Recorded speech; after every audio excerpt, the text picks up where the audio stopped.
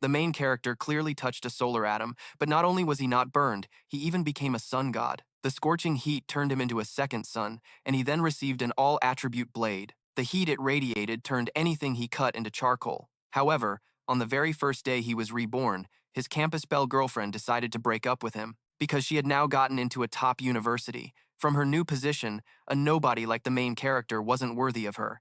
It was clear they were no longer in the same world. She laid out her reasons, trying to make him see reality so he wouldn't cling to her. Chu Qingli felt there was nothing wrong with this. Their different circumstances already dictated that they couldn't be together. Before the popcorn-clutching onlookers, the main character waved his hand and agreed to the breakup. His decisiveness left Chu Qingli completely stunned. Seeing him turn and leave without a shred of hesitation, the feeling of being unimportant made Chu Qingli call out to stop him. Hearing this, the main character glanced at her and said, "Is there something else?" Chu Qingli pretended to be calm and said coldly that no matter what he did, she would never reconcile with him. The main character stared at her expressionlessly for a few seconds, then told her, "Stop being so delusional, you pig." That sentence instantly shattered Chu Qingli's defenses. Her face turned red with utter humiliation. Meanwhile, the main character just wanted to laugh hearing everyone's gossiping. Chu Qingli had no idea what the future held, a time when money and academic achievements would be useless. Because in 1 year, the entire world would enter an era of spiritual energy revival, causing massive changes and replacing all social norms.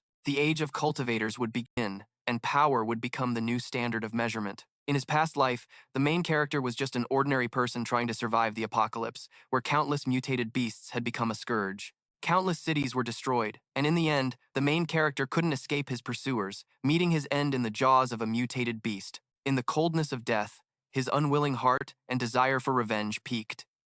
It was at that moment that he bonded with an intermediate-level system from the universe. It was this system that allowed him to be reborn 1 year before the spiritual energy revival. This system possessed cosmic-level calculation abilities. It could deduce cultivation techniques based on his contact with spiritual objects. Right now, no one was aware that spiritual energy was about to return. The main character wanted to monopolize all the spiritual energy during this time. Just then, a billboard was broadcasting the news, reporting that fishermen had discovered a giant abalone and that ancient trees had suddenly grown to enormous sizes. The news report didn't try to reassure the public, nor did it deny the abalone's mutation.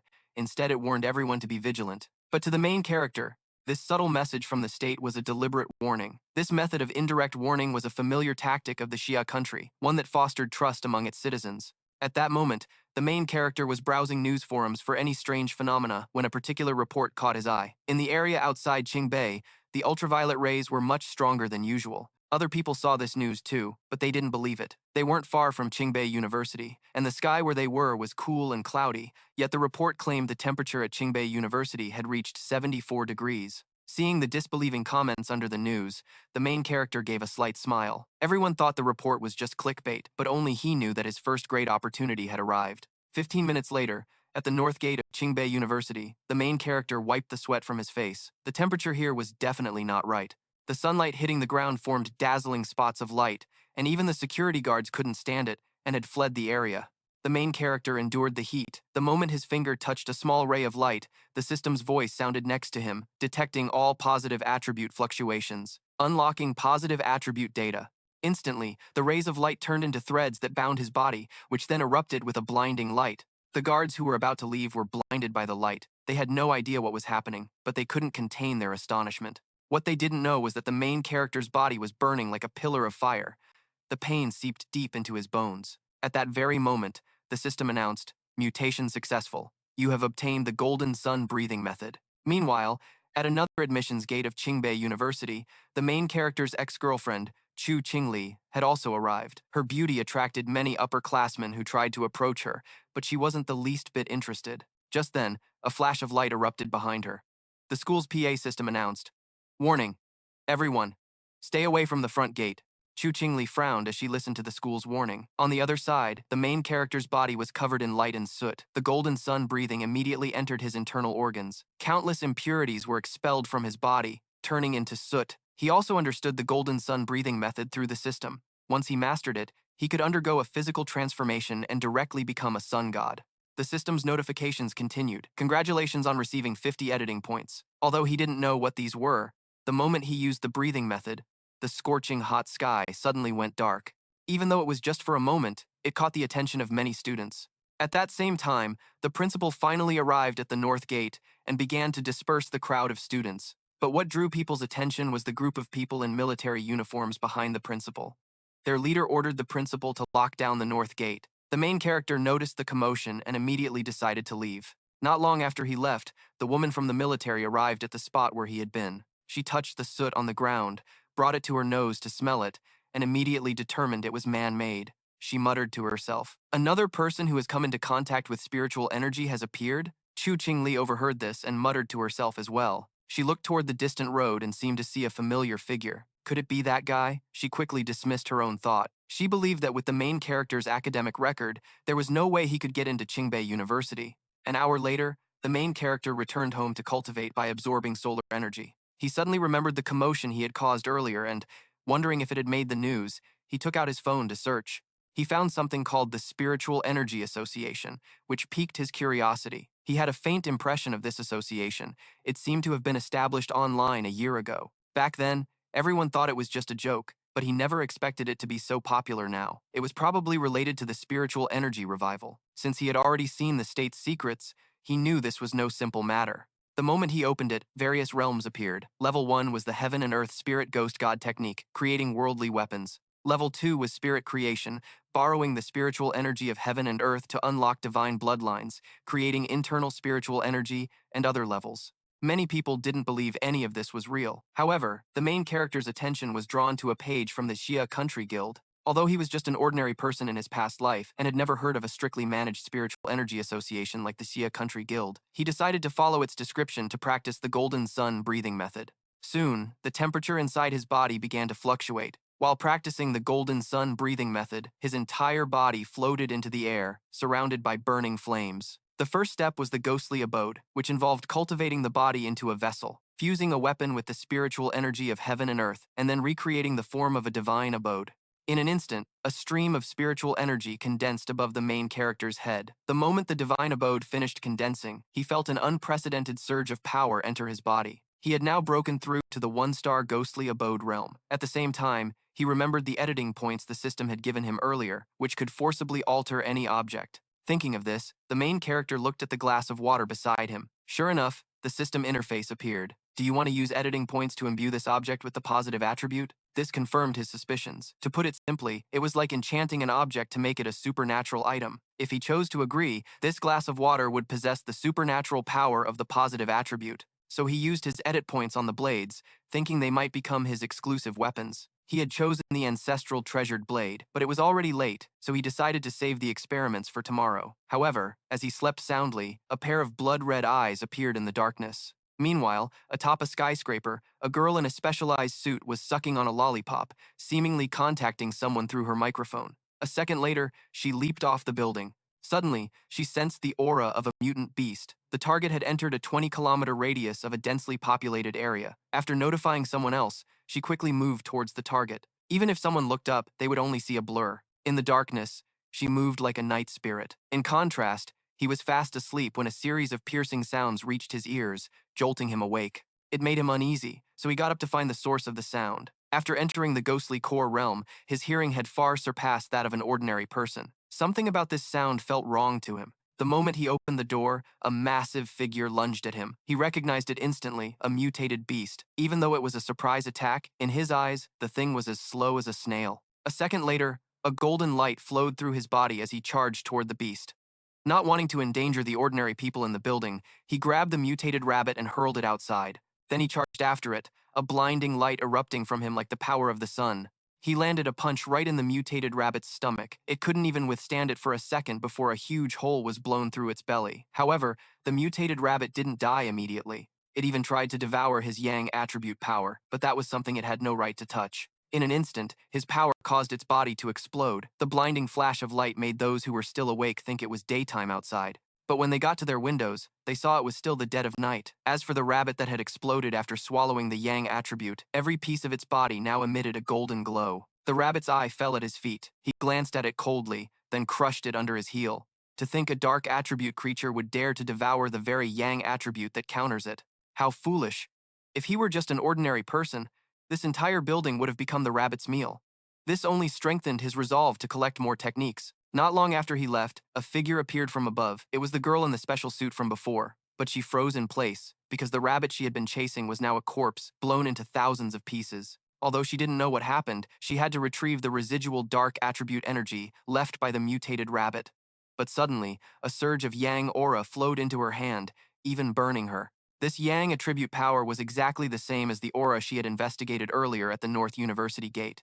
This was definitely not a coincidence. You have to understand, before the recovery of spirit energy, the common attributes were metal, wood, water, fire, and earth. The yang attribute was even rarer than a panda, so she immediately reported the situation to her superior. After hearing her report, the person on the other end was silent for a moment before giving an order. The mission: find this terrifyingly talented practitioner and recruit him into the organization, no matter the cost. The girl, of course, understood the reasoning. Her responsibilities changed immediately as she handed off all her other missions to someone else. And just like that, the girl stayed in the area to search for him. She wasn't dissatisfied, she was just curious. What kind of person possessed the yang attribute? Last night's monster fight left him a bit mentally drained. After basking in the sun, he circulated the energy within him. Streams of golden light were absorbed into his body, continuously converging above his head. Gradually, he felt the rhythm of a breakthrough.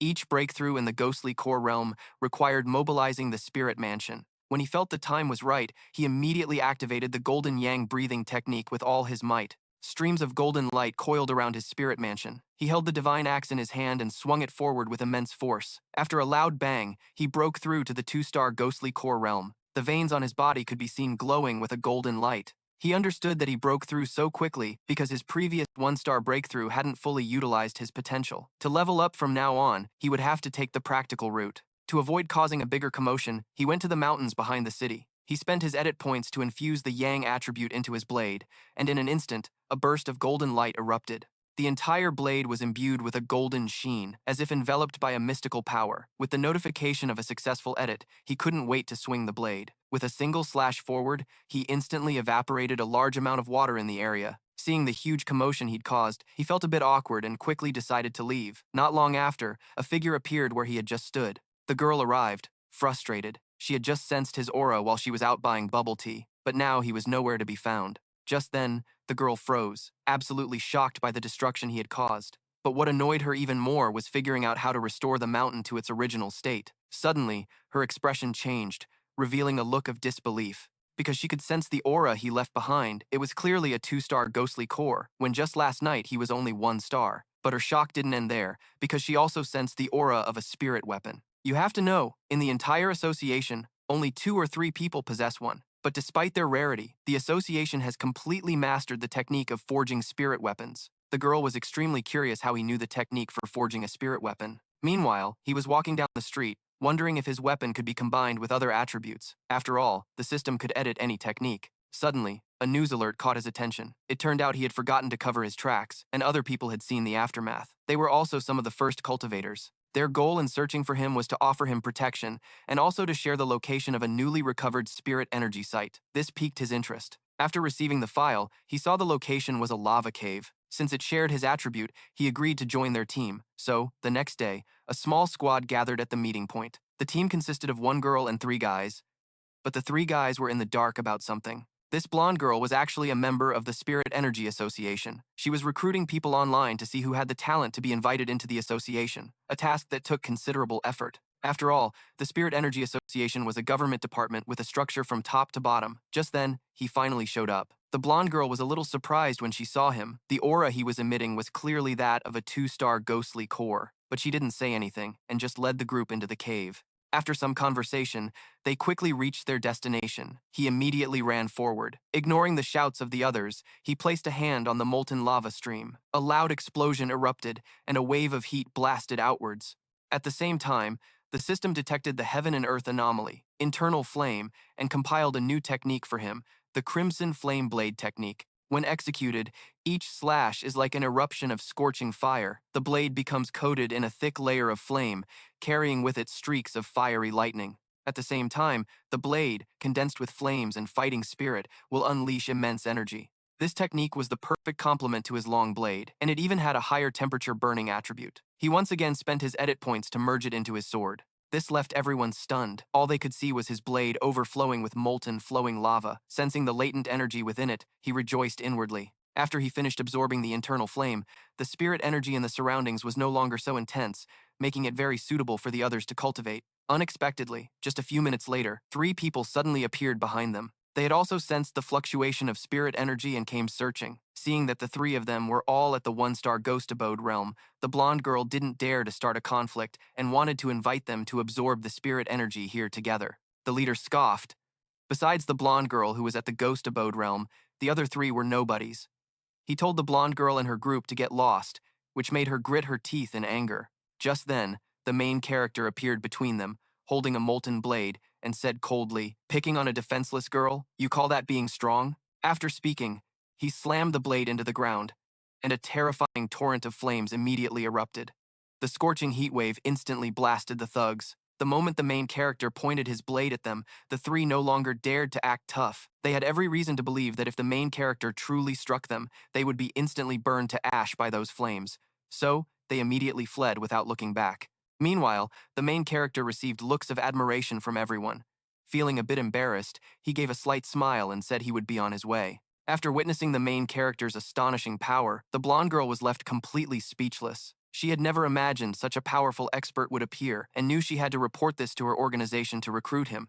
Soon, the Spirit Energy Association received her report. They were also shocked that a practitioner with a high-grade attribute had appeared. Although they were thrilled, they had no idea how to recruit him. What would they think if they knew that all these so-called high-grade attributes belonged to the main character alone? On his way home, he saw that news of the disturbance in the cave had been spotted by someone and posted online for discussion, but the main character didn't care. The main thing was, after absorbing so much yang attribute energy, he could feel that he was about to have a breakthrough. So he went to the mountain behind his house once again.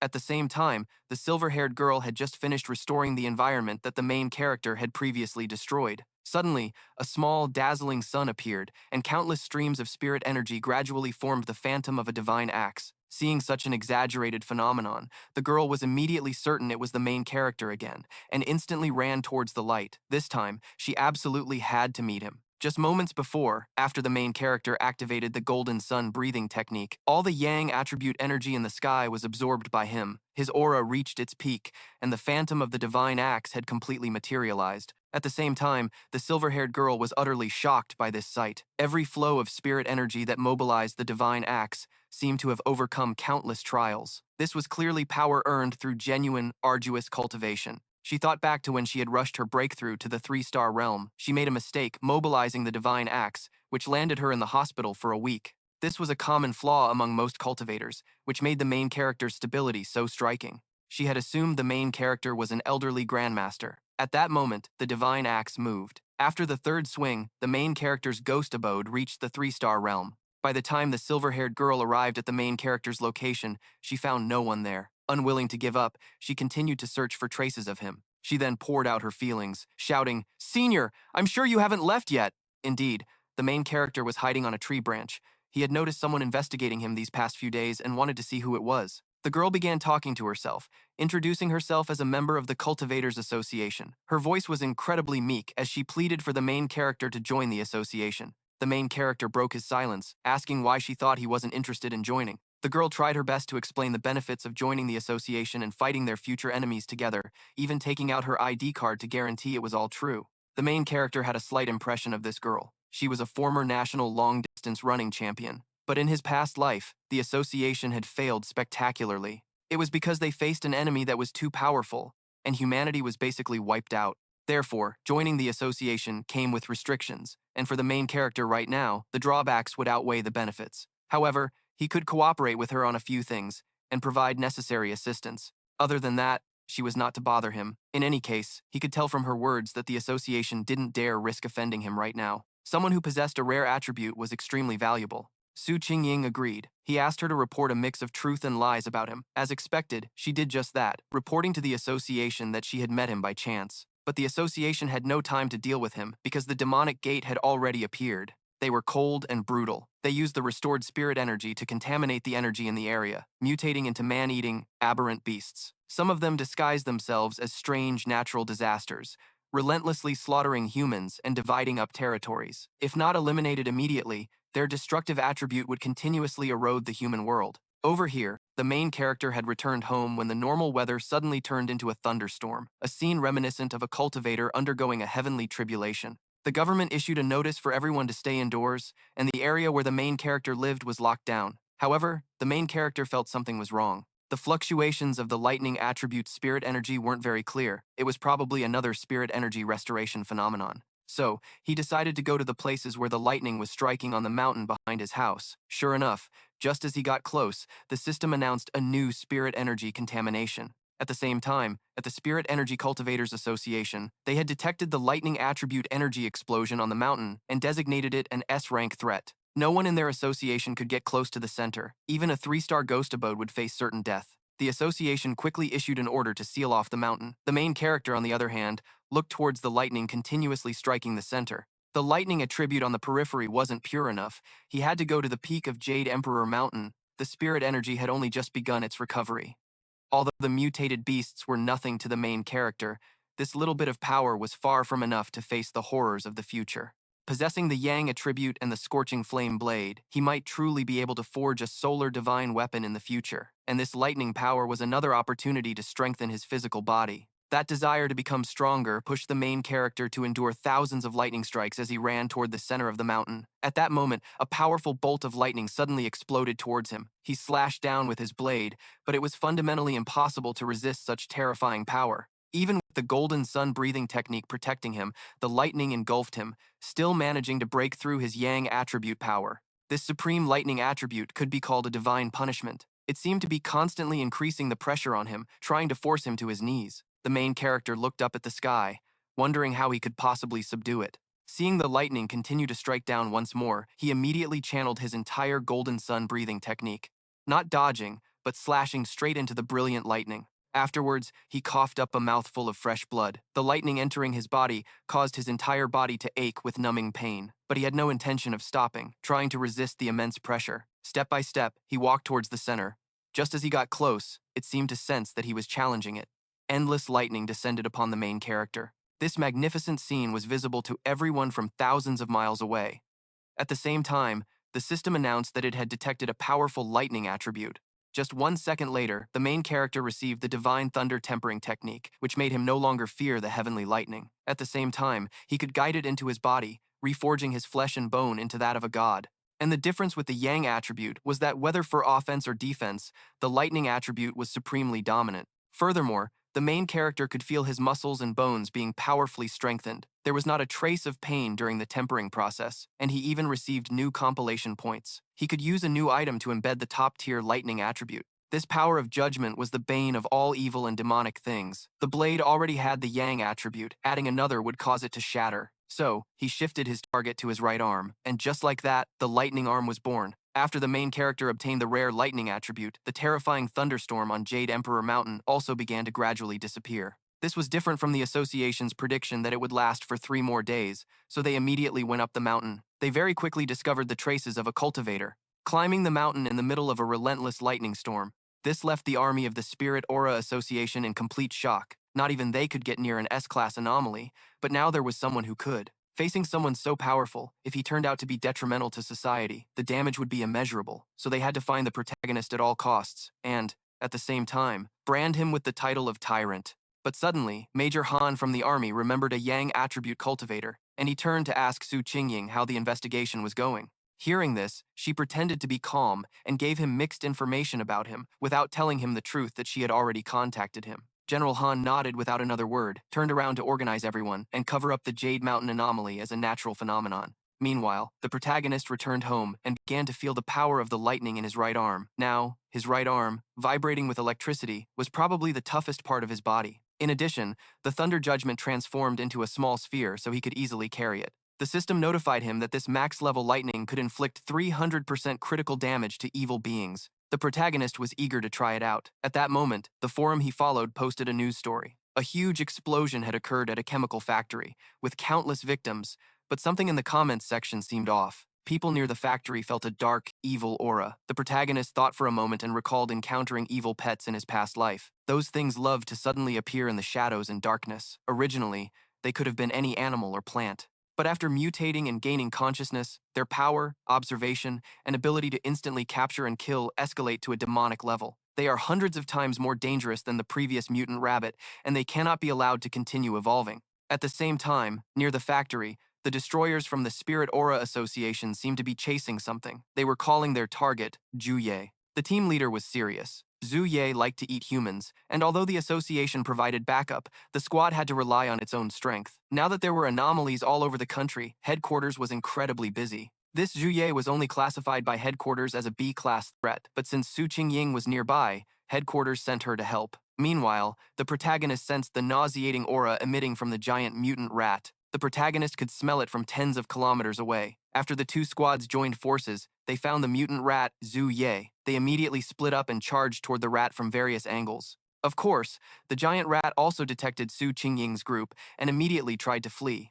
However, they had already surrounded the mutant rat. One of them leaped high, launching a slash down on the mutant rat. It growled in pain, and a pair of wings sprouted from its back. It also emitted a sonic wave that blew everyone apart. Then, it gathered energy in its mouth and spewed a stream of green, poisonous gas. It was the dark attribute corrosion. When it touched an object, it would cause it to rot. Without a superior attribute to counter it, no one dared risk entering the toxic fog. The mutant rat took this opportunity to spread its wings and flee, eventually reaching a factory. To be safe, Su Qingying began to check the spirit aura concentration.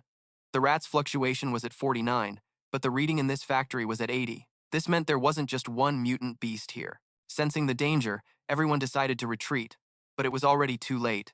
The mutant rat was cooperating with a giant mutant snake. To hunt them, a dense poisonous fog in the factory separated Su Qingying from the rest of the group. Picking them off one by one, Su Qingying understood everything. She didn't expect the mutant rat's intelligence to be on par with a human's, ignoring their natural enmity to cooperate. Now, not only was the snake preparing to strike, but they also had to resist the poisonous gas in the fog.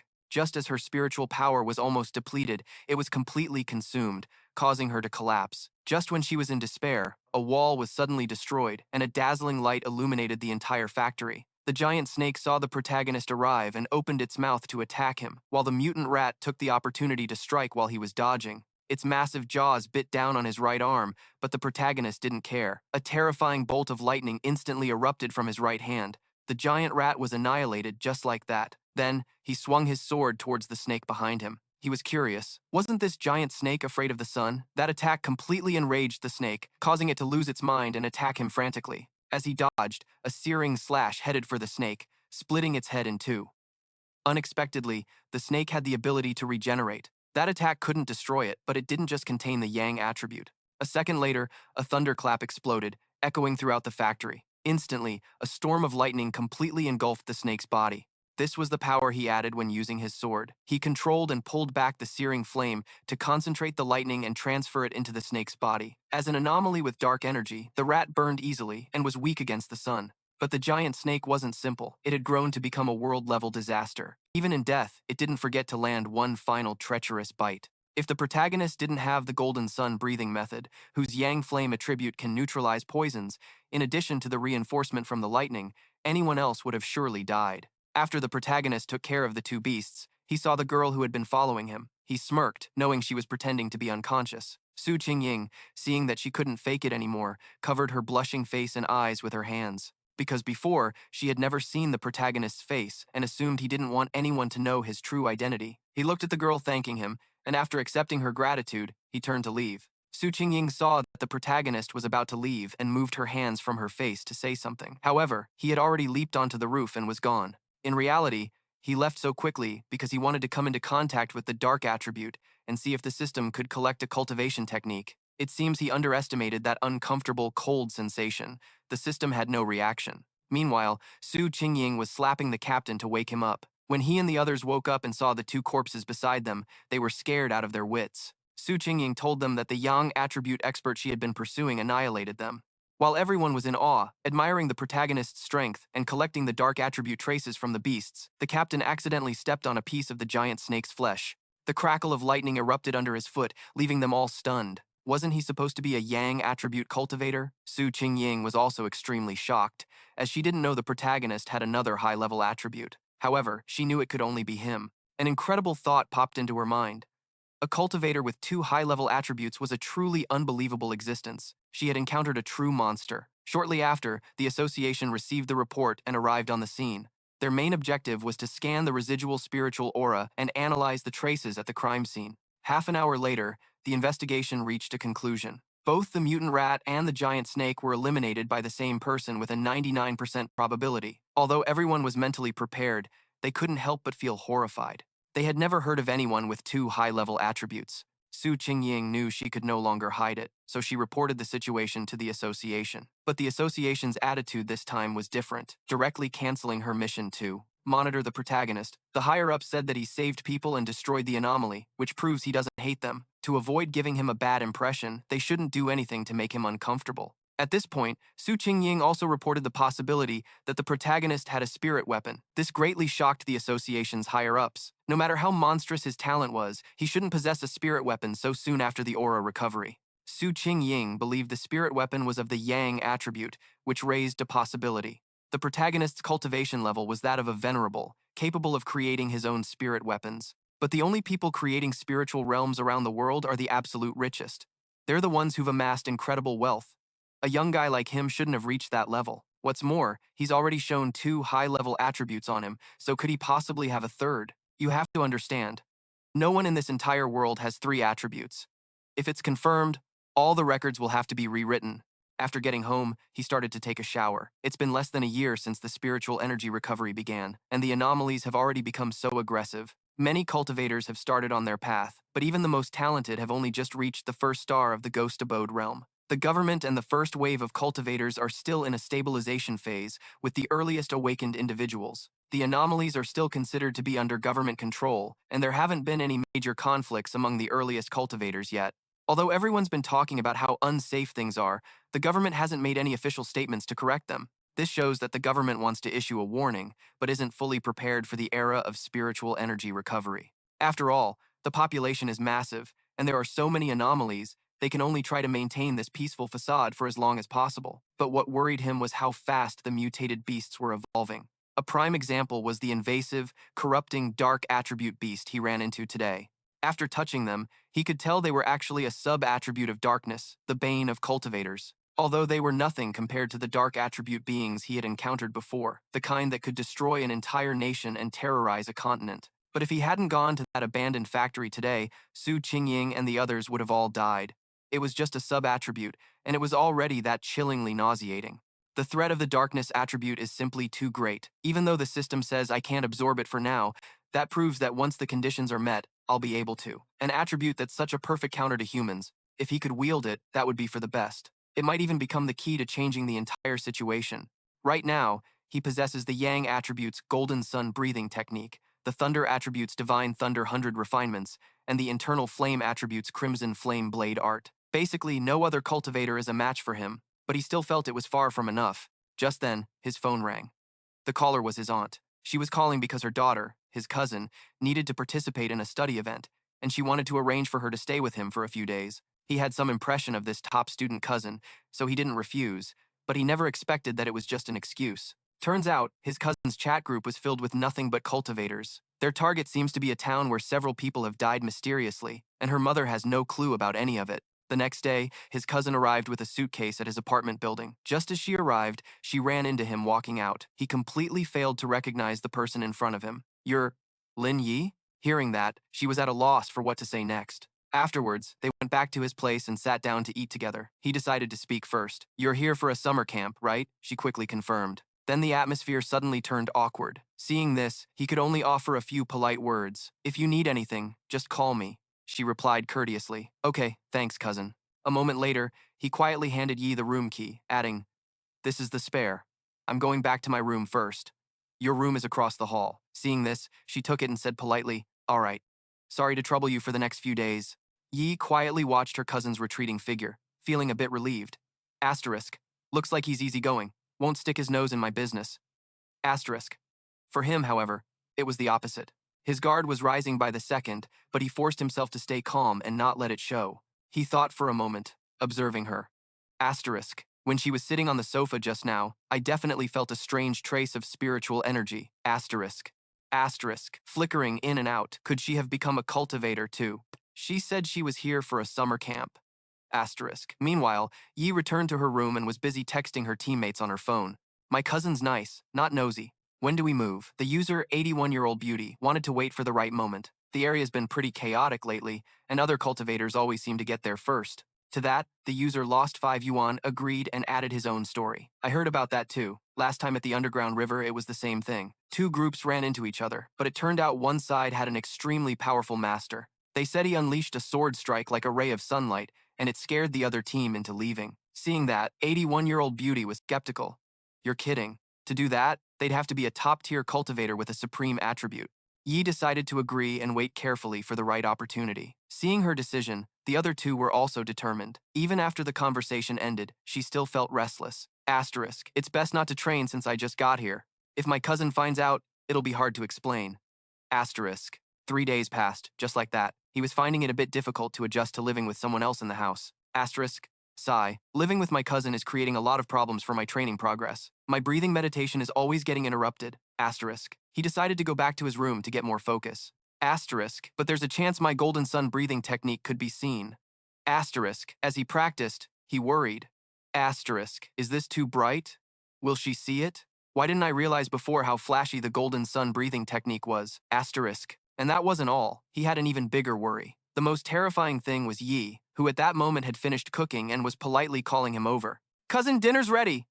There's tomato beef stew, cucumber salad, and corn and rib soup. Hearing her, he kept up his polite facade and replied, You're too kind, let me handle the dishes. She gently refused. It's okay, since I'm staying here, it's the least I can do. He silently observed her actions. Asterisk. Too polite, too meticulous, almost obsessive-compulsive. Asterisk. He just ate in silence, waiting to see how long Yi could keep up the act. Even so, he had no intention of abandoning his plan. It was the only way to find out her secret. While the two of them were eating, her phone suddenly rang. They both froze. He spoke first. What's wrong? A friend calling? Seeing his chance, he got up to leave, much to Yi's surprise. Go ahead and take it. I'm going back to my room first. His behavior was a little strange, but she didn't think much of it. Yi quickly went to her room to talk on the phone. What? The great world change is happening tomorrow? When? 3 in the afternoon? Don't worry, I'll be there. While she was talking to her teammates about the meeting in Yang Firetown, he was floating outside her window, secretly listening to the entire conversation. It was a famous town in the suburbs, about an hour's drive away. Suddenly, a pulse of energy radiated from inside, immediately grabbing his attention. He finally had the answer, right in front of him. Asterisk. So, my cousin is also a cultivator from the spiritual energy recovery era. Asterisk. He watched her cultivating her energy technique, unable to hide his surprise. Asterisk. Good thing my current strength is enough that she can't detect me yet. But for a high school student to have reached this realm, and she's even showing signs of a breakthrough. Asterisk. He didn't stop there, continuing to focus on analyzing Yi's recent actions. Asterisk. So the summer camp was a lie, and the Great World Change is the real reason? She must have found out about this place from somewhere and made up an excuse to come here. Asterisk. He gently touched the wall. Asterisk. Every Great World Change is both an opportunity and a chance to get a new technique to strengthen my power. Asterisk. Seeing the story get more and more interesting, he smirked with curiosity. Asterisk. I wonder what kind of attribute will appear in Yang Firetown this time. Asterisk. In a flash, he eagerly dashed across the water's surface. Asterisk. Whatever. If I see it, it's mine. Asterisk. Back with Yi, she felt a bit suspicious while cultivating her energy technique and glanced around. That's weird. I don't see anyone. Still, Yi felt confused. Was it my imagination? I could have sworn someone was watching me just now. At that moment in Yang Firetown, the bustling crowd created a lively scene. In front of the gate, a voice suddenly rang out. Why? Why? So that's the voice of the person nicknamed Scammed Out of 5 Yuan from an online relationship who had chatted with her through a screen before. She walked up cheerfully, her voice laced with sarcasm. Been staying at your cousin's place? Is he handsome? Hearing this, Wai began to thoughtfully compare the two. He's alright, I guess. His looks are just average. Anyway, he's not the famous pretty boy type that I like. The girl sounded a little disappointed after hearing that, letting out a sigh, while the person next to her chuckled teasingly. That was the hot-headed girl with the nickname 81-year-old beautiful woman, she continued. Don't forget, Wai herself once said she was just an ordinary face in the crowd. The others on that side were already waiting. After sitting there for a long while, the man in white spoke up. Everyone's here. Let's get to the main point. Noticing a member was missing, she asked, Huh? That person isn't coming this time either? The guy on her side answered coldly, She's not coming. A moment later, as they were all setting off, the 81-year-old beautiful woman gently comforted Y. She always acts all mysterious like that. We're used to it. Let's go. At the same time, the protagonist was already sitting there, silently observing them from a distance. Hearing everything, he felt a bit hesitant. It seems my cousin's team is capable enough to operate discreetly. He focused on analyzing each person. The weakest one is at the stable 2-star ghost abode stage, and that man from earlier has reached the 3-star ghost abode realm. I heard there's another strong, frequently absent member on the team. Thinking it over, the protagonist gradually pieced together the situation on the mountain of this famous town. The scenery was growing darker and more ominous by the second. A familiar voice was reporting the situation when suddenly, a vine descended from the sky, just like the beanstalk in the fairy tale of Jack and the Beanstalk. It meticulously observed its surroundings while describing them. The vines appear randomly around this area. They aren't fixed. This is different from the information the previous cultivators knew. It was beyond everyone's comprehension. It was clearly a worldly anomaly, but it wasn't related to the weather, nor was it a collapse and restructuring of the surface. It was a strange object from the void, making no sound, emitting no light, just moving and appearing silently. By now, everyone had gathered at the designated spot. Looking at the scene before her, the 81-year-old beautiful woman couldn't help but be shocked. Holy shit, is that it? She stared at the giant vine, unable to believe her eyes.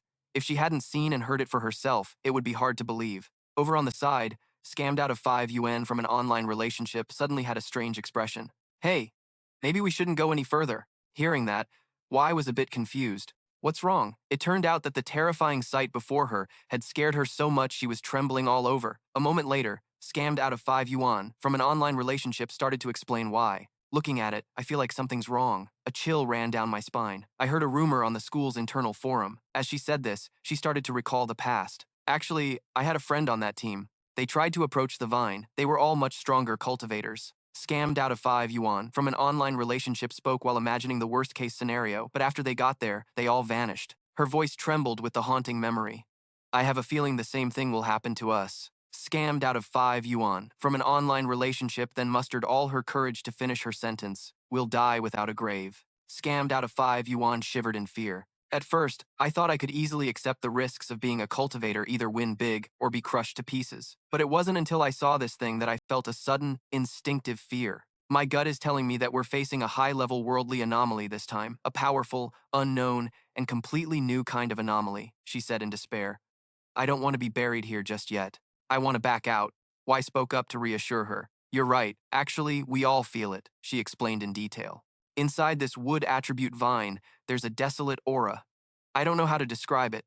It's the feeling of sinking into the flow of time. All things perish, life force is depleted. That's why it makes us feel so intensely uneasy and uncomfortable. It's as if it wants to devour our very lives. Y took scammed out of 5 yuan's hand and continued, but she firmly affirmed, this is the path of martial cultivation. From above, the protagonist observed the situation. That aura of death is so thick. I've seen so many worldly phenomena, but besides the dark attribute anomalies, this vine here is the most unsettling, he mused. They decided to cultivate here. Their courage is truly commendable. The protagonist considered it. It's clearly a plant that symbolizes vibrant life, yet it gives off such a gloomy feeling.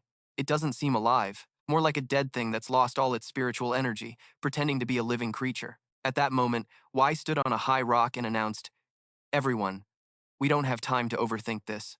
Because it's dangerous, we'll just sense it from right here. She gave careful instructions. Everyone, stay within sight of each other. Don't go too far. They all immediately followed her orders. Y calculated. This should be a bit safer. She began to focus on her cultivation on a tree branch. The protagonist was still watching from the sidelines. Not bad at all. They're cautious, sensing the power to cultivate from a distance that's neither too close nor too far, worthy of being a top student. She's calculated the position that maximizes benefits without being rash or retreating. Her power was rapidly approaching its peak. He was a little surprised. Is she about to advance a star? To have already reached the threshold of the 3rd star so quickly? This cousin of mine truly has extraordinary talent. The girl nicknamed 81 exclaimed in admiration, 3-star ghost abode. Y is so amazing. Scammed out of 5 yuan was also gawking, jaw dropped. Y has already. Down at the base of the tree, the vines began to show signs of spreading and encroaching. The curly-haired young man immediately sensed something was wrong. He shouted a warning. This is bad. The vines are coming for us. The girl nicknamed 81 was shocked. What's going on? How did they detect us from so far away? In an instant, they were all entangled by the vines, screaming frantically. Help me, cried, scammed out of 5 yuan, panicked. Run! Run now! If we don't, we'll definitely die here. She realized that Y's breakthrough was causing too much of a disturbance. We absolutely cannot let the vines catch us. Once you're caught, that desolate aura will instantly wrap around your body and will be dissolved in a flash. During all this, YY was still completely absorbed in her cultivation, oblivious to the world. The girl nicknamed 81 stopped them. No, we can't go yet. Something will happen to YY, scammed out of 5 yuan, from an online relationship reacted violently. What do you want me to do? Use my spiritual energy to protect her? She's the one who decided to cultivate here, and she's recklessly trying to advance her realm. Is she trying to get me killed just so she can get stronger? She said in a low voice. Calm down a little. The curly-haired young man suddenly cut in to preach. Life and death are up to fate. Wealth is up to heaven. If we don't leave now, we'll all be buried here with her. You're still too young. Don't let your emotions rule you. We're all just strangers who happen to cross paths. The moment he finished speaking, he took a solid punch right to the face. The 81-year-old beautiful woman was resolute. Then you all can piss off.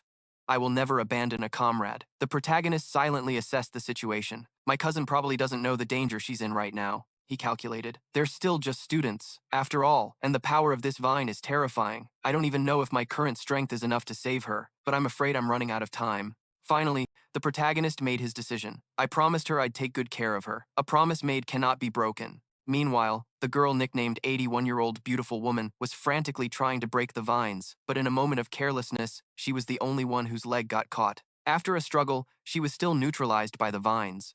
Suddenly, a vine shot straight towards the barrier where YY was cultivating.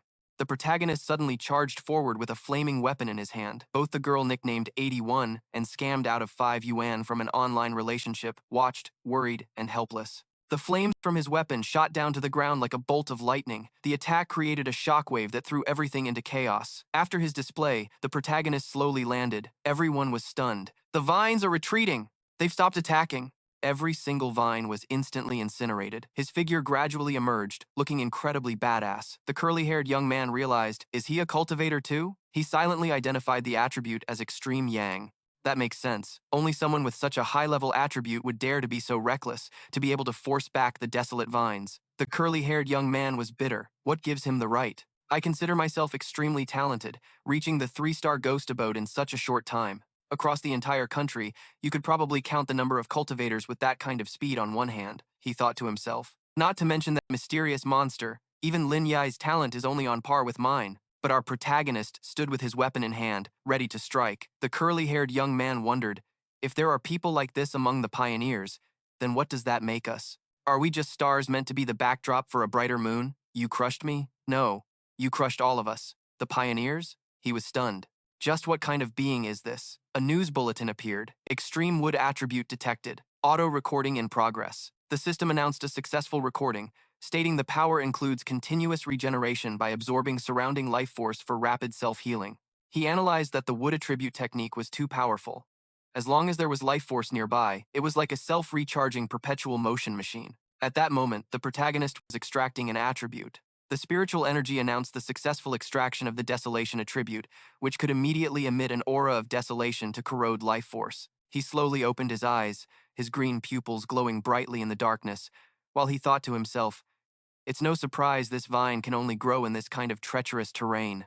The protagonist rested his sword on the ground, his body radiating a scorching aura. If it grew elsewhere, I'm afraid the life force for dozens of miles around would be drained by it. He glanced behind him. Deadly plunder.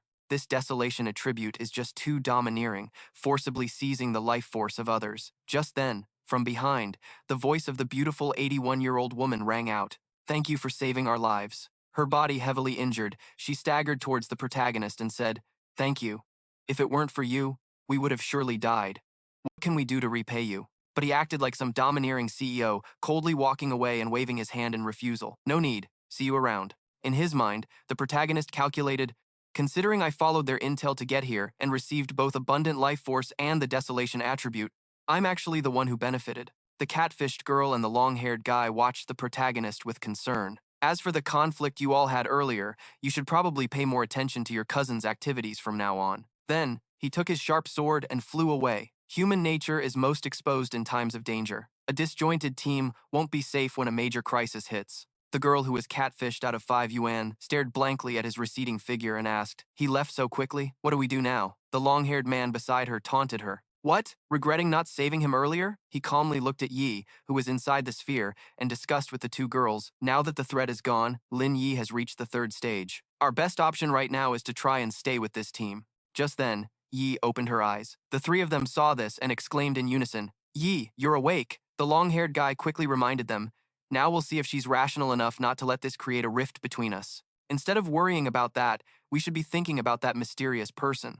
Yi glanced around her surroundings and asked in confusion, what happened?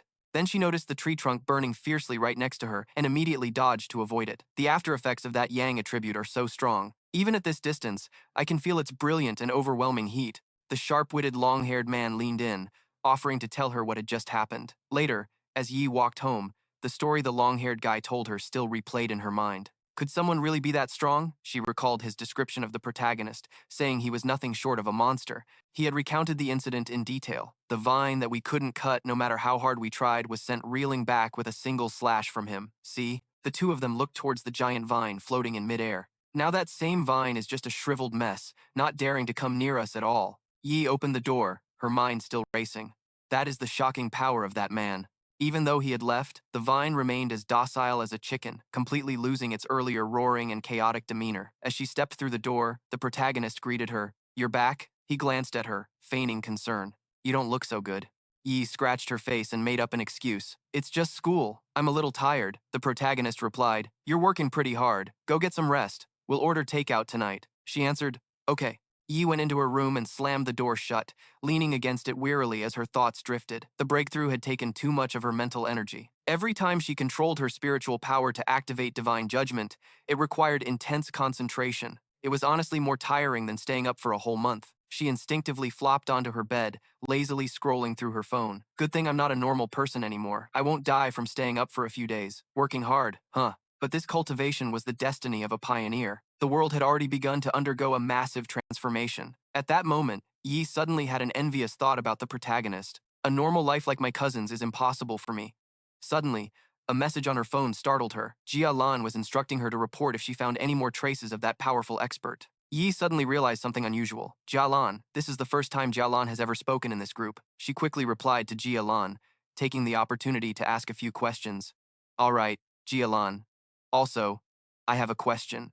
Do you all think the person who saved us could be the one who became famous at Dark River Molten Dragon before? If it really is that Grandmaster, then why would he save us? Meanwhile, various news reports and discussions about the protagonist were popping up. Breaking news. The high-level Yang Attribute Master has reappeared. His swords strike like a rainbow, piercing the sun. Someone saw it in the Dark River Molten Dragon contamination zone. It was that same light, followed by a fiery explosion. We were forced out of the cave by the protagonist's sword strike. No pioneer in the Xia Kingdom dares to confront him. If you see him appear in the land of cataclysm in the future, everyone be careful and voluntarily keep your distance. Later that evening, the protagonist left the house with his bicycle. He got on the bike, calculating to himself, Lin Yi should be less wary of me now. She won't suspect I'm following her when I go out either. The protagonist rode his bike through the dark night. This is a good time to find a way to absorb the desolation attribute. The desolation attribute is more akin to things of the plant type, he pondered as he rode. But it is, after all, a malevolent attribute. Its nature is corrosive,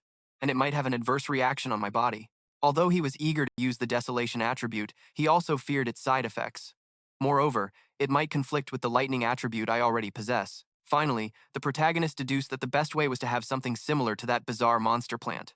The vine descended from the sky because it sensed the dense, revitalizing spiritual energy, and it was through its own chosen evolution that it gave birth to the powerful desolation attribute. As soon as he thought of that, he gave a stylish, faint smirk and muttered dangerously, I know where I need to go.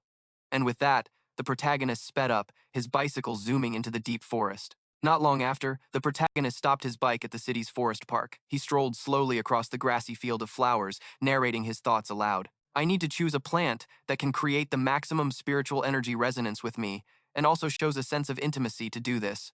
With that, he closed his eyes and unleashed his power. The protagonist's body began to float in midair, and a stream of spiritual energy radiated from within him in all directions. He looked at them, surprised. So this is how plants react to spiritual energy? The spiritual energy's reaction with the leaves grew stronger and more intense, but it still wasn't enough. I need it to be stronger. A huge amount of spiritual energy had now gathered in his hands, but he wasn't satisfied. I need even more power. Suddenly, his attention was caught by something. Before the protagonist's eyes was a small, glowing flower. It was swaying gently on the ground. He looked at it and wondered, is this the one? Without hesitation, the protagonist moved his hand closer to the flower. Its petals suddenly latched onto his finger. After absorbing its fill of spiritual energy, its petals and stamen bloomed wide and full. The protagonist was very interested in it, thinking to himself, it has a lot of spirit. This wild flower is clearly a plant, but when it encounters spiritual energy, it's like a greedy little puppy. After drinking its fill, it even comes to nuzzle my finger. He gently caressed the small flower. In the quiet space, his deep voice was like a confession. In this entire forest, only you responded most strongly to my spiritual energy, making you the perfect vessel for the desolation attribute. All right, you're the one. You ready? As soon as he said that, the flower nodded. The main character immediately unleashed his power, and a terrifying gust of wind erupted around the flower, blasting away all the grass. His spirit energy asked if he wanted to imbue this object with the desolation attribute. He lifted the flower into his hand and answered firmly, yes. Powerful spirit energy erupted from him. He looked at the creature before him, slightly surprised. The flower, imbued with his desolation attribute, began to sway gently, its entire body glowing with a blue light. The flower kept wriggling, as if it was about to do something. Before his very eyes, the flower slowly began to absorb the surrounding spirit energy. In an instant, the forest canopy withered, leaving the flower standing all alone. He had to admit, the power of desolation was terrifying, like the touch of a demon. The flower kept absorbing spirit energy non-stop. He thought to himself in amazement, in just 3 seconds, it's drained almost the entire forest. That's just insane.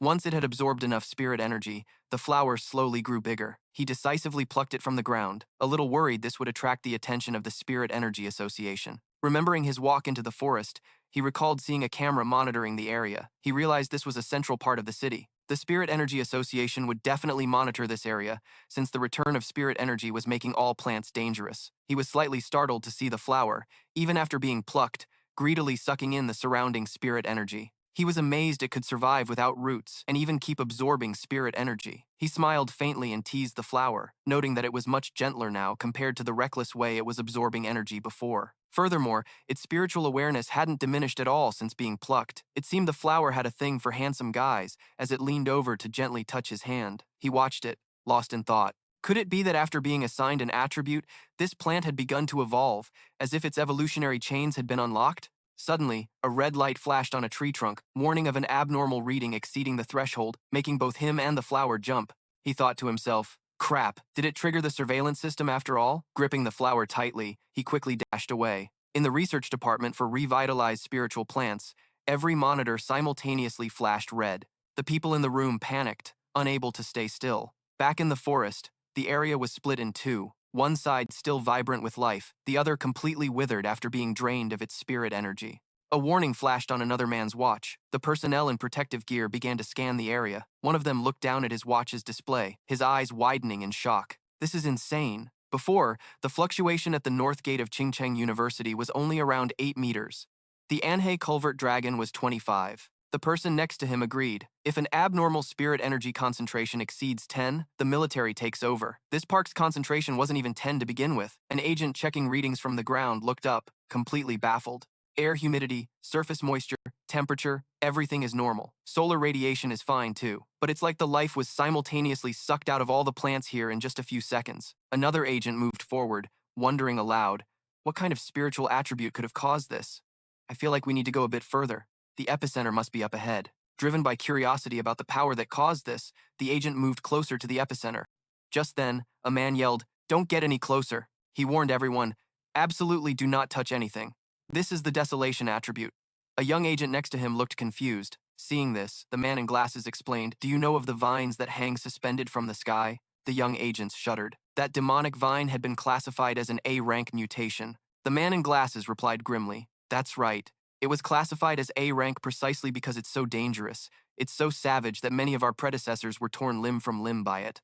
And that's because it possesses the desolation attribute, a powerful attribute that can drain the life force from surrounding creatures, claiming everything for itself." The young agent held his breath in fear. The agent from before said gratefully, "Sir, if you hadn't stopped me just now." He paused, then continued, "I would have died the second I stepped inside, wouldn't I?" The man replied calmly, "The area around a plant that has awakened the desolation attribute is, for all intents and purposes, a dead zone. Anyone who enters will have their life force devoured. I've read a file on another such plant in Xia country, the forbidden ancient tree of Shangcheng. An image of the ancient tree appeared as the man spoke. The decaying ancient tree contaminated the forest, turning it into a forbidden land. Any living thing that approached would be pierced through. The man in glasses broke into a sweat as he racked his brain. With these massive changes in the world, we can't underestimate plant mutations. From what we know, the desolation attribute is the most powerful one a plant can awaken. And now, besides the ancient tree and the vines, a new one has emerged. Suddenly, a hand landed on his shoulder. Its owner said, "I've been briefed on the situation."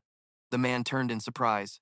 Major Han, men stood by with protective suits, awaiting orders. Han Li commanded, "All researchers on site, suit up and follow us into the contaminated zone." One by one, they donned the protective gear and marched forward with firm, determined steps. The team advanced, flashlights scanning the area as reports continuously came in. The desolation aura is weakening, but we have no visual on the desolation itself. Han Li turned slightly to Su Qingwang and said, "Let us do some reconnaissance." She replied, "Understood." Then two people immediately dropped to one knee and deployed their spirit energy. Their spirit energy slithered out like snakes searching for clues. Suddenly, they both realized something, and cold sweat beaded on their foreheads. Tense and trembling, Han Li reported, "The source." Someone dug it up. The man in glasses was stunned. He muttered in disbelief, "How could that be possible?" Han Li's gaze sharpened as he stared ahead. A shiver of fear ran through him. If someone could really dig up the source from inside a desolation's forbidden zone, then that person's identity required serious investigation. Qinghuang spoke up beside him, "Captain Han, I know what you're thinking, but there are no remnants of a powerful expert's spiritual energy at the scene." Holding a datapad, Han Li replied, "Based on big data screening and analysis, we've found a file on him. This person's movements coincide with the locations of two anomalies." Qinghuang took the datapad, and the main character's profile appeared. Qinghuang murmured, "Fang Yi." Han Li bowed formally to her. "I will transfer all his files to you, ma'am. It's highly likely this is the individual you encountered previously. The rest is up to your association." Qinghuang paused for a moment before nodding in agreement. 2 hours later, back at his house, he placed the flower pot on his desk. He smiled faintly as he fiddled with its petals, and the little white flower obediently nuzzled his hand. He chuckled to himself. "My first time raising a flower, and I couldn't even get a proper pot for it? This is the little home you chose for yourself, so stop clinging to my hand. Since this guy has the desolation attribute, it'll cultivate non-stop. I guess that makes it a powerful assistant that I've raised myself." The flower once again began emitting spirit energy. He thought to himself, the desolation attribute is pretty unique. It could be a huge help in a fight, and it might even have some unexpected effects, right? Plus, it looks completely unremarkable. If Lin Yi happens to see it, it's not likely to make her suspicious. In battle, a plain appearance is the best camouflage. His expression was calm as he looked at the flower. In a real fight, strength is only one part of the equation. What's more important is who has more trump cards. Suddenly, his phone rang. The caller ID said Old Wang, his neighbor. He picked up the phone, recognizing the name. Old Wang, full name Wang Liang, was his neighbor and had been his desk mate from elementary all the way through junior high. "We could have continued being desk mates in high school, but that kid just up and decided he wanted to join the army." The main character answered the phone, and with a light laugh, he said, "Hey kid, you're back?" The person on the other end replied cheerfully, "Yeah, I am. Want to grab a drink?" Usual spot. The main character asked, "So suddenly?" Wang Liang scratched his head sheepishly and answered, "Yeah, I have a huge secret to tell you. Just don't faint when you hear it. Okay?" After hanging up, Wang Liang placed his phone on the table. Across from him were two people, Xing Huang and Ji Lan. He reported to them seriously. "Reporting, commanders. I've done as you instructed. But I have a request. If he isn't the person we're looking for, can you guarantee his safety?" Jilan tapped her finger sharply on the table, her face hardening as she spoke in a stern voice. "Do your job properly. Don't do anything unnecessary. If he isn't the one, then just act like a friend and give him some advice." The main character and Wang Liang clinked their glasses together on the day of their reunion. He watched Wang Liang chugging his drink and sighed to himself. Seeing him like this, life in the army must have been really tough. This idiot has really grown up. Wang Liang took a refreshing swig and then started talking. "I've been through a lot these past 3 years. Life in the army." He sighed, then asked about the main character. He cheerfully told him he got into college, so things were okay. Hearing that, Wang Liang just let out an "oh." From across the table, the main character was lost in thought. "In my past life, because of all the chaos, I never got the chance to see him again or hear any news about him." The main character remembered the collapsed buildings and the bodies of soldiers, thinking, a soldier like him probably logged out for good somewhere in some battle. I wonder if his fate will change this time around. Wang Liang seriously asked his childhood friend, "I want to ask, Have you experienced anything strange lately? You know, like in zombie movies, monsters, that sort of thing. He was suspicious, but then dismissed it. Right, he's in the army, so he must know about the spiritual energy reawakening. But is he testing me with this question? The main character pretended not to understand. What are you trying to say? Wang Liang rested his forehead on his hand. It's good that you haven't. I came here today to tell you something. This isn't comfort, it's a warning. In the near future, things like degrees, property, all valuables, they'll all become worthless scraps of paper. The world is about to be reset. He listened in silence. The main character guessed this was classified military intelligence. Ordinary soldiers would be under orders to maintain secrecy, bound by signed non-disclosure agreements about the awakening of spiritual energy. So, the military has actually classified me as a person of interest who needs to be monitored, and Wang Liang, my best friend since childhood, was sent to probe me. Wang Liang reassured his friend. Don't worry. As long as you don't reveal what we talked about today, you'll be fine. This made him feel a surge of gratitude. Because I'm playing dumb and not cooperating, he's kindly warning me to be careful of the coming changes, even if it means violating regulations. A notification sound chimed from the phone. Wang Liang, within 10 minutes, emergency assembly at the target location. He hurriedly complied. Wang Liang left quickly, only managing a brief goodbye to the main character. Urgent mission, I have no choice. You should head home first. I can't see you off. In contrast, he calmly asked, is this about the spiritual energy reawakening? I'm coming with you. Wang Liang looked over in surprise. The main character clapped him on the shoulder and said directly, take me with you. The reason you met me today was also under orders from your superiors, wasn't it? Wang Liang was shocked that he knew the reason for their meeting. He was about to ask, but the main character cut him off. Don't worry. While I'm not sure what information your superiors gave you, I know you wouldn't harm me. The real reason I want to go is to see the truth for myself. Is the situation the military has to handle related to the changes happening to the world? The Spirit Energy Association already exists to handle anomalies, so what is the military responsible for now? The two of them arrived at the military's Spirit Energy Restricted Zone, number 19. The main character silently sensed the dense spiritual energy here. This concentration probably exceeded that of a pollution zone. Wang Liang announced his name for identification. A voice confirming his identity rang out, and the two were allowed to enter between two rows of tightly guarded soldiers. Suddenly, a loud explosion erupted. In front of them, a squad of more than 20 soldiers was confronting a roaring, aberrant beast. In their hands were either weapons or streams of blue light that were tightly binding the beast. It was spewing red light at the group of soldiers on the opposite side, sending them flying. He was astonished. This is a coordinated attribute. Jilan, a 3-star Ghost Talisman Realm military officer, replied, that's right. The abnormal fusion of dark and fire attributes has made this hound particularly savage. Several soldiers have already been seriously injured. She called out loudly, Wang Liang! He responded with a clear yes ma'am and then listened to her reprimand. Why did you bring an unauthorized person into a restricted zone without permission? Wang Liang tried to explain but was cut off. Jilan rushed to join the battle. Forget it. This is an emergency. You're the last one we were waiting for. Get over here and help form the resistance array. Wang Liang immediately obeyed. Jilan sized up the main character from the corner of her eye. So, he's Fang Yi. Doesn't look like anything special. The spiritual energy around him is only slightly active. Could it be he's not the one?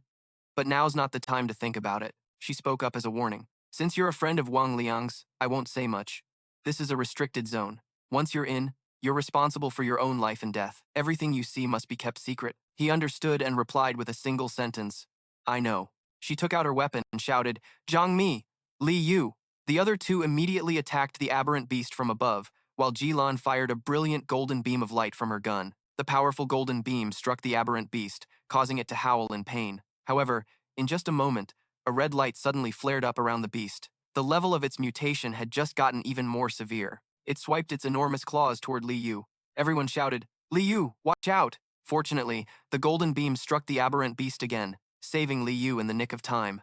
Jilan held her weapon, which was still smoking. Don't get complacent. Keep your distance from it. We have to finish it before it fully evolves. The entire team immediately complied. The main character praised them inwardly. This team is well trained. They trust each other, and their discipline and coordination are excellent. No one is dispensable. When combined, they can unleash power far beyond their individual abilities. But then his eyes widened as if he realized something. The main character shouted a warning.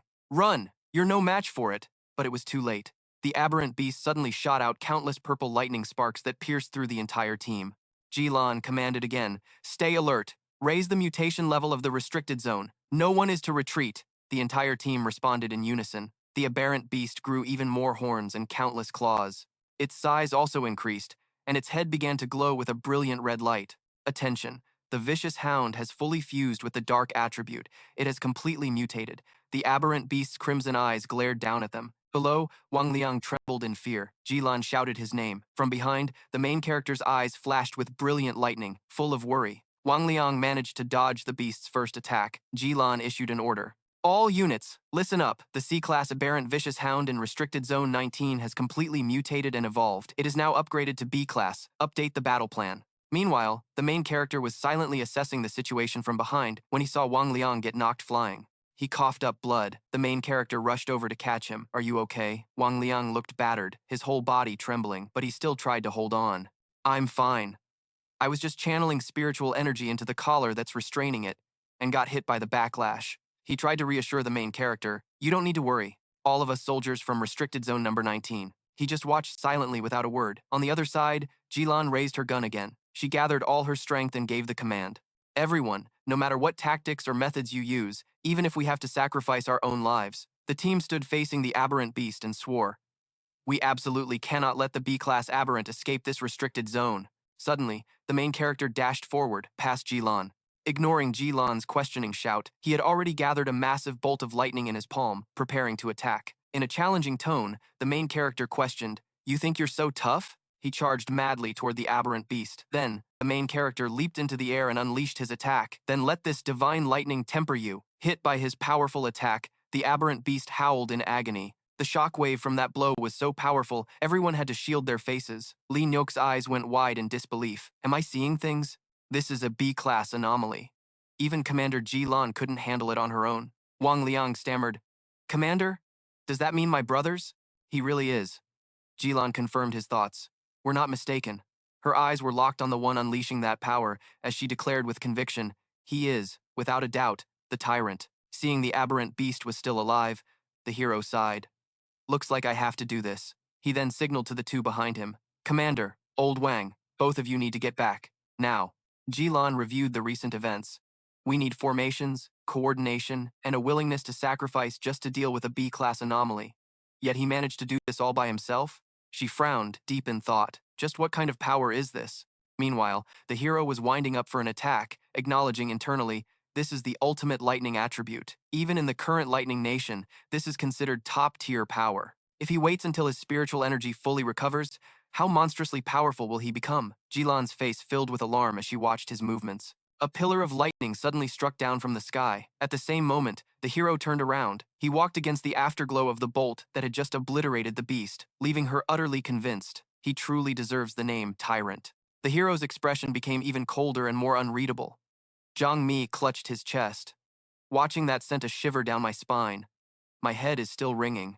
Li Nyok also marveled. Man, this lightning attribute is 10,000 times scarier than the darkness attribute. I can handle being corroded, but getting struck by lightning? No way. After finishing the job, he walked over, his tone back to normal. Old Wang, it's done. Wang Liang ran over happily, playfully scolding him. You brat! You scared me to death! He gave the hero a light knock on the head. I never knew my brother was this incredible. The hero laughed when he was hit, repaying my kindness with resentment. Are we?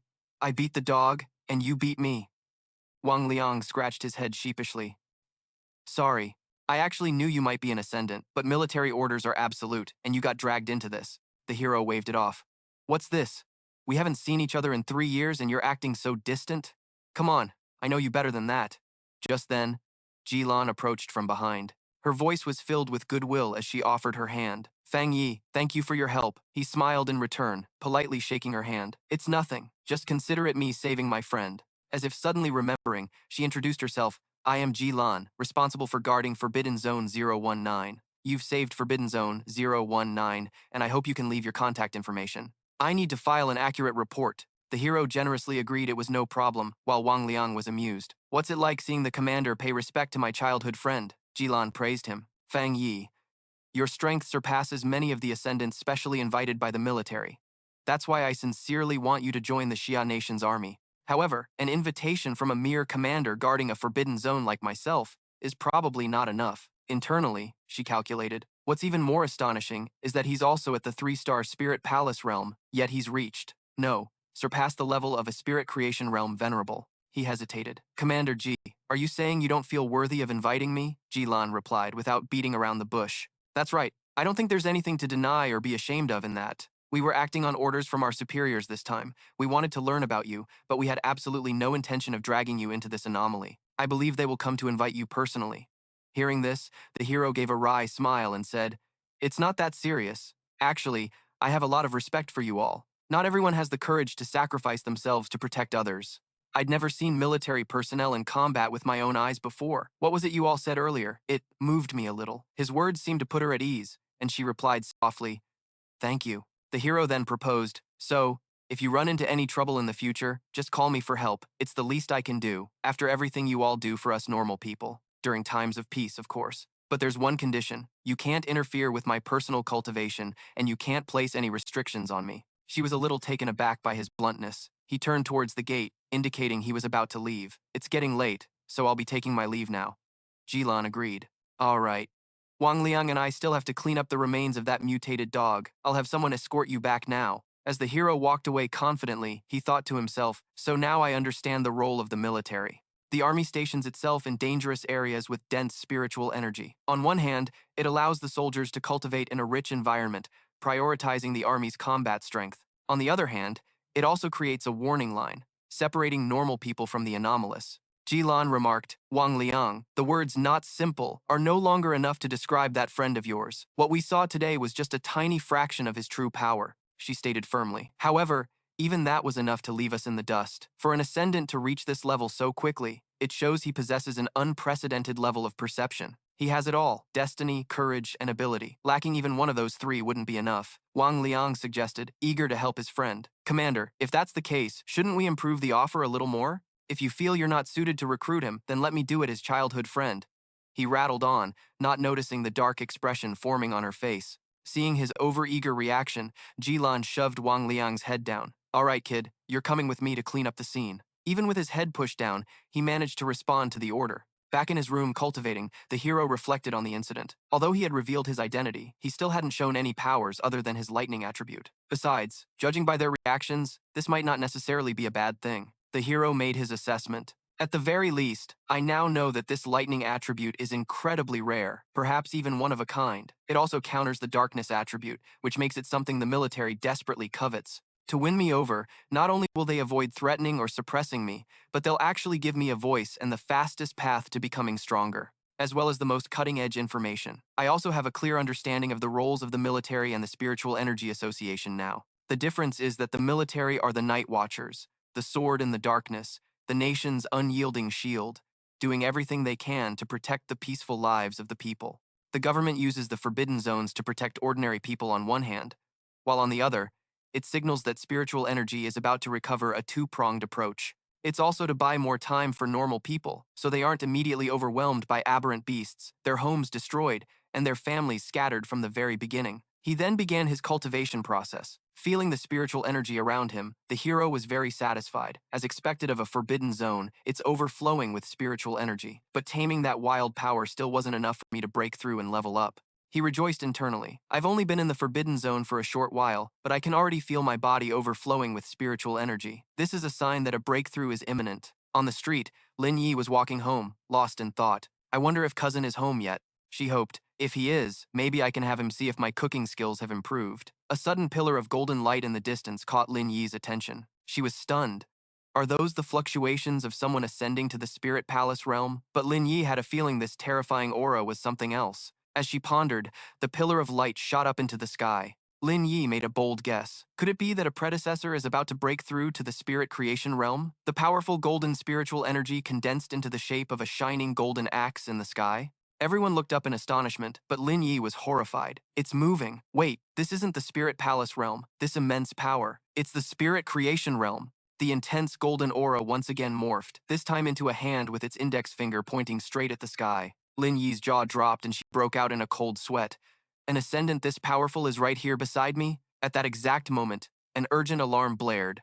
Warning, anomaly index has reached 99. A field of fluctuating spiritual energy has been detected 5 kilometers southeast of the city. Han Le and Than Huan were frozen in shock. What the hell is going on? All units, advance to the target area immediately. They couldn't believe it. An anomaly this powerful. How could it have gone undetected for so long? A reading this high is enough to wipe out an entire city. In a room lit only by monitor screens, the team gathered around the table was stunned.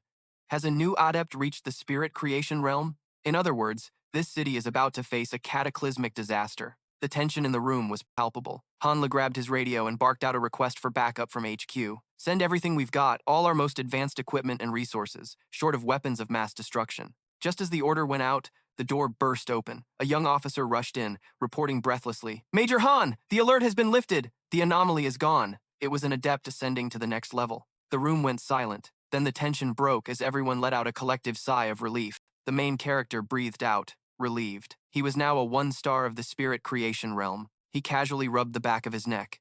Asterisk. Huh, I can't believe the breakthrough was that easy. Asterisk. He wondered about it. Other than his body feeling lighter, there didn't seem to be much of a difference. A notification popped up on his phone.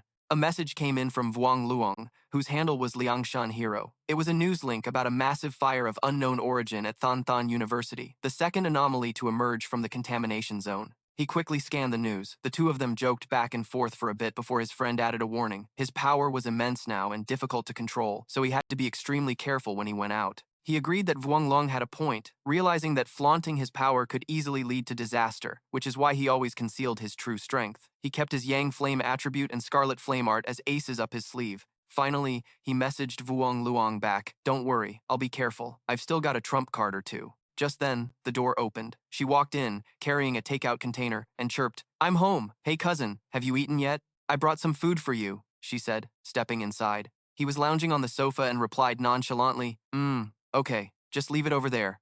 I'll eat it later." She frowned slightly, a flicker of worry in her eyes. She knew her cousin was a good person, but he was just so lazy. And while school wasn't that important, she was busy with her own responsibilities as an adept. She flopped onto her bed, worried that the sudden appearance of a spirit creation realm adept would cause big problems. She decided she would protect him to repay his kindness for letting her stay. Meanwhile, his eyes remained glued to the screen as he kept following the news. Asterisk. First the high temperatures, and now a massive fire. Asterisk. He speculated internally that, based on the footage, the flames must have erupted with incredible speed and intensity. The trees and planters around the athletic field had been incinerated, turned to ash. The area was now completely cordoned off. His phone replayed the clip of the massive fire, with comments flooding the screen. The video was too short, cutting off abruptly. This looked far more serious than the previous incident at the North Gate. He wondered what would be different about the Yang attribute this time. As he mulled it over, he suddenly remembered the image of Jilan holding her hand out to him. He decided he needed to go there himself, but he'd have to contact her first. The next day, a crowd of reporters gathered in front of the heavily guarded closed main gate of Than Than University. Dozens of reporters were packed together, relentlessly shouting questions about the fire. Amidst the crowd, two figures suddenly approached, their every step seeming to silence the surroundings. A reporter whispered, "Who is that? They've got such a powerful presence." The protagonist and Jilan walked onto campus, leaving all the reporters standing there in astonishment. A reporter shouted in protest, "We're being kept out here, so why do they get to go in the second they arrive?" The two were already inside, observing the fire which had yet to completely die out. To burn to this extent, could this be the heavenly fire? He wondered aloud, the phenomenon feeling alien to him. Yeah, that's what the government calls it. It gives no warning signs. The flames erupt suddenly and are impossible to extinguish. You can only wait for it to devour everything at once. The valley was burning fiercely, and dozens of helicopters flew overhead, but they couldn't make a dent in the fire. Jilan turned to Fang Yi. "I'm going to the principal's office. Do you want to wait here or come with me?" He glanced at her and waved a hand dismissively. "You go on. I'll be fine here." "All right, be careful.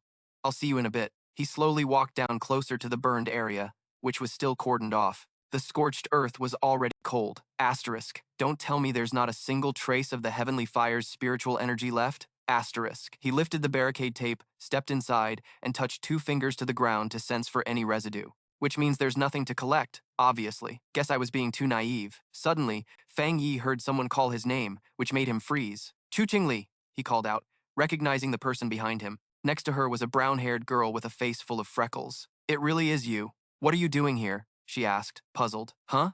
Fang Yi? Isn't that the ex-boyfriend you mentioned? The one who only got into a community college?" The freckled girl piped up curiously, and the other girl gave a quiet nod. "Look, buddy, I know you might have come here because you still have some lingering feelings for Qingli." The freckled girl put a hand on Qingli's shoulder and spoke loudly to him in a patronizing tone. "But the gap between you two is obvious now. Just give it up." He frowned slightly, asking in confusion, "Her?" Just then, other students started to gather around, some whispering, others scoffing, assuming he was stalking Qingli. The freckled girl jutted out her chin and pointed a finger right in his face, her voice dripping with contempt. "You should just go back where you came from, or we'll call security." Qingli lowered her head in embarrassment. She didn't know why he was here and assumed he still couldn't get over their breakup. Just as the tension peaked, a calm voice cut through the air. "Fang Yi, are these friends of yours?" Qingli was utterly shocked to hear him reply that they were just old high school classmates. Jilan offered a serious smile, looking at Qingli and her friend through her sunglasses. The two girls were intimidated. Asterisk, her aura is so powerful. Who is this woman? How does she know Fang Yi? Asterisk, Jilan approached him and said with a serious expression, "This heavenly fire incident is more serious than they realized. The principal is going to take us to the original point of ignition. Since he was there as an invited consultant for the military, he had to go too." He agreed at once. Just then, someone shouted, and the crowd immediately parted. Everyone was stunned to see the principal walk in. They were surprised to see him. He was known to be incredibly busy, and rumor had it that no one had ever seen him smile. They wondered if he was here because of Jilan and Fang Yi. Qingli was confused, a seed of doubt growing in her mind. Meanwhile, the girl next to her was gloating, thinking the principal was here to kick the protagonist out. But in a complete contradiction to her assumption, the principal walked right up to Fang Yi. He warmly offered his hand to shake. "A pleasure to meet you. You must be Consultant Fang, the one Officer Ji introduced. I've been at my wit's end lately with all these anomalies on campus. I'm worried the students are going to get hurt because of this fire. It's a great relief that you're both here to resolve this." With that, he gave a slight bow to him. "I'll have to rely on you for the matter at the athletic field." Qingli was dumbstruck. She, along with the other uninvolved students, was held back by security, and everyone was stunned by the principal's respectful treatment of him. After witnessing that scene, the crowd's attitude changed in an instant. The earlier jeers vanished, replaced by whispers praising his demeanor and the respect he was shown. Qingli, still in a daze, was pushed aside by the shifting crowd. She stood there silently, lost in the middle of the noisy, jostling students. Everyone started questioning if he had really been her boyfriend, sneering that she wasn't worthy of standing next to him. Someone pointed out that he hadn't looked at Qingli even once the entire time. She stood frozen as the crowd gossiped, her face turning pale. A while later, in the North District of Than University, the principal led the group, recounting the story of the school's first fire as they walked. He frowned deeply, recalling the hellish scene of that day. The principal stopped and went on. "Luckily, the fires at the other stadiums have already been put out, only this one is left." The protagonist followed his gaze, thinking to himself, asterisk, "The smell of burning is very strong, asterisk." The three of them stood in front of the basketball post that was still on fire, and immediately surmised that it was the source of the blaze. Right after that, Jilan suddenly pulled out a watch from somewhere. Seeing it, he wondered, "What is this?" She stared at the number and explained, "You can think of this as a basic device for detecting anomalous spiritual power. When the threshold exceeds 50, that area must be sealed. Since the lives of ordinary people are extremely fragile, such an anomaly is a disaster that's hard for them to escape." Just as Jilan finished speaking, the number immediately jumped to 60. "So high?" she exclaimed in alarm. "This is bad. The threshold is too high. If we ignore it, I'm afraid that not only Qingcheng University but the entire city will be affected, so we must immediately mobilize those with the purest spiritual power and the most stable realm." At that moment, the protagonist, Counselor Fang, suddenly jumped over the fence, surprising the other two. He didn't hesitate to jump into the pit of fire, and in the blink of an eye, the index shot up to 110. Jilan screamed in horror. "It's gone up again. A threshold of 110 can already be classified as an S-class anomaly." The director beside her was even more bewildered. "He's already in. What do we do now?" Suddenly, the flames in her eyes transformed into an anomalous beast. But Jilan wondered, why would he dare to go in alone when not even the strongest warrior king from the current Forbidden Zone would? Meanwhile, inside the sea of flames, the protagonist's figure walked with a steady pace, without a single scratch on his body. The protagonist thought as he walked, "Last time, the Yang attribute helped me resist the lightning. This celestial fire can naturally be blocked as well. But while I'm protecting my body, I can't touch the original flame, nor can I activate the technique's ability." Moving a little further, he encountered a massive fire dragon, so he had to get as close as possible to the original flame. Afterwards, the fire dragon suddenly lunged towards the protagonist. He calmly raised a hand and released his spiritual energy. As the dragon approached, the protagonist murmured, "Golden Yang protective body release." The fire dragon opened its mouth as if to devour him. The protagonist gritted his teeth, trying to resist. At that moment, the system announced, "An extremely strong fluctuation of the celestial fire attribute has been detected." Upon receiving the notification, he smiled coldly and said, "As expected of the celestial fire, It's even more capricious and powerful than the desolate power of death. But I must absorb you. The system received the command and began to calculate, activating supreme calculation ability. Compiling, compilation successful. The protagonist smiled brightly. At the same time, the system notified him that he had obtained some fire attribute techniques and other secondary items. Thanks to that, he made the fire dragon head straight for the sky. The technique you compiled has been unlocked without needing to be learned. Immediately after, hundreds of fire dragons descended. The protagonist's eyes suddenly turned white. Extracting attribute, celestial fire attribute obtained. He shut his eyes tightly, and red markings appeared on his face. Not stopping there, the marks gradually spread, causing the protagonist to frown. Then he snapped his eyes open, clasped his hands together, and shouted, 9 Dragons Celestial Fire Sealing Technique. As he finished speaking, several iron chains shot out from the protagonist's back. They extended and caught each fire dragon that threatened from behind.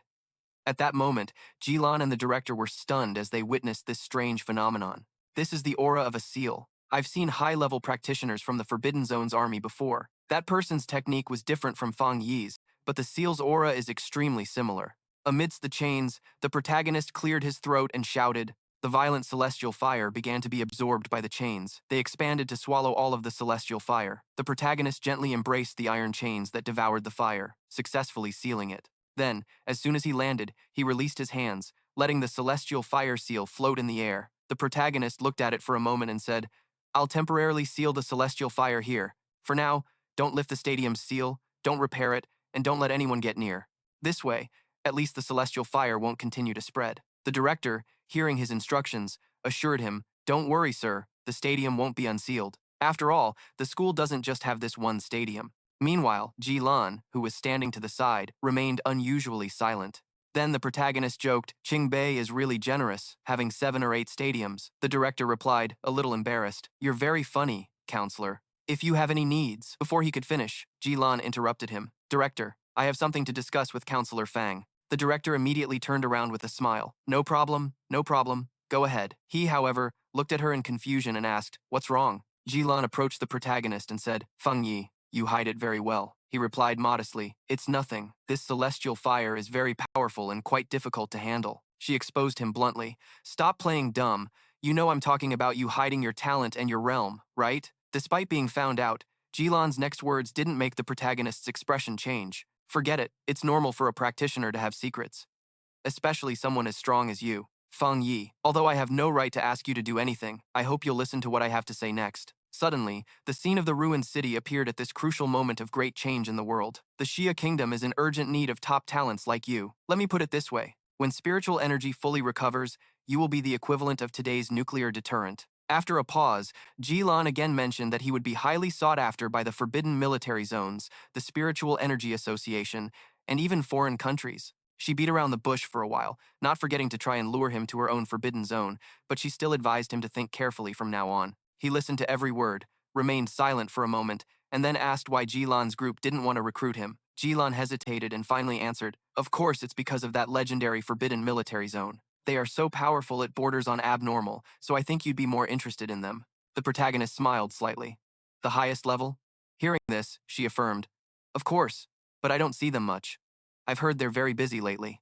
This sentence made him think that the elite army was under so much pressure that other military zones also knew about it. A second later, Jilan turned around and repeated the invitation to eat that the director had made earlier. The protagonist followed her silently, thinking to himself that it seemed they were also facing considerable problems. He could imagine the scene of them facing anomalous beasts every day, but he understood that this meant the number of anomalies had increased, and at the same time, there were also more practitioners with powerful spiritual energy. He felt uneasy, thinking that his preparation was still not enough as the day of the spiritual energy recovery approached. The protagonist thought, How should I make the most of the celestial fire attribute I just obtained in the stadium? The celestial fire spreads without rules, burns indiscriminately, leaving nothing in its wake, like a wild and endless flame, very suitable for dealing with anomalies that proliferate infinitely over a wide area. He suddenly remembered something and thought to himself, Isn't this a 100% perfect match for my red flame saber technique? Enchanting it would be the icing on the cake. The more, the better. In the distance were high, overlapping mountains. The protagonist entered the forest with a saber in hand, drawn by the information that appeared before him. Upon reaching the Forbidden Mountain, the protagonist himself didn't notice any anomalies, but the place was sealed. Although news from the army didn't travel fast, he suspected that the Spiritual Energy Association had realized his intentions. The protagonist smiled slightly, thinking of Qing Ying. Did they give me this land to experiment on? In that case, it would be rude not to accept. Suddenly, he realized something. His intuition warned him of the presence of some bastard's aura.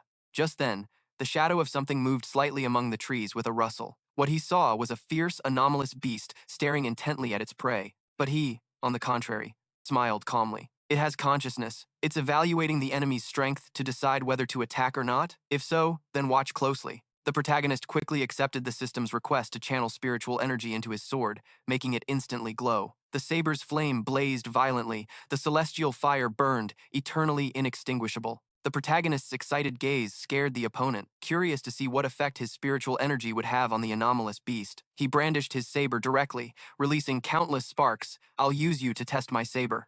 At that moment, the strange beast panicked and couldn't react in time, but the powerful flame was still rushing toward it. It was startled and fled screaming. The protagonist walked up to the beast, satisfied, praising his power, which had doubled.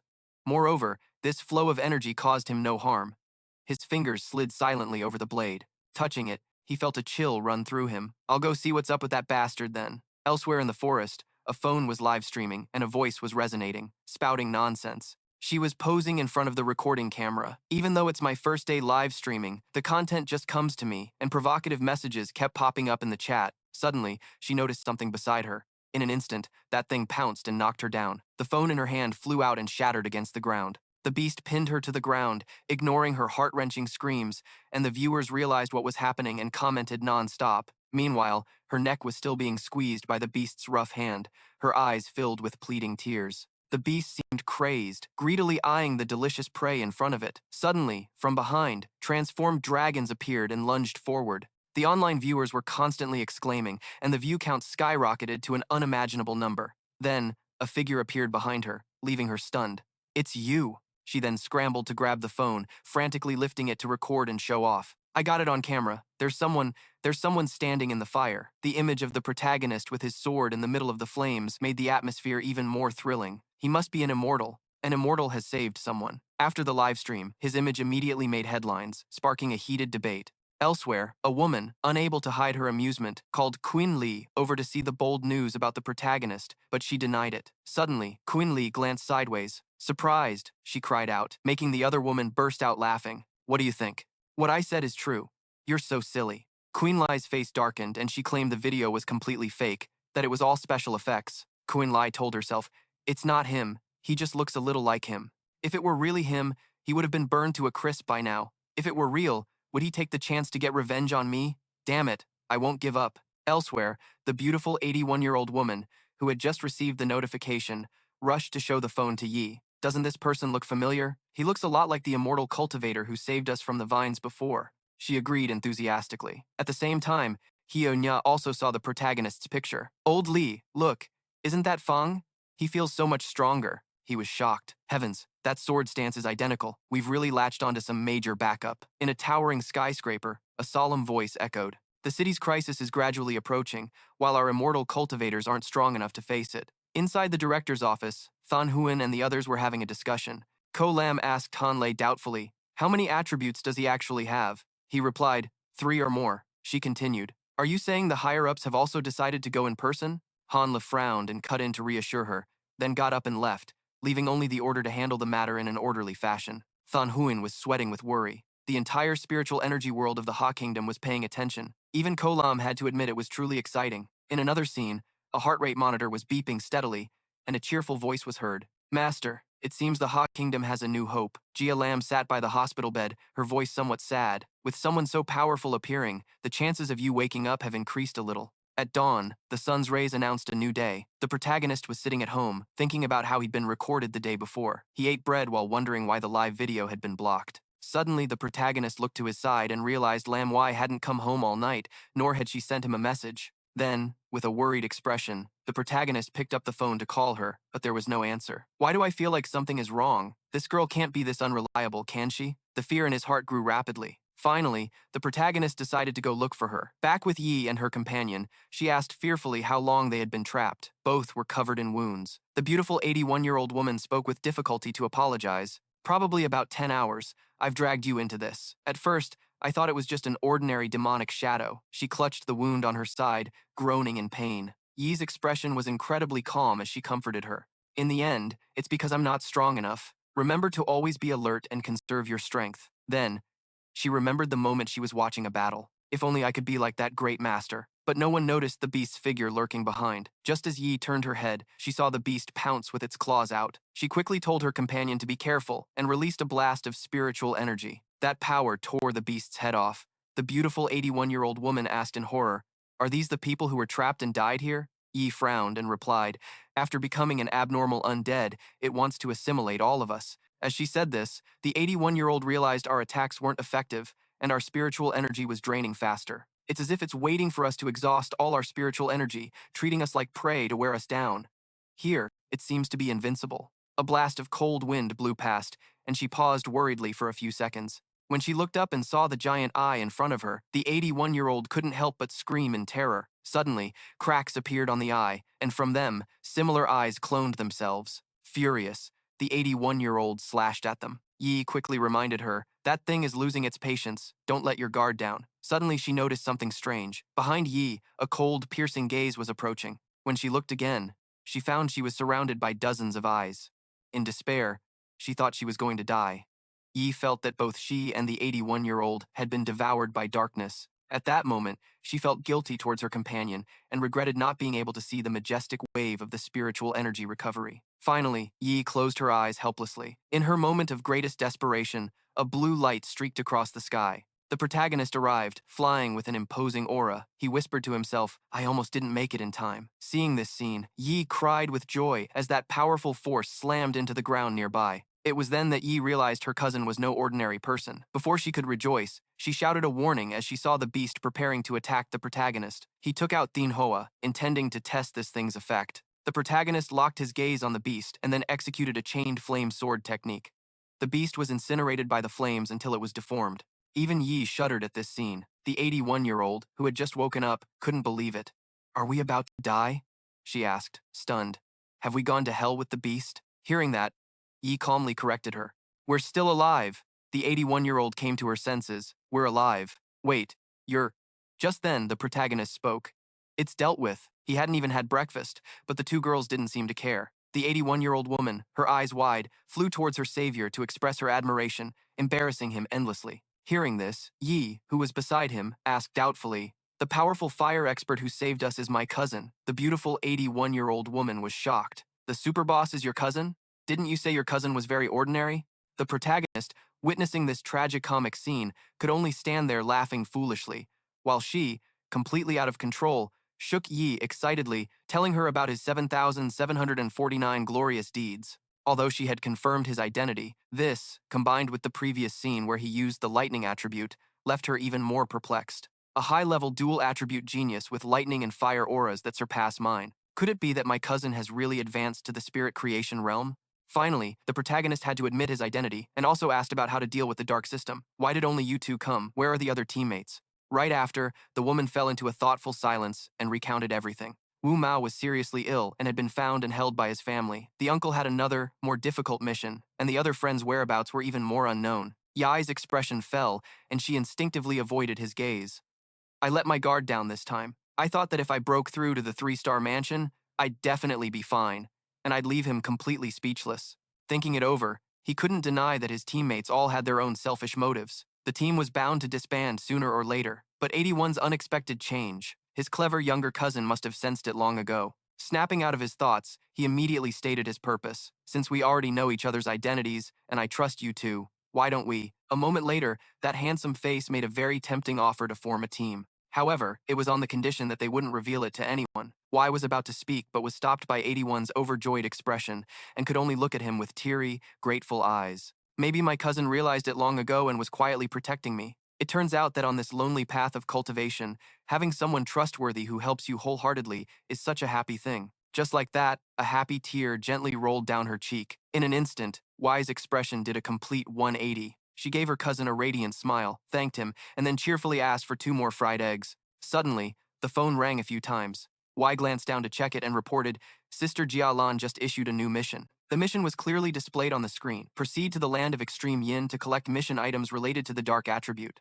Think carefully before registering." The male lead quickly scanned it and asked her about this place with interest. Y replied worriedly, the land of extreme yin is strictly forbidden by the Xia kingdom because the dark qi inside is extremely powerful. Most of the anomalies in the city now come from that area, and the government has never explored deep into this forbidden zone. The male lead suddenly told her to ask for more details about the mission. From this, two possibilities occurred to him. Jialan either has a special identity, or she's a high-ranking member of the military or the council. Following the male lead's advice, Y sent a message asking for more details about the mission content. And just like that, Jialan immediately explained the mission in detail. This made even 81's eyes widen in surprise. Jialan even specifically reminded them to think carefully before acting.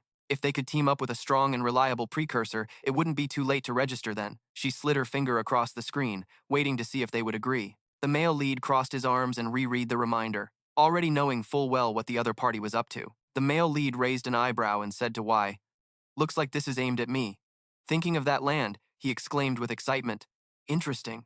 I really do want to take a trip to this land of extreme yin. The system displayed an S-rank mission with a very high mortality rate. If one could team up with strong, reliable precursors, it wouldn't be too late to register later. The woman in the suit spoke up, Sister Lan, their squad is over here. Jia Lan cut her off. It's fine. If he is a precursor worthy of the Xia Kingdom's trust, he will come. The other woman's eyes drooped. But if he doesn't come, this batch of precursors will. Jia Lan's face darkened. If he doesn't come, it just means fate hasn't brought us together yet.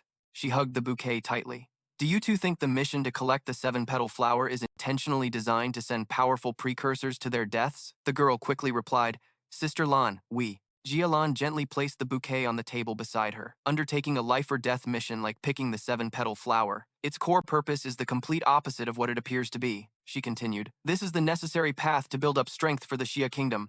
Only by picking the 7-petal flower can we save even more precursors. Jia Lan immediately thought of the people on the high-speed train, the future core force of the Xia Kingdom. She looked out at the deep blue sky, thinking of the top-tier core fighting forces falling one after another, their fates unknown. She leaned down and took the hand of the unconscious old man. No matter what, we must pick more 7-petal flowers. The old man's face was a web of blood vessels. Teacher, as the only precursor in the Xia Kingdom to reach the Vajra realm, we must use the 7-petal flower to heal and awaken him. An image of a precursor fighting with all his might appeared. The existence of a Vajra realm expert after the spiritual energy revival is no less valuable than a nuclear weapon today. That is our greatest leverage in negotiations with other nations, both before and after the spiritual energy revival. Therefore, even if it means sacrificing a few Jialans, a few squads, or even more precursors, it is all worth it. The girl in the suit couldn't help but worry. The mission is important, but your health is just as important. Jialan bit her lip bitterly.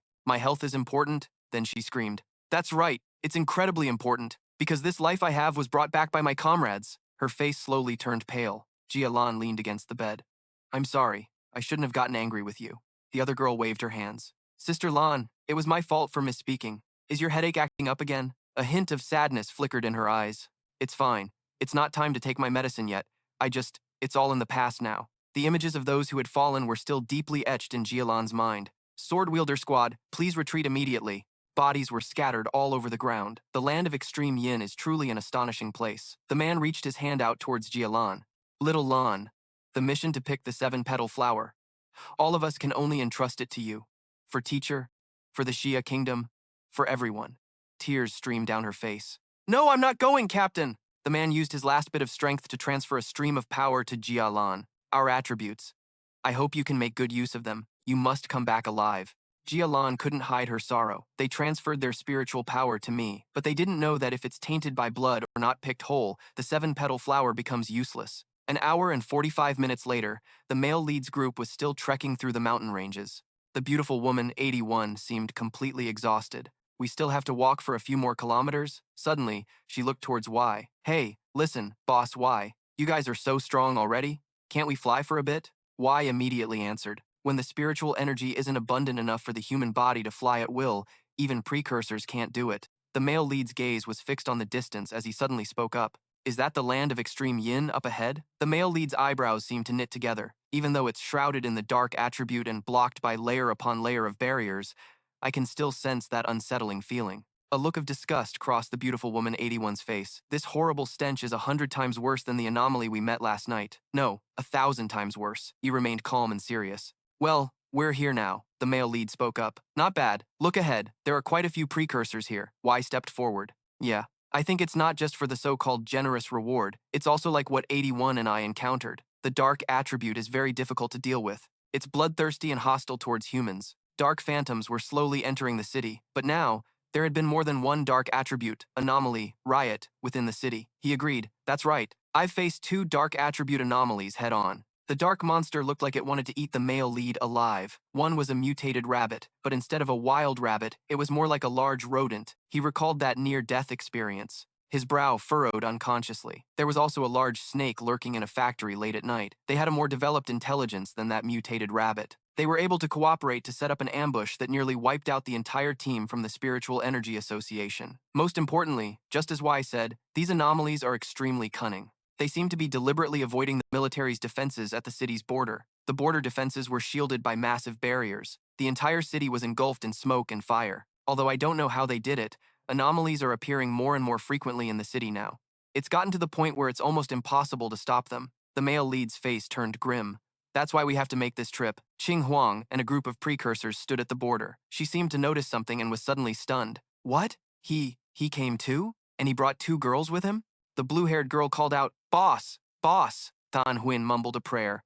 "Oh Buddha, great Buddha, please don't let them find me. Don't let them find me." The main character was confused. "Hey, isn't that person Captain too?" The blue-haired girl replied, "Oh, it's you? You came to the abyssal dark zone too? Well, that's great." Dan Huin scratched her head and gave a forced laugh. The military had synced Fang Yi's data long ago. 81 pointed and said, "Master, who is this girl? Don't tell me she's Y's sister-in-law?" Hearing this, Y was stunned. Huh? Her cousin, Than Huan, blushed and quickly explained, "Oh my god, this is a huge misunderstanding." He introduced her. "Of course not. This is just my gopher, Captain 2 of the Spirit Energy Association." Than Huan calmed down. "Why do I feel like that's even more insulting?" Suddenly, a voice came from behind. A bunch of shameless brats, just running their mouths. An adept with a gun slung over his shoulder spoke loudly. The adepts these days are getting younger and younger, and they have no manners at all. It's one thing not to greet your elders, but to be bickering so loudly. Have you no idea where you are? This old man just hopes that in a little while, inside the abyssal dark zone, you'll all be able to trust each other just as much. 81 was furious. "Look at you, making my temper flare up again. Do you have any idea who these people are?" The main character gave a look, signaling her to stop. 81 sneered. "Hey, mister, you should worry about yourself. We'll see who's scared to death in a bit." The adept's gaze shifted behind them, and he chuckled softly. "Looks like our ride is here. Well then, let's go see." The vehicle's door slowly opened, and Jia Lan stood imposing in the doorway. Everyone was stunned. "This is Miss Jia Lan." Jia Lan approached. It really was her. 81 was a bit curious. "What's her deal anyway? She's got quite an entourage." The main character replied, "She's probably the one here to open the gate for us." Jia Lan glanced towards the main character. Then she walked over to the border gate. She raised her hand and launched something into the gate. Veins popped up at the corners of Jia Lan's eyes. The mystical border gate gradually faded away. A burst of brilliant red power spread out quickly. "Everyone is here. The gate is opening." After opening the passage through the border, Jia Lan turned back and announced, "You may enter now. A special reminder, the 7-colored flower you collect must be completely intact and not stained with human blood." The main character's group listened in silence. "If it doesn't meet the requirements, you won't get the reward. If there are no other questions, let's begin." That one adept grumbled as he entered, "Making us go in to die, and they can't even be bothered to give us a straight answer on death compensation? What kind of attitude is that?" The young man walking behind him was extremely frustrated. "If we die, we'll just be reported as missing. If the government just gave your family a huge sum of money for no reason, wouldn't that just prove they got you killed?" Than Huan turned to look at the main character and spoke. "That middle-aged man, is he probably a 1-star spirit creation realm like you?" Also, among those who haven't said anything, there seem to be a few masters, but they may have concealed their spiritual auras, making it hard to judge. The others are also adepts with solid cultivation bases among the 2-star and 3-star Ghost Mansion realms. The strength of each team is roughly the same. The main character replied with a grim face, "Looks like this mission is going to be tough. I didn't expect them to gather so many elite adept teams." A question arose in his mind. "Were you also at the spirit creation realm just now? Your spirit energy level didn't seem that high." The girl next to Jia Lan spoke up. "Character statistics are complete. In the abyssal zone this time, there are 37 2-star Ghost Mansion realms, 12 3-star Ghost Mansion realms, and 3 1-star Spirit Creation realms. The difficulty level for this anomaly mission is BDNS." Jia Lan stood watching the group as they walked away. You all go to the monitoring equipment. I've already finished all the prep work, so don't worry. On the other side of the border, the landscape was desolate, without any sign of life. The smell here made 81 and Y feel sick. The main character reminded them, stay close. The dark attribute here will obscure your vision. If we don't stick together, we'll get separated and lose our way easily. 81 plopped down on the ground and apologized.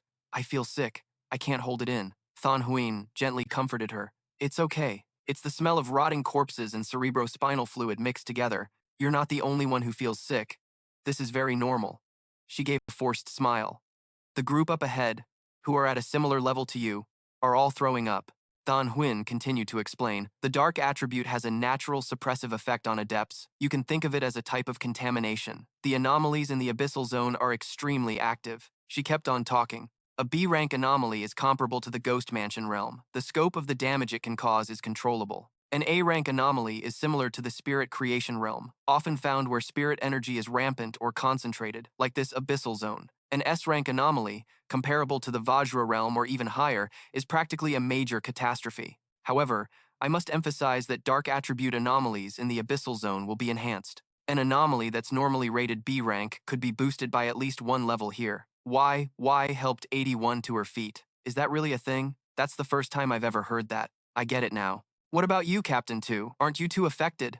81 was also curious. Yeah, aren't you guys contaminated? Thon Huyen gave an evasive laugh, hiding the fact that she had broken through to the 3-star Ghost Mansion realm. You're overthinking it. My teammate and I often handle similar anomalies, so we're not bothered by the stench. Besides, I've been under strict orders to improve myself lately, mutating my water attribute into an ice attribute. 81's voice was weak. Our levels are the same. Captain 2, I wonder if you feel the same way I do? As soon as I entered this thick fog, my spirit energy started to drop, even more severely than on the last mission. Thon Huyen replied, many masters have died here before, including military elites at the 1-star spirit creation realm and above. That's why we have to be even more careful. Hearing this, 81 was a bit panicked. Let's get moving. The mission is what's important. YY carefully helped. 80. One walk. We can't see the people ahead anymore. Let's stay closer together. I'm going to talk less to save energy. Everyone should focus their spirit energy, too. Don't let this fog catch you off guard. As he walked, the main character thought deeply. After coming in, my body doesn't seem to feel that uncomfortable. It seems both the Yang attribute and the enhanced demonic version of the Lightning attribute are effective at dispelling the Dark attribute. Or perhaps it's because my spirit energy became stronger after I advanced to the spirit creation realm. Elsewhere, a red-armored adept was fighting a monstrous beast. So, this is all the anomalies in the abyssal zone have got. He pressed his advantage and charged forward. Brothers, we'll definitely be the ones to collect the 7-colored flower. Let's show those youngsters what real power looks like. Another man chimed in. You got it, bro. Charge. The scene cuts back to the others. Seeing YY coughing violently, 81 looked over with worry. The main character also turned his head to look. She's still just a kid, after all. Y was momentarily stunned when the main character patted her on the back. She was amazed. What is this feeling? The nausea and the corrosive gloom are both gone. It's warm, like sunbathing in winter. The voice of admiration rang out, as expected from the power of the spirit creation realm. YY looked at her own hand. The fire attribute is so warm, no wonder it's such a rare high-grade attribute. Ever since I leveled up to the 3-star Ghost Mansion realm, I've only just started to get a deeper contact with attributes. My grass attribute specializes in absorbing the spirit energy from dew on plants between heaven and earth. Captain 2's water attribute mutating into an ice attribute is also very rare. The main character replied nonchalantly, it's not the fire attribute, it's the yang attribute. I haven't explained it to you properly. The person who handled the fires at Gongbei and at the Qingcheng University training ground. That was me, he said casually. But those two are different. There's a slight difference between the yang attribute and the heavenly fire attribute. Thon Huyen shouted, you're just admitting it like that?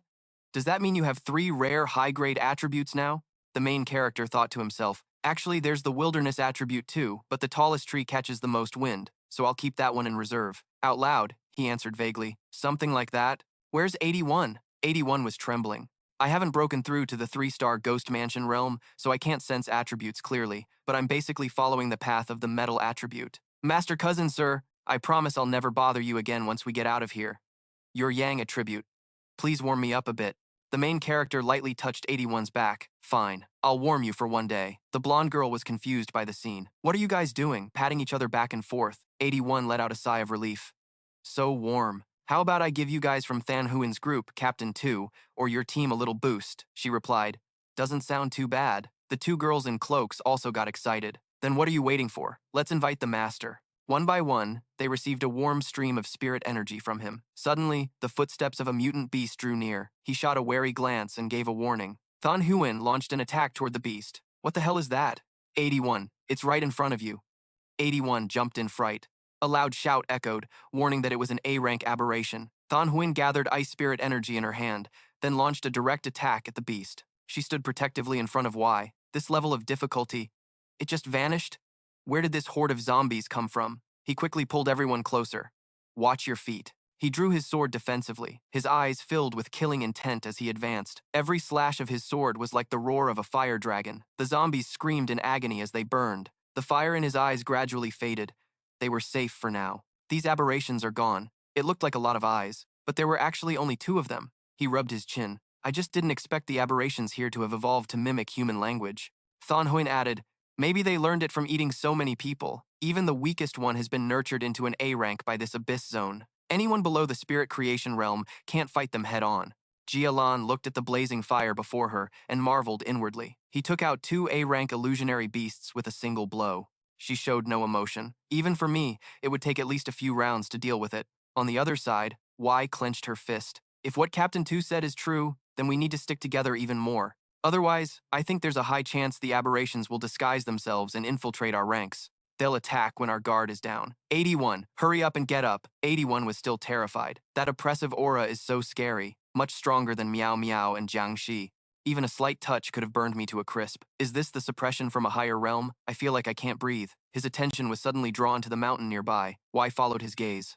Everyone, listen. Is that the sound of ocean waves up ahead? Suddenly, the ground shook violently, and everyone scattered and fled in a panic. Someone screamed, "Run! Stop fighting! This thing is demonic! Help me! It's a ghost!" His expression didn't change, only knitting his brows slightly. The remaining ascendants turned and fled.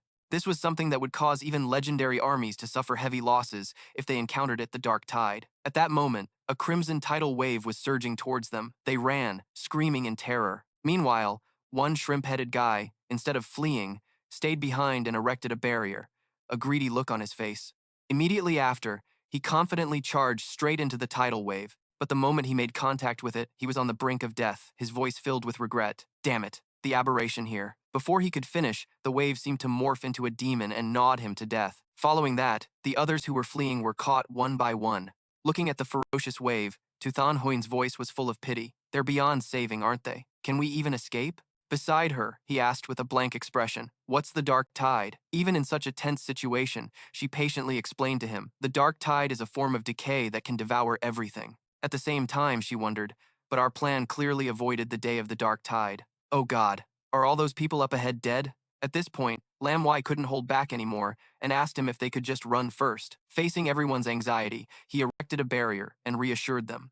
We can pool our strength to maintain this barrier and protect everyone through the tide's impact. Realizing his intention in creating the barrier, Thon Huan shouted angrily, "What do you think you're doing? Our power can't stop this dark tide." Ignoring her warning, he began channeling his spirit energy into a weapon, saying confidently, "I can destroy it." With that, he immediately shot up into the sky. Without a hint of hesitation, he flew straight into the heart of the wave.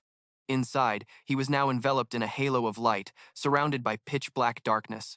Even so, with a single glance, he understood the situation. Looking at the demons before him, he said to himself, "These aberrations are indeed A-rank, but they're an upgraded version formed by fusion." With that, his expression gradually turned serious as he thought, from B rank to A rank, and from A to S.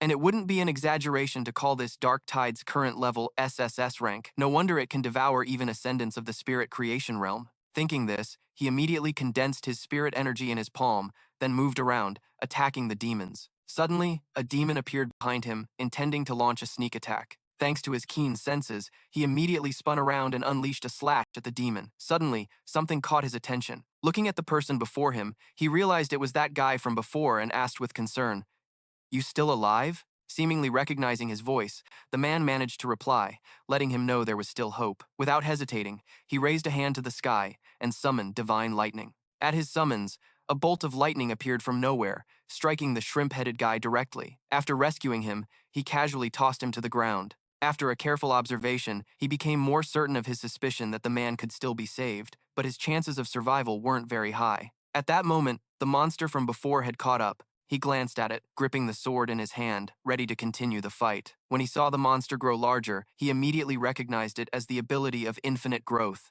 Even though it had become stronger, he just smiled nonchalantly, deciding to use it to test a new move, protective spirit energy. Instantly, a halo of spirit energy surrounded him, preventing the monster from getting any closer. Just then, a notification popped up from the system. Dark attributes seem to be nearby but cannot be extracted. He continued to struggle to reach them, but to no avail. Back in reality, he gave a handsome yet enigmatic smile. Faced with danger, not only did he not run, but he began thinking of multiple ways to fight back. Two giant spiders launched their attacks straight at him. And yet, he was still in the mood to think about his delicate flower before turning to them, wanting to see who was stronger. A brilliant flame lit up in his eyes as he scoffed inwardly. Isn't it already here? From a distance, Than Huen's team could only stand there, stunned, staring blankly. Someone spoke up, asking her if she had ever encountered a situation like this. Than Huen could only bitterly accept her own weakness. Their jaws dropped in disbelief. The dark tide can be stopped? Suddenly, Lam Yai's whole body trembled uncontrollably. A wave of unease washed over her, worried. Yai's cousin has been in there for so long. What if something happened to him? Than Huen, standing beside her, took her hand to comfort her, reassuring her that with his strength, victory was guaranteed. Finishing her sentence, she turned to the others and said immediately, "With his power, there's definitely no need for small fries like us to step in and help." Hearing Than Huen say that, Wai let out a scoff. Suddenly, a pillar of energy shot from somewhere, slamming straight into their shield. The pillar of light grew even more intense. It seemed to be the Nine Dragons' heavenly fire sealing technique. From within the pillar of light, his body emerged, floating in the air. The curly-haired girl was the first to react, excitedly pointing at him and shouting, "It's Wai's cousin!" Then, from the technique, 6 dragons suddenly flew out. All they could do was gasp in awe. From another corner, Jia Lan also witnessed it and yelled, "Heavenly fire attribute. A seal!" She couldn't help but wonder, did he actually succeed in sealing it? The scene shifts back to him, gritting his teeth, seemingly struggling immensely. His small frame was somehow holding up that enormous surge of power. He shouted the name of his technique, Nine Dragons Kill Order, and immediately hurled it towards the ground, creating a terrifying impact. He then used the flames from the explosion to activate the sealing skill. The flames quickly gathered into a sphere, enveloping it. But then, the sphere suddenly burst open, and the creature's corpse was thrown to the ground. They let out a sigh of relief, looking at each other. Now how should they handle this? Lin Yi ignored her words, turning to cling to the male lead again. Suddenly, Su Qinghuang spoke up, asking him to hand the person over to her. She looked at the male lead's expression, wondering why he didn't seem happy at all. Yet, she admired him in her heart. He said he wanted to destroy the dark tide, and he actually did it. The male lead turned away coldly. "The dark attribute here is too abundant. We need to leave quickly." While busy collecting the 7 decay flower, Su Qinghuang immediately replied, "We'll take this person back to the Spirit Guild for treatment." Their voices were stunned. "Are all the people who were up ahead gone?" The male lead explained calmly. "Aside from this person, they were probably consumed by the dark attribute." Number 81's voice held a hint of regret. "So, they're all gone just like that. It's a good thing I didn't have to witness their deaths." The group continued on their way until they reached a pitch-black lake, where the male lead fell back. "The most dangerous thing right now is this black pond. It's better if I cover our rear." They immediately followed his orders. His eyes were fixed on the lake's surface. The system announced it was beginning to scan for intense dark attribute waves. A surge of dark power erupted from the water. Scan successful. Initializing ultimate computational power. As soon as the words were spoken, they scattered into pillars of power and shot straight into the sky. The male lead absorbed them all. The system's voice rang out. Compilation successful. When he opened his eyes, his entire body was enveloped by a mysterious surge of power. The system panel appeared. Dark attribute technique obtained. Boundless dark world.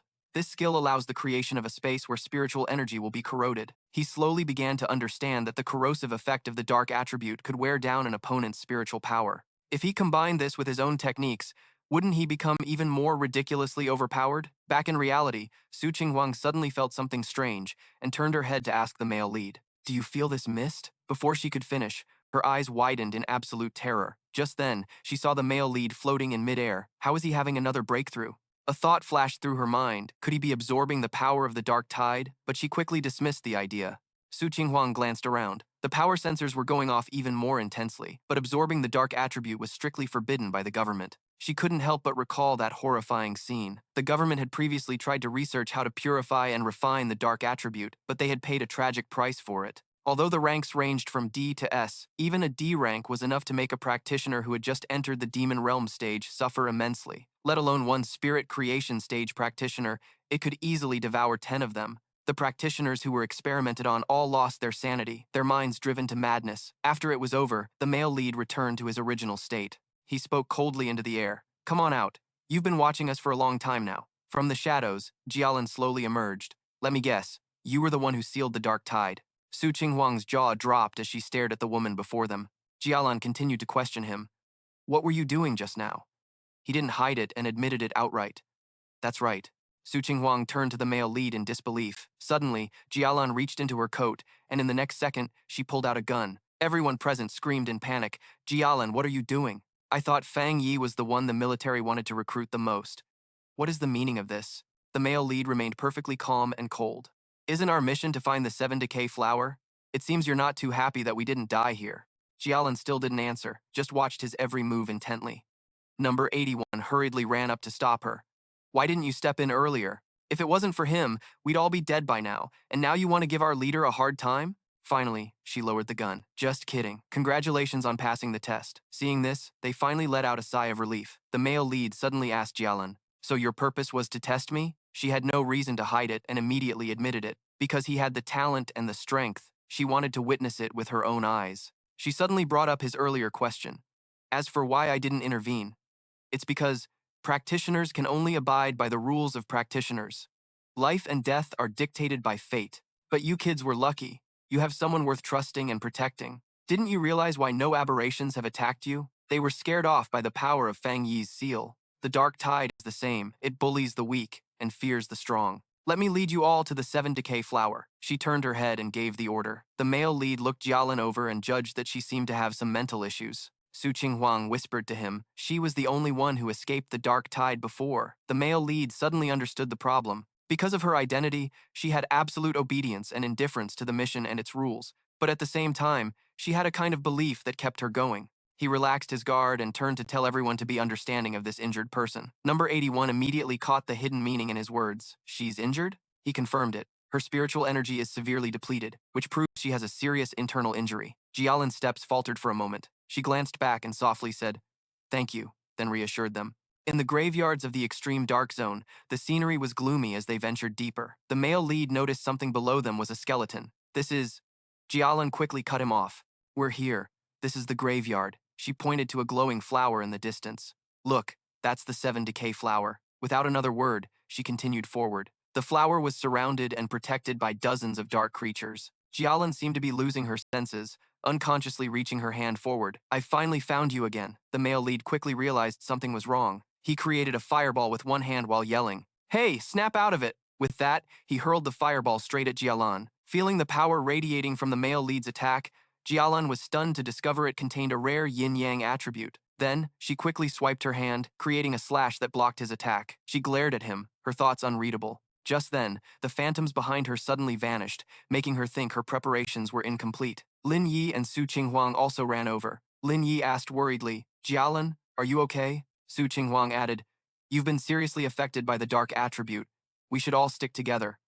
After a moment of thought, Jialan said suddenly, "The 7-decay flower. Just letting him go will be enough." Hearing this, the male lead slowly approached the 7-decay flower, casually walking past the three of them. After a short distance, the 7-decay flower was right before his eyes. Suddenly, a tremor came from the ground. A fox demon burst out of the earth, pouncing at him. It opened its mouth wide, and inside, the tormented souls it had eaten were screaming in despair. So hungry, so hungry, so hungry. Seeing this, he didn't panic at all. Gathering power in his palm, he whispered, "Divine lightning." Following that, a series of bullets made from the lightning attribute shot through the fox demon. It simply let out a roar of pain, but didn't seem to have any serious injuries. The male lead wondered, just how many aberrations did this thing devour to become an S rank? I need to deal with this quickly. I have to get the 7-decay flower and go back. The seal on the dark tide won't last much longer. With this thought, a surge of purple energy formed in his palm. He activated his boundless dark world skill, creating a circle that enveloped both him and the fox demon. Inside the circle, it collapsed to the ground. At that moment, soul after soul wrapped around it, squeezing its body tightly. Its body trembled slightly as it screamed in agony. Then, a system notification appeared. stating that the fox demon had been affected by the special dark attribute within the boundless dark world. S-rank aberration, half-rotten fox demon, has been demoted to B rank. Looking at the system notification and the fox demon bound before him, the male lead thought that the cultivation foundations in this extreme dark zone weren't very stable. With that thought, he used his fire attribute to create a flame sword, swinging it towards the creature and causing an explosion. He said softly, "It's over." Outside, Su Qinghuang wondered to herself, "What is this? I can feel that it's a dark attribute, but it feels a little different." Lin Yi agreed. "That's right. I don't feel that oppressive, gloomy, cold, and disgusting aura." Just then, Jia Lam stepped forward, her expression grave, and replied, "Because this is Fang Yi's domain. He created a domain of his own." As she said this, she couldn't help but think of her master, musing to herself. Using spiritual power to create a domain is an incredibly difficult feat. Besides her master, there are at most only 3 other people in the entire world who possess this ability. Back then, when it was predicted that the capital would face a catastrophic disaster, her master deployed his domain to suppress it. Just then, the main character had already left the domain. Waving friendly to them, he said, "The graveyard behind us probably won't cause any more trouble." Then, he walked step by step towards the 7 decay flower and lifted it with both hands. Only when the flower was in his hands could he finally let out a sigh of relief. Suddenly, Jia Lam's eyes widened in stunned surprise. He was actually handing her the 7 decay flower. Then, the main character turned to everyone and said, "We need to retreat immediately. The dark tide could arrive at any moment." After speaking, he averted his gaze, adding, "Besides, we still have a burden with us." She gave a gentle smile and quietly thanked the main character. They immediately set off, not daring to delay for a single second. Suddenly, she called out to him, "Thank you, really. Elder Wu was in grave danger, and you were the one who saved his life." He just watched her go without replying. The scene changes to them standing before the exit, all of them joyful and excited. "We made it back alive," Lin Yi replied. "We can finally see the sun again." Outside, everyone was waiting to welcome them, eager to see the 7 decay flower. One by one, as they stepped through the gate, they were flooded with greetings and questions. Number 81 glanced around. "So many people are waiting?" Suddenly, Lin Yi noticed something. She gasped in astonishment. "Is that a vehicle from the Spirit War Zone? They're legendary. Is there anyone in the entire Xia nation who doesn't know of them?" Number 81 began to regret mocking Jia Lam. The scene shifts to a prosperous area. At the Spirit War Zone, the foremost among the 19 war zones of the Xia nation, a container holding a solution of the 7 decay flower was handed over. The recipient was none other than a high-ranking leader of the Spirit War Zone. The next second, all the surrounding soldiers immediately expressed their sincere gratitude to the main character. Even the leader extended his thanks to Jia Lam. The vehicle quickly departed right after. While walking with Jia Lam, the main character curiously asked, "Are you from the Spirit War Zone?" She replied, Your performance has been broadcast throughout our entire war zone. It won't be long before you're famous. I have to admit, your power could overwhelm the strongest squad in the war zone. Plus, your potential is immense." Jia Lam changed her tone, turning to entice the main character with an invitation to join. But the main character didn't seem to agree and changed the subject. Now that the world is changing, the thing the nation values, or rather, fears the most, are the dark attribute anomalies. The number of anomalies is increasing rapidly, and the situation will only become more severe in the future. Their sphere of influence is constantly expanding, and they could cause catastrophic consequences at any time. That's why we have no choice but to do everything in our power to build containment zones to stop them. The Spirit Association is also keeping a strict watch everywhere. I'm telling you this because I feel that an outstanding practitioner like you now has the right to know about this situation. After hearing the whole story, the main character replied, "I understand. If I encounter an anomaly in the future, I won't stand idly by, even if strangers are involved." Hearing this, her gaze towards the main character softened. Next, Jia Lam handed him a token and said, "It's a pleasure to meet you, Fang Yi. Please take this token. With this token, you can freely enter any containment zone to cultivate. The gates of the Spirit War Zone will also be open to you at any time. One more thing, would you like to visit Elder Wu?" The main character asked suspiciously. "You mean he's a Vajra realm venerable?" Jia Lam confirmed, "He is my revered master. I think you should meet him." Hearing that, he put the token in his pocket. Then, sparks of lightning flickered in his hand as he said, "All right, one more friend is one more path. I'll go with you. Then, consider this a gift between friends." As he spoke, streams of lightning shot from his hand and enveloped her body. The main character explained, "I think I can purge the remnant poison in your body." Feeling her body gradually improving, Jia Lam realized for the first time that the lightning attribute had healing properties. Not only that, but the wound from where she was corroded by the black bone was also healing. Her damaged internal organs seemed to have recovered to their previous state, and the blood vessels in her body were being realigned and purified. Gia Lam's eyes looked incredibly satisfied. All the toxins in her body had been completely eliminated. After a moment of treatment, the main character asked how her body was. Gia Lam replied, "It's great. All the dark attributes in my body have been completely destroyed." Nearby, an ambulance was treating a severely injured patient. Su Qing Huang, who was standing nearby, also noticed the two of them. She approached and asked, "You two haven't left yet? Wait, Jia Lam's injury?" Answering her question, Jia Lam replied, "That's right. The dark attribute in my body has been completely purged by the lightning attribute." Hearing this, Su Qing Huang's interest was piqued, and she stepped closer, wanting a better look at the main character. Next, she called over everyone from the medical team. Then, she turned to the main character, her eyes sparkling, hoping to ask for his help in treating the vanguards who had been infected by the dark attribute. With that, she bowed her head low to show her sincerity. Faced with her earnestness, the main character agreed and then manifested his pure lightning attribute. Looking at the lightning he created, one of the medical staff members asked doubtfully, "Can the pure lightning attribute really destroy the dark attribute?" Jia Lam then stepped forward to explain, "Just now, Fang Yi directly transferred it to me, and the dark attribute in my body was instantly destroyed. So, all we need is for Fang Yi to shake hands with the injured vanguards. I remember there's someone in a coma who's also at the spirit creation realm, right?" Hearing this, Su Qing Huang looked a bit flustered and replied, "Not all spirit creation realm practitioners can withstand this kind of spiritual power." A medic also added, "The patient from before was much more severely injured than you. By my estimation, treating him would require 10 times the amount of lightning spiritual power you received. Furthermore, it'll be a miracle if he even wakes up. A full recovery is impossible." Cutting to the chase, the main character then asked the medical staff how they wanted to store the spiritual power. They then led him to the ambulance. After that, they instructed him to place his hand on a machine to release his spiritual power. In the distance, Lin Yi was standing and watching the main character, lost in thought. "I can't believe Jia Lam is a high-ranking officer in the Spirit War Zone. And my cousin actually got the legendary Spirit War Zone to give him special treatment. Jia Lam is usually so cold, yet she took the initiative to befriend my cousin. Just now, I even saw her give her own token to him." At that moment, the main character noticed her staring. He turned to look at number 81 and Lin Yi, asking caringly, "How are you two doing?" She replied, "We've got everything sorted out. Next, number 81 and I want to go train a bit more. We can't always depend on you, cousin, or we'll never make any progress." Hearing this, he agreed without much thought. As he did, the main character looked at her with a gentle gaze, thinking to himself, "My little cousin has grown up." After the spiritual power transfer was complete, Su Qinghuang waved goodbye to Jia Lam and the main character, and then they got in their vehicle to head back. Sitting in the car, she muttered angrily to herself, annoyed that the main character had been snatched away by the Spirit War Zone. But then again, she told herself, the organizational structure of the Spirit Association is still too chaotic. In the headquarters and its branches, many of the managers are even more two-faced than the high-ranking officers in the military.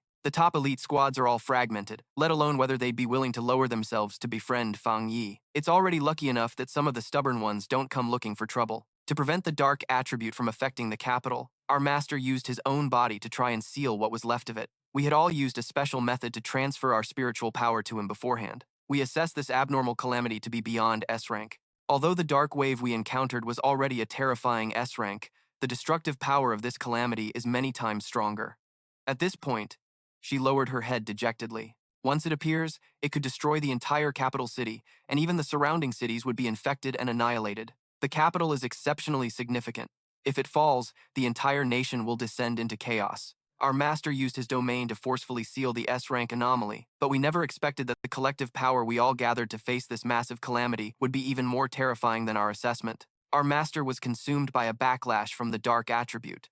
If he wasn't a Vajra realm venerable, he would have been turned to ash on the spot, or even become nourishment for the dark attribute phenomenon. After hearing the entire story, the main character couldn't help but feel that he was truly a great pioneer. This reminded him of the pioneers from his past life who had shielded him, allowing him to become the last survivor. Perhaps in his previous life, the master had already sacrificed himself by this point. With that thought, he held his palm out towards the old man, attempting to help him erase some of the dark attribute within his body. Seeing this, she was a bit skeptical, but after remembering the main character's actions in the secret realm, she fell silent and no longer objected. Then she reminded him, "You should be careful. This dark attribute is even more terrifying than the dark wave. Otherwise, our master wouldn't be recovering so slowly, even after using the Seven Fades flower." He replied, "I know. I can feel just how powerful the darkness is here. Even while being suppressed by the purifying power of the Seven Fades flower, it still gives off an immense sense of pressure. As soon as he finished speaking, a cloud of black smoke suddenly erupted from the master's body,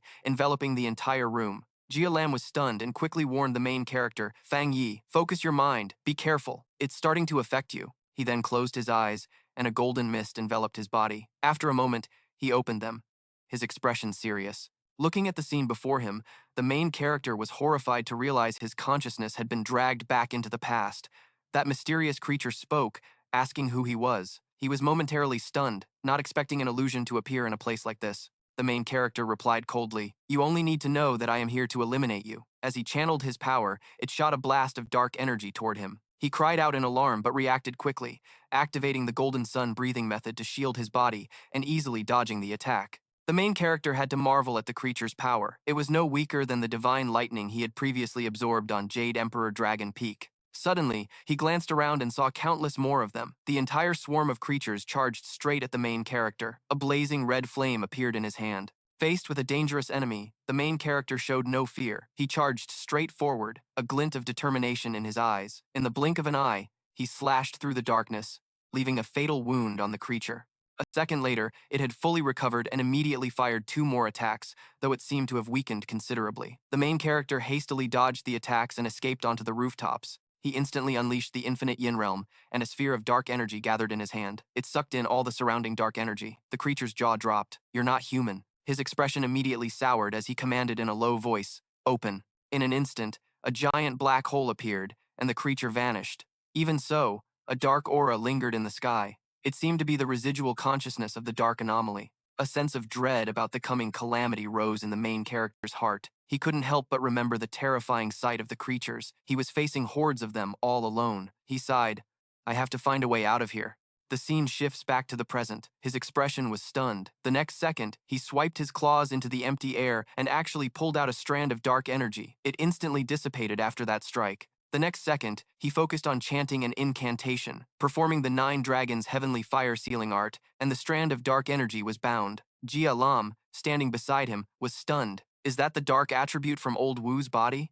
The main character explained that it was a remnant of the calamity's anomaly. Although it was still very powerful, its influence was no longer that great. Old Wu's complexion could be seen improving, and Jia Lam profusely thanked him with gratitude. The main character humbly refused her thanks, saying he couldn't completely remove the dark attribute from him. Then he clenched the thing in his hand, and it immediately crumbled into the air. Only then did the main character feel relieved. He suddenly remembered what happened in the illusion and turned to warn Jia Lam to be ready at all times. Her face darkened, and she mentioned a rumor in a low voice.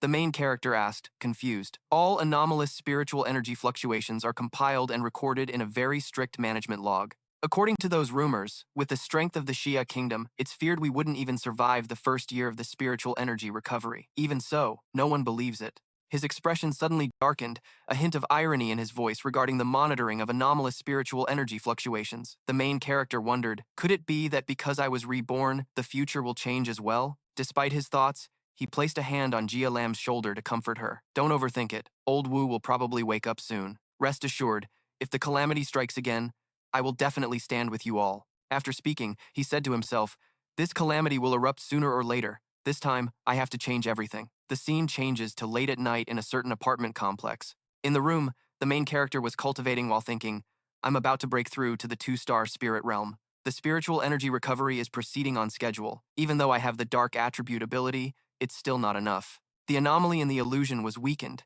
yet it was hard to hide its true power. Suddenly, the flower on the table swayed, drawing his attention. He walked over and teased it. It was my loss for not bringing you with me before. It's just that you're not very convenient to carry around. With that, he lifted the flower pot and said, all right, I just regret not having the chance for you to show your stuff and help me level up. How about I take you out for a walk? At Ho Shan, the main character walked around with the flower pot, talking to himself.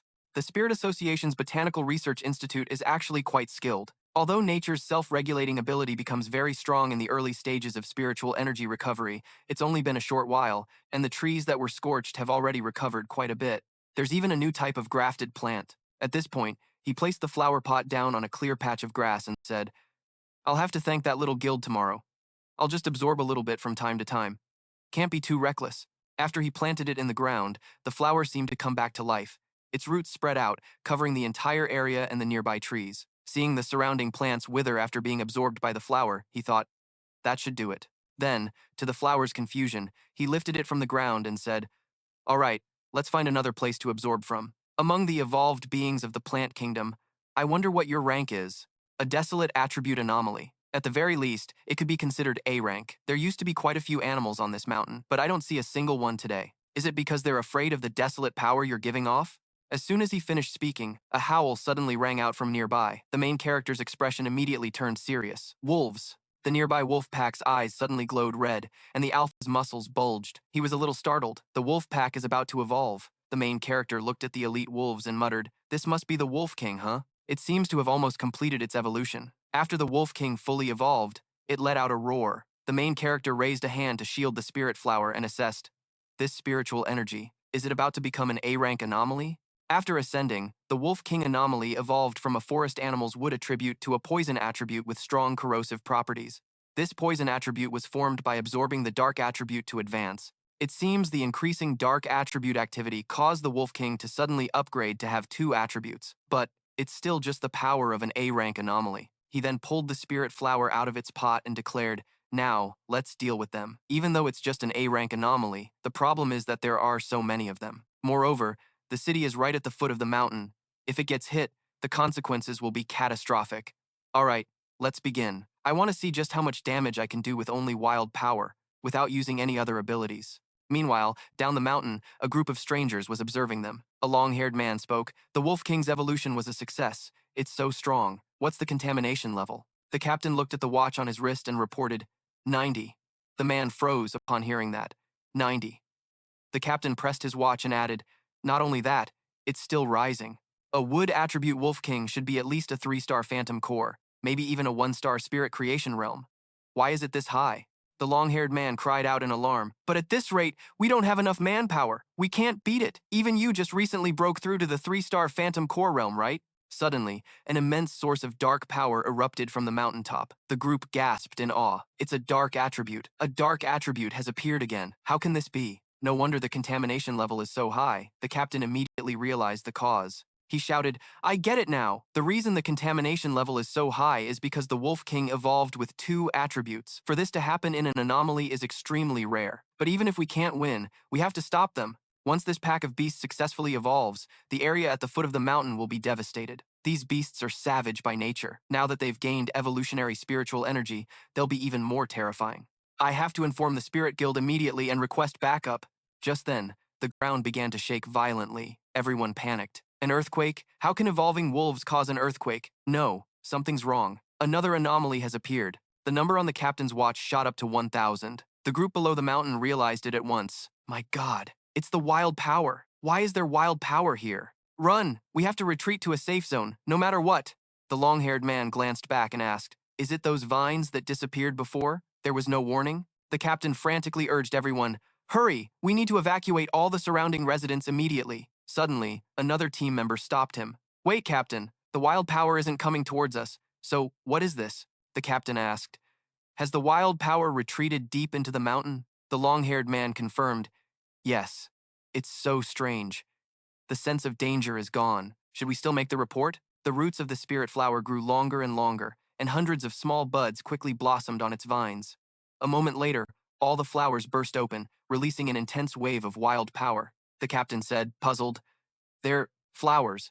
Back to our protagonist. The spirit flower had created a sea of flowers surrounding the Wolf King. The beast was still growling intermittently, swiping its claws and tearing the petals to shreds. He noted that this sea of spirit flowers would continue to multiply and grow until it had drained all of their energy. Lucky for it, it still has its protective spiritual energy to struggle with. But what about the others?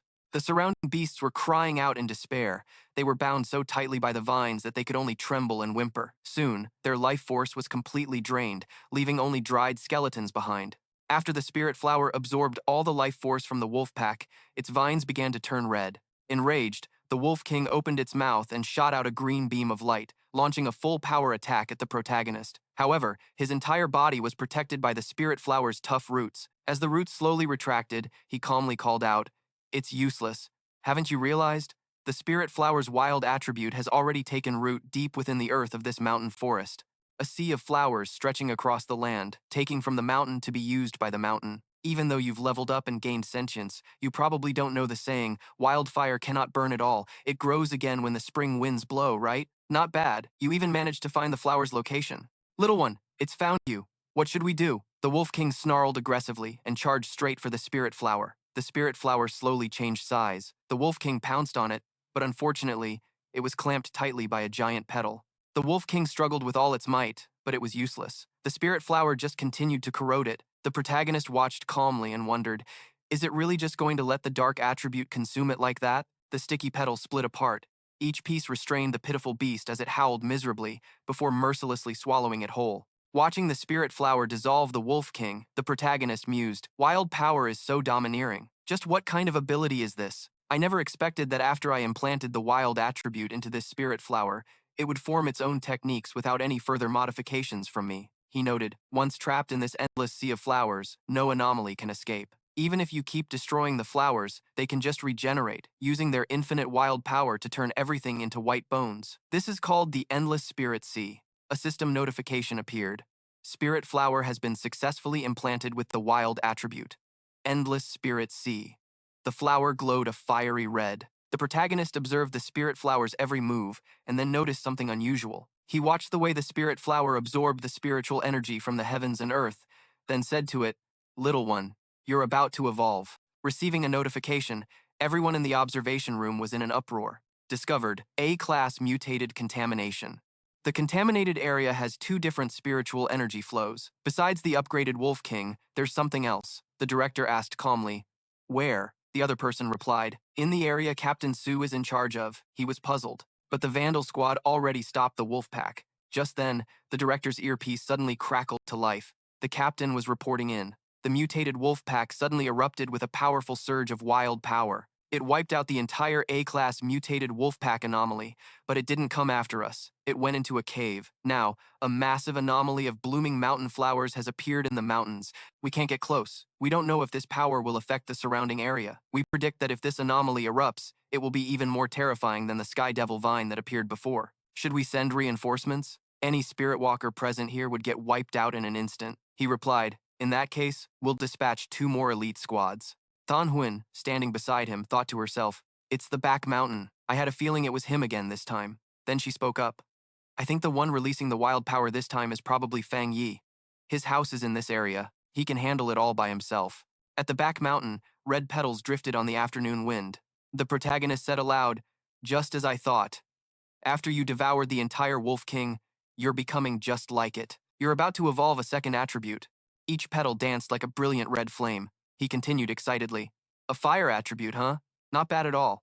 All you have to do is devour things to evolve. Your method of cultivation is pretty easy, isn't it?" The spirit flower shrank down, fitting neatly into the protagonist's palm. System notification. The spirit flower has devoured the mutated wolf pack and the Wolf King. Evolution complete. Wildfire spirit flower. A-class anomaly with wild and fire attributes. Post-evolution, it has an extremely strong desire to absorb spiritual energy. Can be placed in the boundless netherworld for cultivation. Reading halfway, he muttered in surprise, "The boundless netherworld? I never thought it could survive in there." The boundless netherworld contains many dark attribute anomalies and a suitable land environment. If the spirit flower absorbs them, it might evolve a dark attribute. The protagonist then placed it into the boundless netherworld. Suddenly, a bolt of lightning streaked across the sky, startling him. The protagonist glanced up and assessed, "Am I about to break through? 2-star spirit creation realm." He then sat cross-legged in midair as streams of power enveloped him. He thought to himself, "I find it easier to channel energy now. It's like the spiritual energy of heaven and earth was made for me." At that moment, Jiang Lu easily found the protagonist. He frowned and assessed him. The legendary Heaven's Fireblade, a 2-star spirit creation realm. "This is getting exciting. Let me show you your coffin. I want everyone to know that I am the #1 fire attribute spirit walker." As if sensing the danger, he warily opened his eyes. The protagonist saw a flame hurtling towards him and thought, "A fire attribute spirit walker?" He immediately condensed his power into one hand. Next, the protagonist quickly blocked the entire attack. He assessed inwardly, "So you've finally shown yourself, hiding somewhere without even bothering to conceal your aura.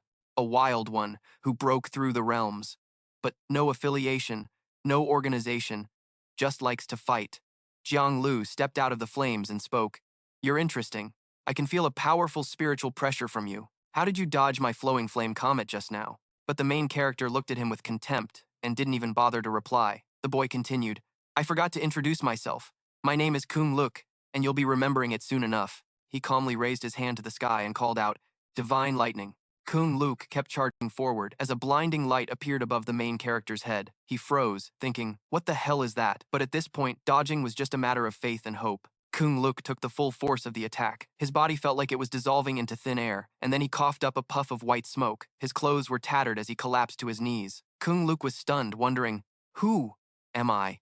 Where am I? I thought he was a fire attribute ascendant too. Then he knelt trembling on the ground, panting heavily. The main character calmly walked over, his sharp gaze sizing him up from head to toe. Next, he grabbed Kung Luk's head and lifted it gently. That's enough. The main character slammed his face hard into the ground. Only then did he speak. Sorry, I must have gone deaf for a second. What did you say your name was? At that moment, he was too busy eating dirt to answer. Kung Luk's mind was in turmoil, taken out in a single move. I'm clearly a one-star spirit creation realm practitioner, and I've always been the fastest among the ascendants, not to mention my ultimate technique. The fire attribute is the rarest and most superior, possessing immense power. I'm clearly a master among masters. Everyone should be sucking up to me, hoping I'll grant them benefits during this era of spiritual energy awakening. Seeing that he didn't answer, the man clicked his tongue, tightening his grip and infusing it with his lightning attribute's power, causing Kung Luk to scream in helpless agony. This terrified him even more. Not just fire, but lightning too. He didn't just pin me down, he made it so I can't even get up, the main character said contemptuously. Is that all? And here I thought you were so confident. Kung Luk couldn't speak. He could only think. This guy clearly hasn't broken through to the second star of the spirit creation realm. So why does it feel like he's 2 whole realms above me? No, it feels like 3 realms. I'm gonna die. Kung Luk was really about to meet his ancestors. He panicked and begged the main character not to kill him, but all he saw was the man's cold, indifferent face. The main character's tone suddenly changed as he advised, you shouldn't just casually use your powers against other people. If you have so much free time, you should be out there cleaning up the anomalies causing chaos. Hearing this, Kung Luk was so furious his blood boiled. On top of that, the main character clicked his tongue and shot him an incredibly punchable look.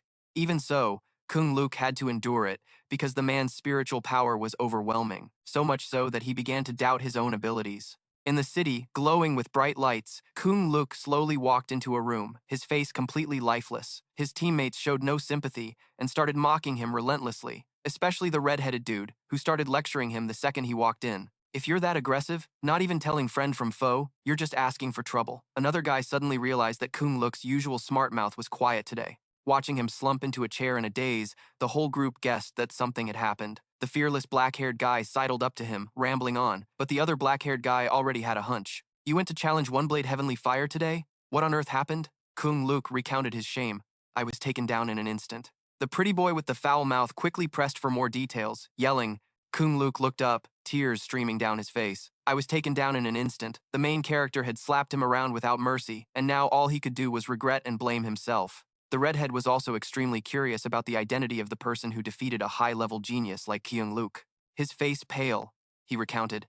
In just a flash, my proudest move, flowing fire, flying flame, was completely shattered by his lightning. The black-haired guy frowned and asked, Are you sure you didn't pick the wrong opponent? Unless it was someone from a high-level combat zone who could possibly match you? The redhead also frowned, speculating that with that kind of power, the main character might not even be an ascendant. This question made Kung Luk snap. How could I have been mistaken? It was definitely him. You guys weren't there, you wouldn't get it. He's a monster. That violent lightning power was like all the thunder in the heavens was concentrated right next to my ear. I almost exploded on the spot. His firm declaration made the other two turn pale. My gut tells me it was him. He's a supreme grade, dual attribute fire and lightning ascendant of the spirit creation realm. His lightning ability is countless times stronger than my fire. He was definitely hiding his true power. He has to be at least a 3-star spirit creation realm practitioner. The other two were incredibly disturbed. The black-haired one fearfully predicted that this person would become the nightmare of every genius in the city. All 3 of them couldn't stop marveling at that furious power. At this point,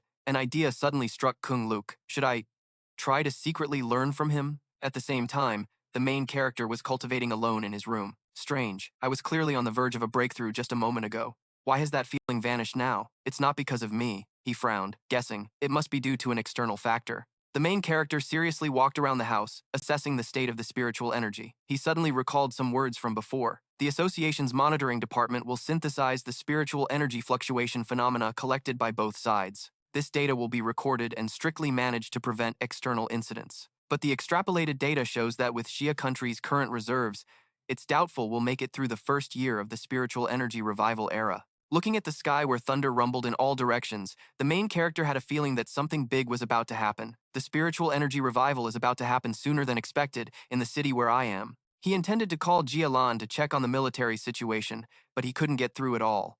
The main character frowned, guessing that the people over there had been forced to cut off communications. Right at that moment, Su Qinghuang suddenly called. When the main character answered, he could only hear broken sounds requesting backup. He asked in a low voice if many anomalies had appeared in the city, but the other side just kept repeating that there was a very big problem. The main character persistently asked again, but received no reply. Just then, a bat suddenly charged forward, shattering the window glass. He glanced warily in that direction. In a short time, the monster had completely removed the obstacle. It charged in aggressively, but the main character wasn't afraid at all, even sizing it up as something that didn't know its own limits. A spark of lightning flashed on his finger. The main character bent his knees and leaped high, using that power to pierce through the monster's body. After dealing with it, he saw Lin Yi rush in frantically to report the appearance of an abnormal bat. But when she saw the broken door, her tone changed as she asked him what had happened. Lin Yi quickly realized that the monsters had been running rampant lately. The main character agreed with her. It's possible. If the situation is still stable, it's within my control.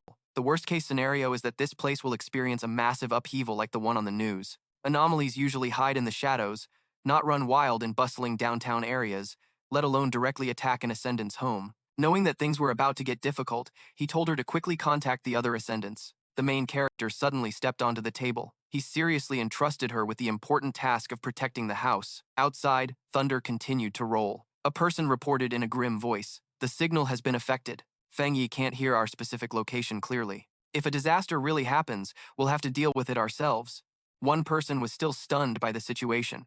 He thought the problem was just faulty equipment. Su Qinghuang also hoped it was just a false alarm. She spoke seriously into the communication device, asking about the patrol team's situation. Suddenly, a deafening roar blasted through their ears. Su Qinghuang screamed into the device, "An anomaly horde has been spotted. Due to the natural disaster, the government quickly issued a notice, advising citizens to stay home and not go outside." In this scene, no one could hide their panic. In the midst of this, two people were speeding down the street, but then they also sensed that something was off. The redhead worriedly gave Kung Luk the authority to decide whether to go or stay. While he was still thinking, a mutated bat suddenly charged at them. Kung Luk quickly unleashed his power to destroy it. While destroying the mutated bat, he couldn't help but notice its unusual ferocity. The sparks faded, yet the bat was still alive and baring its teeth. Kung Luk realized it actually had the ability to regenerate, which completely freaked him out. He quickly decided to head home. A few hours earlier at the association, someone had proposed inviting the highest-level personnel from Ning Association and Fang Yi to conduct a close exchange. Suddenly, a strange wave appeared on the comm screen. A man, covered in blood, urgently reported, "A Class A anomaly is about to hit the city center." Seeing this, Than Huan hastily ordered a team to investigate. The man reported again. "The forecast shows the incoming anomaly is Class S." Through the screen, everyone saw a giant bat lunging forward. It took him down instantly. The base was deserted. Hundreds of mutated bats shattered the glass windows and flew out. Someone rushed forward, unleashing an attack to suppress them. Jia Lam glared coldly, and in an instant, countless mutated bats were defeated. That was Jia Lam's anomalous spirit energy, capable of transforming spirit energy into any form and enhancing its power by 200%. She realized these seemingly endless mutants were trying to hold her back. At the same time, someone arrived to help. He couldn't help but be amazed by her powerful abilities. The blonde-haired man seriously asked Jia Lam for his next orders. She frowned and reported, "The signal is being jammed by the anomaly. The anti-jamming location is down. It seems the other sectors are in the same situation." Looking at the sky filled with monsters, she ordered in a stern voice, "Our mission now is to defend this position. Don't let them enter the restricted zone. The rest of you, follow me. We'll break through the encirclement and regroup with the other sectors." Jia Lam realized with horror that the anomaly's ultimate target was the city. At that moment, the civilians there were completely unaware. Even though it was raining, a female blogger wanted to find a raincoat and keep filming. While she was excitedly talking about her previous success, her friend next to her couldn't stop shaking. The blogger also realized with terror that something was wrong. She screamed in terror when she saw her friend being bitten by a mutated bat, blood spurting out. The blogger scrambled to run while screaming for help, but she was immediately snatched by another mutated bat. With the kind of luck that could win all 10 prizes in the VS lottery, she was saved once again. After taking down that bat, someone slowly landed on the ground. Than Huan reached out a hand to help her up. "Comrade, I'll take you home." While she was giving instructions to the others, someone reported in a panic, Class C anomalies are increasing in number, and what's more, they're showing signs of evolution. Tathan Huyn quickly gave the order, get her to safety, then return here and regroup with me. At this time, the protagonist was moving alone between the buildings. He swiftly landed on a high-rise. Observing the swarm of bats before him, the protagonist realized they had evolved to be nearly as powerful as Kui Fu Ba. He decisively created a spark, then swept his hand through the air. And yet, that bat managed to dodge. The protagonist was utterly astonished by this strange development. The bat population continuously multiplies and evolves. They seem dead but still show signs of life, making them hard to eradicate completely. They often gather in swarms where civilians are concentrated, appearing simultaneously in countless similar areas, with the potential to become a catastrophe. Therefore, finding members of the Spirit Association will still take some time. Because of this, he decided to deal with things one at a time. The protagonist swung his hand, creating the boundless dark zone, intending to turn the bats into nutrients for Lin Hoa, but he was still secretly worried about the safety of Y and the others, because at this rate, survival would be very difficult. 10 minutes later, in Tu Than Huin's sector, she realized with frustration that these bats were endless. At this rate, her spirit energy would run out. Just then, Tu Than Huin heard a cry for help from a nearby building. She immediately rushed over. The monsters had begun attacking people in the buildings en masse. There weren't enough personnel to spread out and save everyone. Tu Than Huin swung her arm, destroying the bats in front of her, but was immediately surrounded by another swarm. She realized in horror that at this rate, an anomaly king was about to be born. The city gradually descended into chaos. The scale of this anomaly was no less than a natural disaster, something that had almost happened in the capital before, and worse, it seemed no one could stop it. Neither the Spirit Association nor the military seemed capable of salvaging the situation. There was no reversing this deadly outcome. The entire city was on the verge of annihilation. Voices crackled over the comms. Area A's Vanguard squad is trading their lives, detonating their spirit energy. Area B's Vanguard squad has drawn the beast's aggro and is surrounded. Newest alert. Anomaly detected. Dark attribute. Predictive capabilities have met the criteria. A subordinate reported, our vanguards and staff have suffered heavy casualties, but the number of bats is too large, and their reinforcement speed exceeds our current defensive capabilities. The chairman gave the order, Emergency Plan S has been activated, but the vanguards in other areas can't keep up despite coordination efforts. The person beside him hesitated. The city is completely surrounded by a thick, dark fog. Reinforcements from the military base and other regions can't get in. We've become an isolated city, he gave the command. Yes, this is a moment of life and death for our city. As a vanguard, I am willing to live and die with this city, alongside everyone else, to advance and retreat as one. We are the people of this city. If the anomalies want to destroy it, they'll have to get through our defenses first. Try to contact headquarters and send the code. If we cannot stop this disaster, to prevent the dark attribute from spreading, initiate the annihilation strike immediately. Meanwhile, Than Huin was shielding her body in an orb. She was uneasy. Her spirit energy was almost completely depleted. If this continued, using all her remaining strength, Than Huin unleashed her energy. Flashes of light shot through the space as a monstrous anomaly charged violently towards her. Than Huin screamed, "No way! This is a 3-star spirit creation realm!" She cursed in frustration. Her spirit energy was practically gone.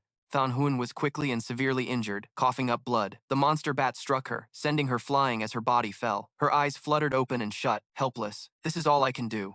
And so she unleashed her magic again, telling herself, even if I die, I have to try. Suddenly, Than Huin saw a massive flame shoot up from below. She fell into a sea of fire, completely shocked. What is this? Than Huin saw Phuong Dich standing protectively in front of her and whispered, Boss. He had strange eyes that glowed with the power of both water and fire. Phuong Dich gracefully lunged forward, using his Thunderblast technique. The monster bat opened its massive maw, waiting for him to approach. Phuong Dich quickly unleashed a powerful technique. 100 refinements, followed by a combination attack. Internal flame explosion. He landed and complained, Sorry, finding you was a bit of a pain. There were too many identical anomalies on the way here. Than Huin replied, trembling, Be careful, they'll regenerate. Phuong Dich glanced up at them calmly. Of course I know that. He created a dark orb. Don't worry, I know what I'm doing. Phuong Dich used his boundless dark zone to deploy his spirit energy, promising, I keep my word. She stared, lost in thought. That's right, how could I forget? The city still has Phuong Dich, this peerless vanguard. Meanwhile, he was continuously releasing his magic power, creating a giant dark orb in midair. Phuong Dich asked with concern, Are you okay? She replied, I'm fine, thank you for saving me. I still have some hemostatic medicine that can help me recover. Phuong Dich's expression changed as if he noticed something. He touched her. causing Thanhuin to freeze. I've cleansed the remnants of the dark attribute for you. Bandage your wounds when you get a chance, she answered, stunned. Okay, she thought to herself. As expected of a high-level thunder attribute, the pain from my wounds has eased considerably. It's healing even faster than the hemostatic medicine from the Spirit Association's research department. An observer cried out in panic. Quick, look! The number of anomalies is decreasing. Did they manage to break the encirclement? The man behind him spoke up. No, all the vanguard reinforcements surrounding the city were attacked and have lost contact. It's still impossible to enter the city. Look, the number of anomalies outside the city isn't decreasing. Inside the city, the number of vanguards keeps dropping. Not a single team has re-established contact. Perhaps the Anomaly King is about to appear, so the number of bats inside the city is decreasing as they gather together. I actually wanted to go home and see my parents one more time. But I guess that's not happening now. Then let's just do what we can, one last time. At that moment, Huang Dich spoke. Do you guys have any solid intel? What in the world is this thing? Than Huin explained. It's a superclass S anomaly. It's using the entire city as a blood sacrifice. Its power is no less than the one that was sealed in the Starfall battle zone. People often use natural disaster to describe it. This cocoon is like a harbinger of a catastrophe. It can only give you a warning, just as humans can only know a disaster is coming but cannot prevent it. An extremely terrifying creature is gestating inside. Once it's born, the entire city will be destroyed. But now, we have a more scientific explanation. Research shows that even aberrations of the same type will cannibalize and attack each other. Evolving by devouring others is the fastest way, but the corrupted aberrations are different. A perfectly evolved form has a suppressive effect on its own kind. The others will willingly become its servants. We call this perfectly evolved form the Aberration King. Boss, I know you're very strong, so strong it's beyond my comprehension, but you still haven't reached the Vajra realm. Besides, even the strongest Forerunner was bedridden after sealing a natural disaster, requiring everyone to take turns gathering the 7-rot flower. We don't want to lose another genius, Forerunner. If you can, please leave as soon as possible. Break through the aberrations blockade, get out of the city, rendezvous with the military district, and tell them to abandon this place. Fang Yi flicked her on the head. All those 20-something years of education, had she forgotten everything just because of the Reiki recovery? This is my home. No matter the price, I have no regrets. Thon Huyen held her head and said nothing, only smiling gently. His footsteps moved forward. Fang Yi shot out a spark of fire, looking up at the swarm of aberrations above. He said coldly, using an entire city as a sacrifice, just to celebrate the birth of a king? Are your watch and equipment still working? Let me borrow them for a second. She was surprised. What? Fang Yi explained. Isn't this thing capable of detecting aberrations and contacting the Union? He raised his fire spear. I have to go up there and destroy it first. Fang Yi was heading for the flock of bats in the sky. The monitoring room was in an uproar. The signal of the Forerunner who lost contact has been restored. Is that Captain 2? Can you hear me? That's not right. Why is she moving so fast? And she's flying towards the birthplace with the highest concentration of corruption.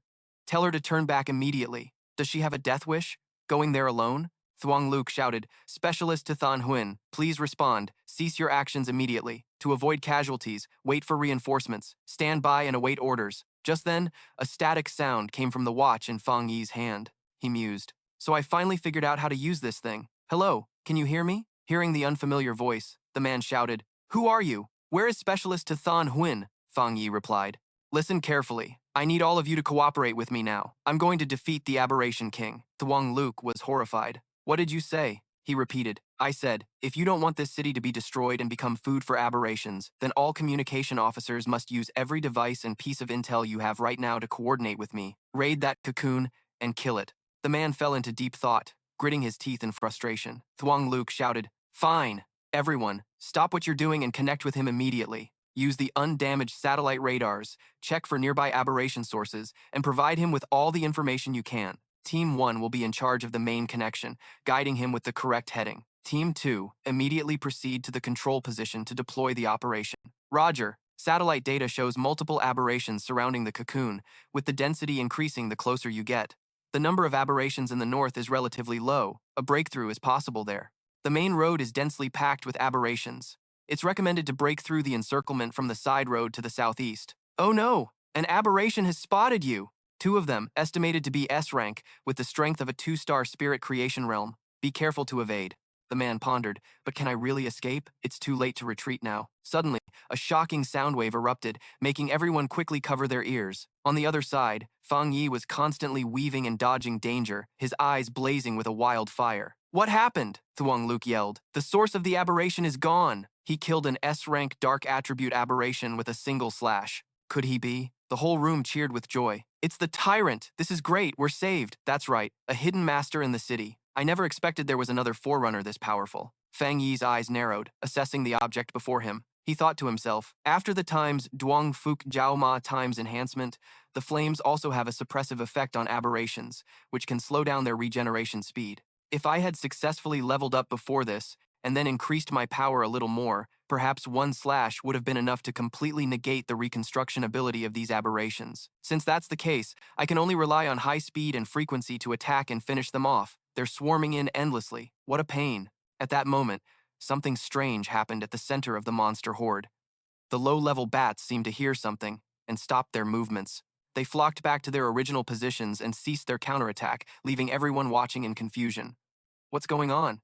The bats have stopped attacking. The guild leader felt a sense of dread. This is bad. For this batkin to suddenly stop attacking, there's only one possibility. They're being summoned by the Aberration King. Could it be that the Aberration King wants to accelerate its birth? If the bats blocking the outskirts are all being summoned back, then maybe we still have a chance. At that moment, on Jia Lam's side, she was attacking relentlessly. Jia Lam asked, "How much longer until we can enter the city?" The captain replied, "The equipment estimates half an hour at the fastest." She hesitated.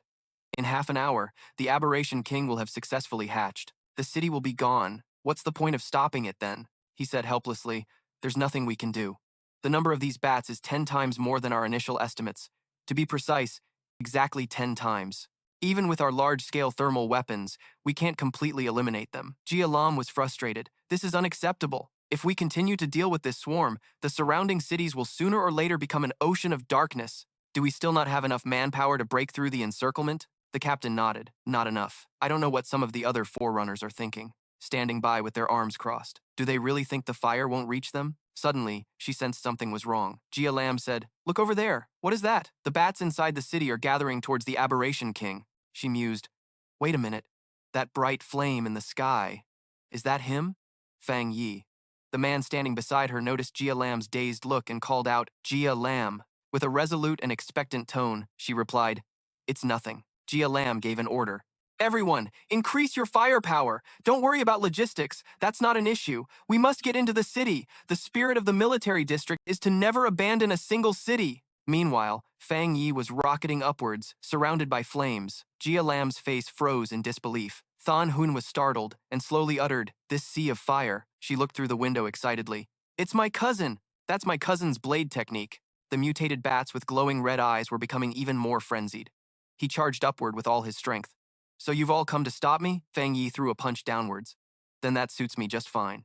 The city's gloomy sky was covered by the swarm of bats and his brilliant light. A terrifying bolt of fire with immense power pierced through its layers of defense. A determined flame was reflected in Fang Yi's pupils. As he attacked, he suddenly thought, "I can feel it again. Even with such thin spiritual energy, I can feel that sensation of being on the verge of a breakthrough." Fang Yi gave a faint smile and charged upward crazily, accelerating. His other hand was creating an orb of darkness. It grew large enough to swallow the sky. Immeasurable dark realm. Without a shred of fear, Fang Yi summoned the spirit flower. Suddenly, right after his command, red cracks began to appear. A giant flower emerged. Fang Yi thought, "Drain them dry and help me break through." The spirit flower was continuously releasing demonic power. A desolate power erupted as it shot out giant tentacles to attack. One by one, the spirit flower's vines pierced through the bodies of the bat aberrations, relentlessly absorbing their spiritual energy. A moment later, Fang Yi landed gently on the pistil of the spirit flower. He glanced at the calm sky and sighed. "It ran away again, huh?" Fang Yi thought. "It was only when I chased it into midair that I realized this giant cocoon, despite appearing in the sky with its bizarre form, was actually an illusion, like a flower in a mirror or the moon on the water visible, but untouchable. But I can hear the king's heart beating, like the majestic and wild war drums on an ancient battlefield. A resounding declaration of war, capable of awakening the most evil and frantic ambitions deep within a person. If it's still too timid to show itself after all this, I'm afraid it hasn't fully hatched yet." He shouted, "Have you found its exact location yet?" The other person replied, "Found it. The king's position is syncing to the device." Instantly, the watch on Fung Ditch's wrist turned red and shot a beam into the sky. He realized that was the spot. Immediately after, Fung Dic's entire body was enveloped in a golden light diamond breathing method. The moment he yelled full release, the entire space lit up. That brilliant light was slowly engulfing the monster. Everyone watching was horrified. What kind of power is this? Is it a fire attribute? No, that can't be right. How could a fire attribute be this powerful? It can even counter the dark attribute. It's the ultimate yang attribute, a high-level attribute that opposes darkness. Luke was surprised. The number of abominations is dropping sharply, the encirclement is shrinking, and the abomination concentration is starting to fall to 100. This is just unbelievable. The tanks moved out. Report, we've detected the bat swarm receiving some kind of order. They're all retreating towards the inner city. Jialam ordered, Feng Dich, attack the Abomination King's cocoon. The captain added, so it really is him, huh? That tyrant and Thien Hoa Nut Dao couldn't believe this power was the purest and most extreme form of the Yang attribute, but he has to face the Abomination King all by himself. She said, while he holds it back, let's enter the city now. Wait, look at that thing. Suddenly, Jialam's eyes widened in bewilderment. An anomaly appeared in the sky, shocking everyone. Could it be the Abomination King is starting to break out of its cocoon early? It's all because of it. It's the source of all this evil. And these damn beasts, they killed our people. Wipe out all the abominations. Why, complained.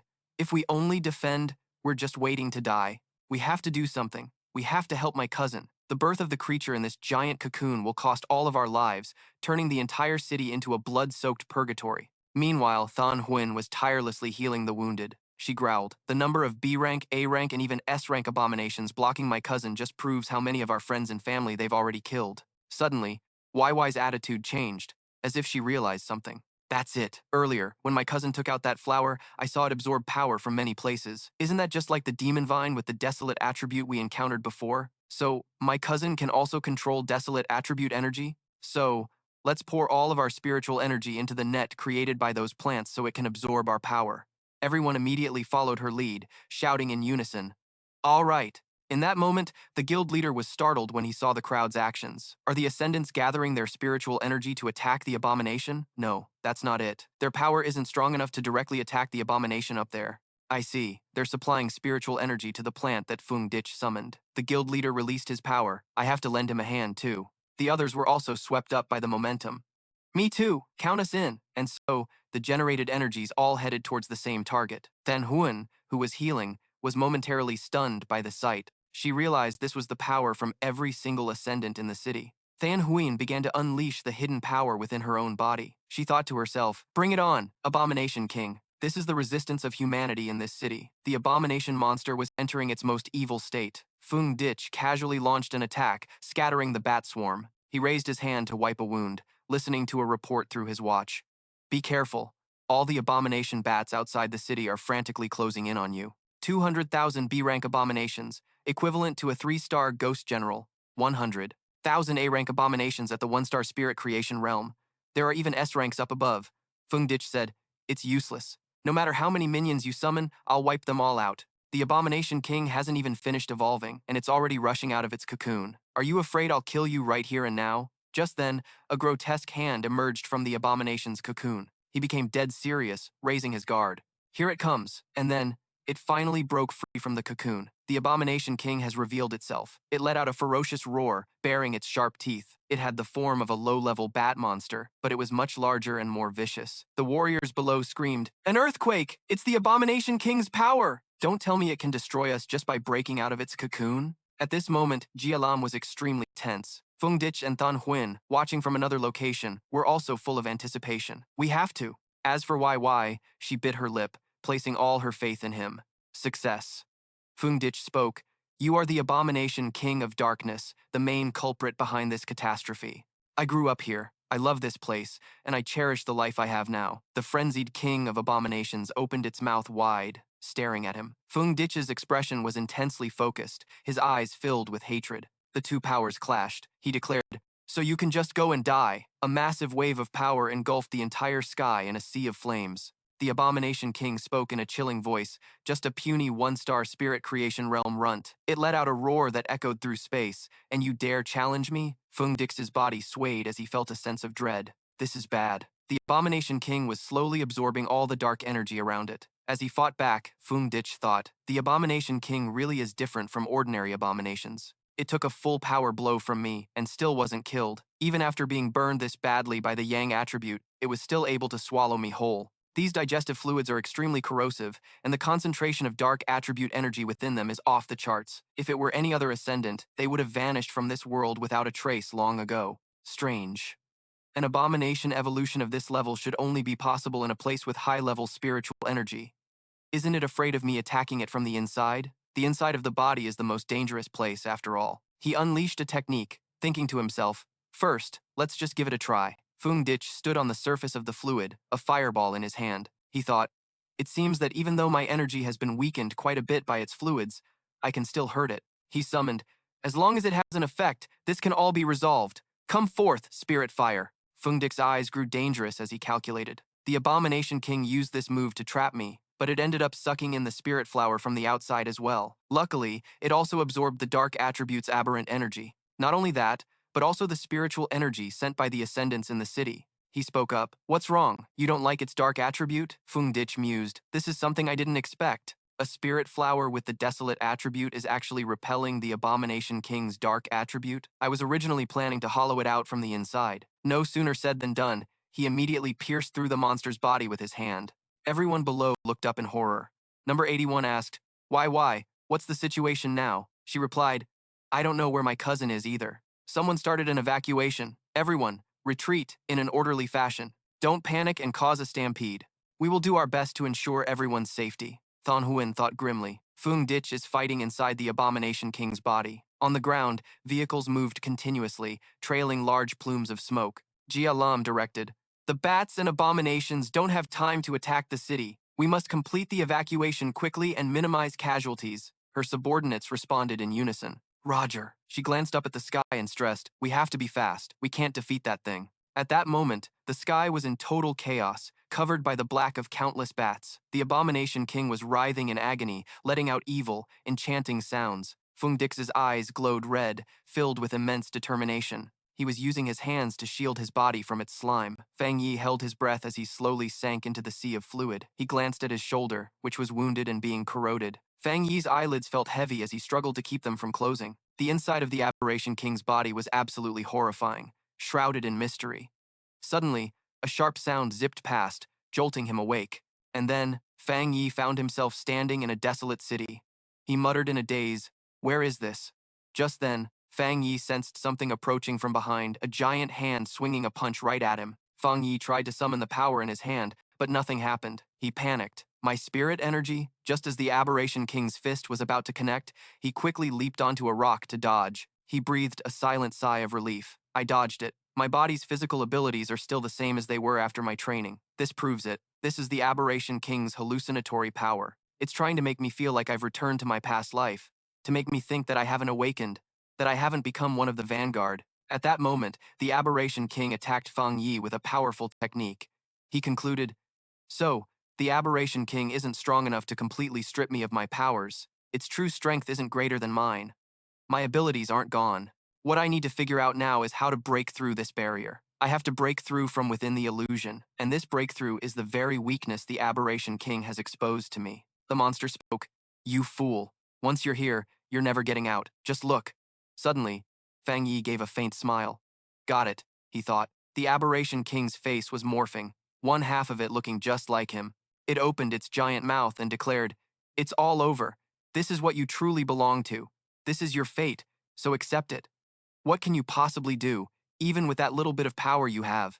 In the end, humans are nothing more than food for my evolution. At that moment, Fang Yi lowered his head and smiled, his voice filled with contempt as it slowly rose. Is that so? Are these really the only tricks you have up your sleeve? Tiny hands began to appear. Fang Yi said, It seems you still don't get it. Me? I was reborn into this life for the sole purpose of protecting my family and the people by my side. The Aberration King roared as it was bathed in a brilliant light. The entire space began to undergo a massive change as the dark power slowly dissipated. Fang Yi's entire face transformed, becoming wreathed in flames. He began to summon his power. Get to work, system. And then auras of light began to form around Fang Yi. The status panel announced, You have met the requirements for a breakthrough. Do you wish to break through to the second star spirit creation realm? His body ablaze, Fang Yi charged toward the Aberration King. He emphasized, I have you to thank for helping me reach this enlightenment. The second star spirit creation realm. My rebirth is the turning point that will change this world that was to be devoured by your kind, and I am the one chosen to exact vengeance. The demon burst out laughing. You useless little ant. And I thought you were something special. You dare provoke me when you've only reached the second star spirit creation realm? Immediately after, it launched a wave of malevolent energy at Fang Yi. The demon threatened. You human, you can't escape from this place. Just obediently become my nourishment. After its thunderous laughter, it suddenly stopped. On the other side, a faint smile suddenly appeared on the corner of his lips. The demon panicked and cursed. What is this? My body, my precious body, you despicable human. Fang Yi swung his hand, using the wind burial technique. 9 dragons, heavenly flame. Exterminate evil and obliterate sin. It screamed, this is absolutely not the power of the spirit creation realm. He generated a spirit energy that stunned all of humanity, cleansing all aberrations. The demon's figure instantly became blurry and indistinct. And then, the darkness that had enveloped the entire city vanished in an instant. The white smoke dissipated, revealing a cosmic black hole that then appeared right in the center of its chest. Fang Yi's face was completely serene after the incident. He waved his hand, using the ability Infinite Dark Realm. Fang Yi said to himself, it's finally over. People exclaimed, it's over, it's over. The city is safe. We weren't wiped out. We survived to see a second day. Is it really dealt with? We're saved, Jialan said cheerfully. The sun's coming up, the captain asked curiously. Aren't you going to find them? She replied, no need. We have our own work to do. For instance, helping these people return to their normal lives and restoring this city to how it was. Everyone in the monitoring room was ecstatic. This is great. He did it. He really did it. To think we also played a part in stopping Wang Jianglin. It feels like a dream. Thank goodness he showed up. He actually managed to defeat the king. Without him, we would have been blamed for letting the city fall. We couldn't have escaped that responsibility even in death. Elsewhere, Qing Huang wondered, they're still alive, right? The guild leader patted her shoulder reassuringly. Don't worry, our medical center wasn't destroyed by the swarm of abnormal bats. She nodded. I know. Without Fang Yi, they wouldn't have had the slightest chance of getting treated. Sometimes I just have to wonder what kind of master he really is. How can he be so powerful? He can always turn the tide and accomplish things others can't even imagine. He agreed. Yeah, after this battle, headquarters will definitely have to make a move, right? Qing Huang remarked. That phenomenon in the sky just now shows that he has advanced to the second star spirit creation realm. At this level, someone will contact him before we do. When I first started monitoring him, I actually thought I stood a chance of competing with him. Now, I've been left completely in the dust. Besides, from what I know of him, his spirit energy attributes and his innate talent are both at the absolute peak.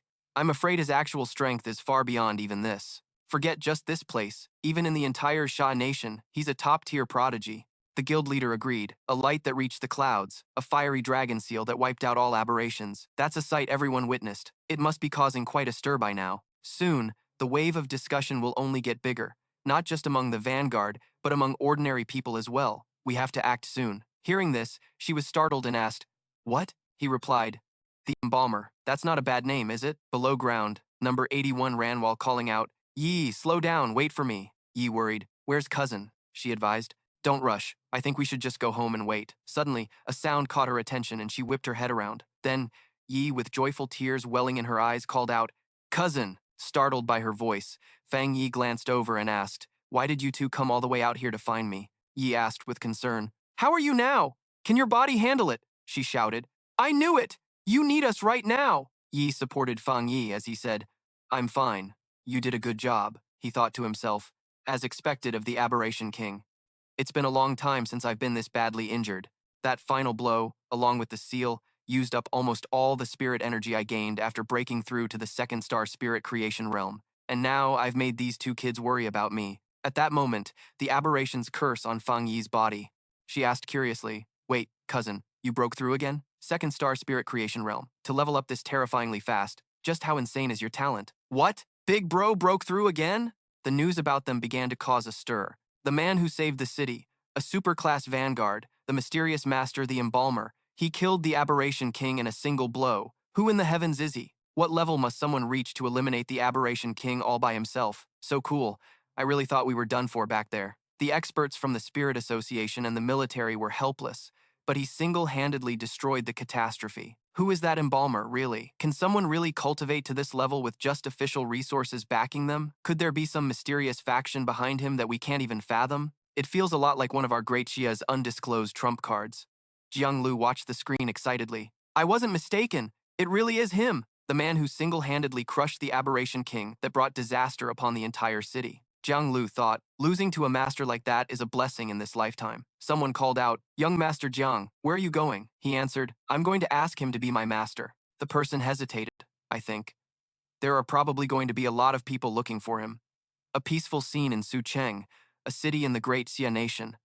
A meeting is being held here. A voice rings out. "What's everyone watching? I was hoping to see the army and the Spirit Association destroy each other. What a letdown. Someone suggested we find a good gun and pay him a visit." One person objected. "No way. This guy is called a child of heaven, the savior. A single gun won't be satisfying enough." She placed her hand on Fang Yi's picture, emphasizing, "The ceiling undertaker." Then she tore the photo to shreds with her long fingers. That woman reassured them. "No need to rush. Anyone who stands in our way, no matter their realm, will not be spared. They will all be destroyed by the now confident forces of darkness." While he was sitting inside his house, a voice called from outside, "Hello, is Fang Yi home?" Fang Yi stood up and walked to the door, where he saw two figures. The association president, carrying a pile of gifts, began to speak. "Regarding the recent S-class anomaly invasion, we made a huge oversight. It's thanks to you, sir, that we avoided an irreversible disaster. On behalf of the Spirit Association, we express our deepest gratitude to you." He smiled in response. "It's nothing. Come in, and we'll talk." Once they were inside, Fang Yi calmly went to pour them some water. He glanced around the room, thinking to himself, "So this is what a master's house looks like. What is the military even doing? The Spirit Association should request a better residence for him." The president spoke up. "Actually, the Spirit Association sent us here for another matter. We wanted to ask for your approval. We intend to launch the title of the Ceiling Undertaker." He grew curious. "I'm listening." He began to explain the current situation across Xia country, where every city has a number of powerful ascendants. Their fame has spread far and wide, and they're quite well known in the ascendant community. This recent S-class anomaly was the most terrifying supernatural disaster to date. We want to launch the title of the Ceiling Undertaker to make Tai City a key strategic city after the spiritual chi recovery. After this S-class disaster, we are certain that our city needs a famously powerful ascendant leader to act as our captain. Qing Huang asserted, "In the future, cosmic phenomena will become more frequent, and anomaly invasions will increase. We can't fall into a situation where the city is nearly abandoned again." Fang Yi repeated, "Abandoned the city?" She nodded. "That's right, but the outcome would have been the same. After all, without you, everyone in the city would have died. It would have just been a different kind of death." Yi chimed in. "I get it now. It seems I didn't fully realize how cruelly this world has changed since the spiritual chi recovery." He reassured her. "Yi, we don't need to be so pessimistic." Fang Yi realized that he had been so focused on his own cultivation that he'd neglected the city's development prospects. Before the spiritual chi recovery, Tai City, where he lived, was one of Xia country's key provincial cities, but it hadn't reached the top 3 in terms of strategic depth or development. Among the more than 100 cities, the top 3 were the capital Shen City, Tian City, and Shang City, respectively. Besides them, there were also Hai City, Yuan City, and Chuan City. So this crisis is actually an opportunity for Tai City. The president reported on the situation. Right now, all cities are starting to compile statistics on the number and strength of their ascendants to develop regional combat power. The more powerful an ascendant is, the higher the city's evaluation level will be, and the more resources it will receive. More and more unaffiliated ascendants are also becoming willing to join the spirit associations of various cities. Everyone, whether they are an ascendant or an ordinary person, needs a strong pillar of support, a ray of hope that can light up the path of evolution. However, our spirit association will keep your personal identity a secret, mainly to cultivate an air of mystery. A mix of truth and lies. Let them speculate and imagine. He crossed his arms and replied, "A reasonable amount of mystery is wiser than full disclosure," she said excitedly. "Exactly! The human imagination can sometimes be far more threatening than reality." He agreed. "I have no objections. This is beneficial for me and the people around me. In that case, I hope we have a pleasant cooperation." Fang Yi calmly extended his hand towards them, and the two sides quickly shook on the deal. The president looked at him happily. "A pleasure working with you, the Ceiling Undertaker." After that, under the close cooperation of the Spirit Association and the military, Tai City returned to normal operations at an unbelievable speed. The city's recovery and the rescue of the injured proceeded in an orderly fashion. This disaster accelerated the restoration of order everywhere, and the world began to get back on track. At the Spirit Association headquarters in Shen City, voices could be heard. The Ceiling Undertaker. "Is this the Ascendant who handled the S-class anomaly in Tai City? Among the Ascendants who've submitted applications recently, he is the most outstanding, possessing a high-level light attribute.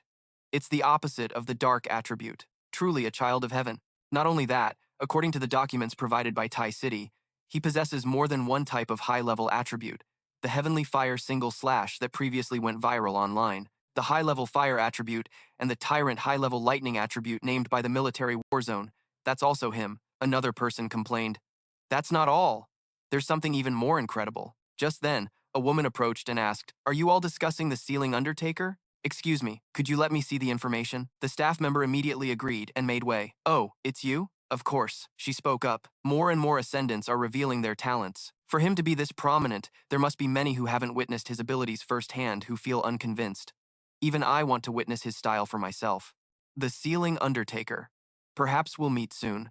Elsewhere in Shang City, in a certain library, as Qing Li sat in front of a screen, the boys around her couldn't help but stare. One of them walked over and asked shyly, "Hi, excuse me, is it possible?" She cut him off bluntly. "No, it's not. This is a library, and you're disturbing others." The rejected boy turned and left, unable to hold back a sigh. Qing Li thought angrily to herself, what a boring idiot, completely unaware of the changes in the world. I've only been in Shang City for a few days, and so much has already happened. After the exam ended, I acquired spiritual power and became a one-star underworld realm ascendant. People who can become ascendants are incredibly rare, and I just happen to be one of the chosen ones. Perhaps this is also why I was able to avoid the disaster in Tai City. What can ordinary people use to fight against anomalies? Especially mediocre people. What can they possibly do? She subconsciously recalled Jilan's words, "So you're just classmates?" Qing Li frowned and thought, with the way he used to be, he probably had his blood sucked dry by those bats long ago. How could I have been mistaken? To think that genius slightly resembles that useless man. This Sealing Undertaker is 10,000 times better than him. Only a powerful and dashing ascendant like that could be worthy of me. The paper in her hand contained information about selling a house. Yi Yi was excited. "Today, we have to rest and regroup. Our goal is to go house hunting." "But cousin, is it really okay for us not to train today?" Fang Yi replied. "It's rare to get a day off. It's about balancing work and rest." The Spirit Association's proposal really does make a lot of sense. Besides cultivating my abilities, I still need to spend time improving my own standard of living. She introduced, "This is Captain Su Bao." Qing Huang chimed in. "Your living conditions really need to be improved. We made an appointment to go house hunting with you two." Yi Yi said excitedly, "But I didn't expect Captain Su to have these kinds of resources. I never dared to dream of a high-end house like this. Is it okay for me to get 2 of them for free from Captain Su Bao?" He spoke with indifference. "What's the big deal? This is the era of spiritual chi recovery, after all. Those people all know the value a powerful ascendant represents. A house or two is nothing in comparison," she retorted. "But this is still a dizzying change for me. I thought I'd be lucky just to earn some money and cultivation resources to get by." Suddenly, a scent wafted into Yi Yi's nose. She asked, "Do you smell something rotten?" Fang Yi replied, "It smells like a sewer." Yi Yi said, "That doesn't seem right.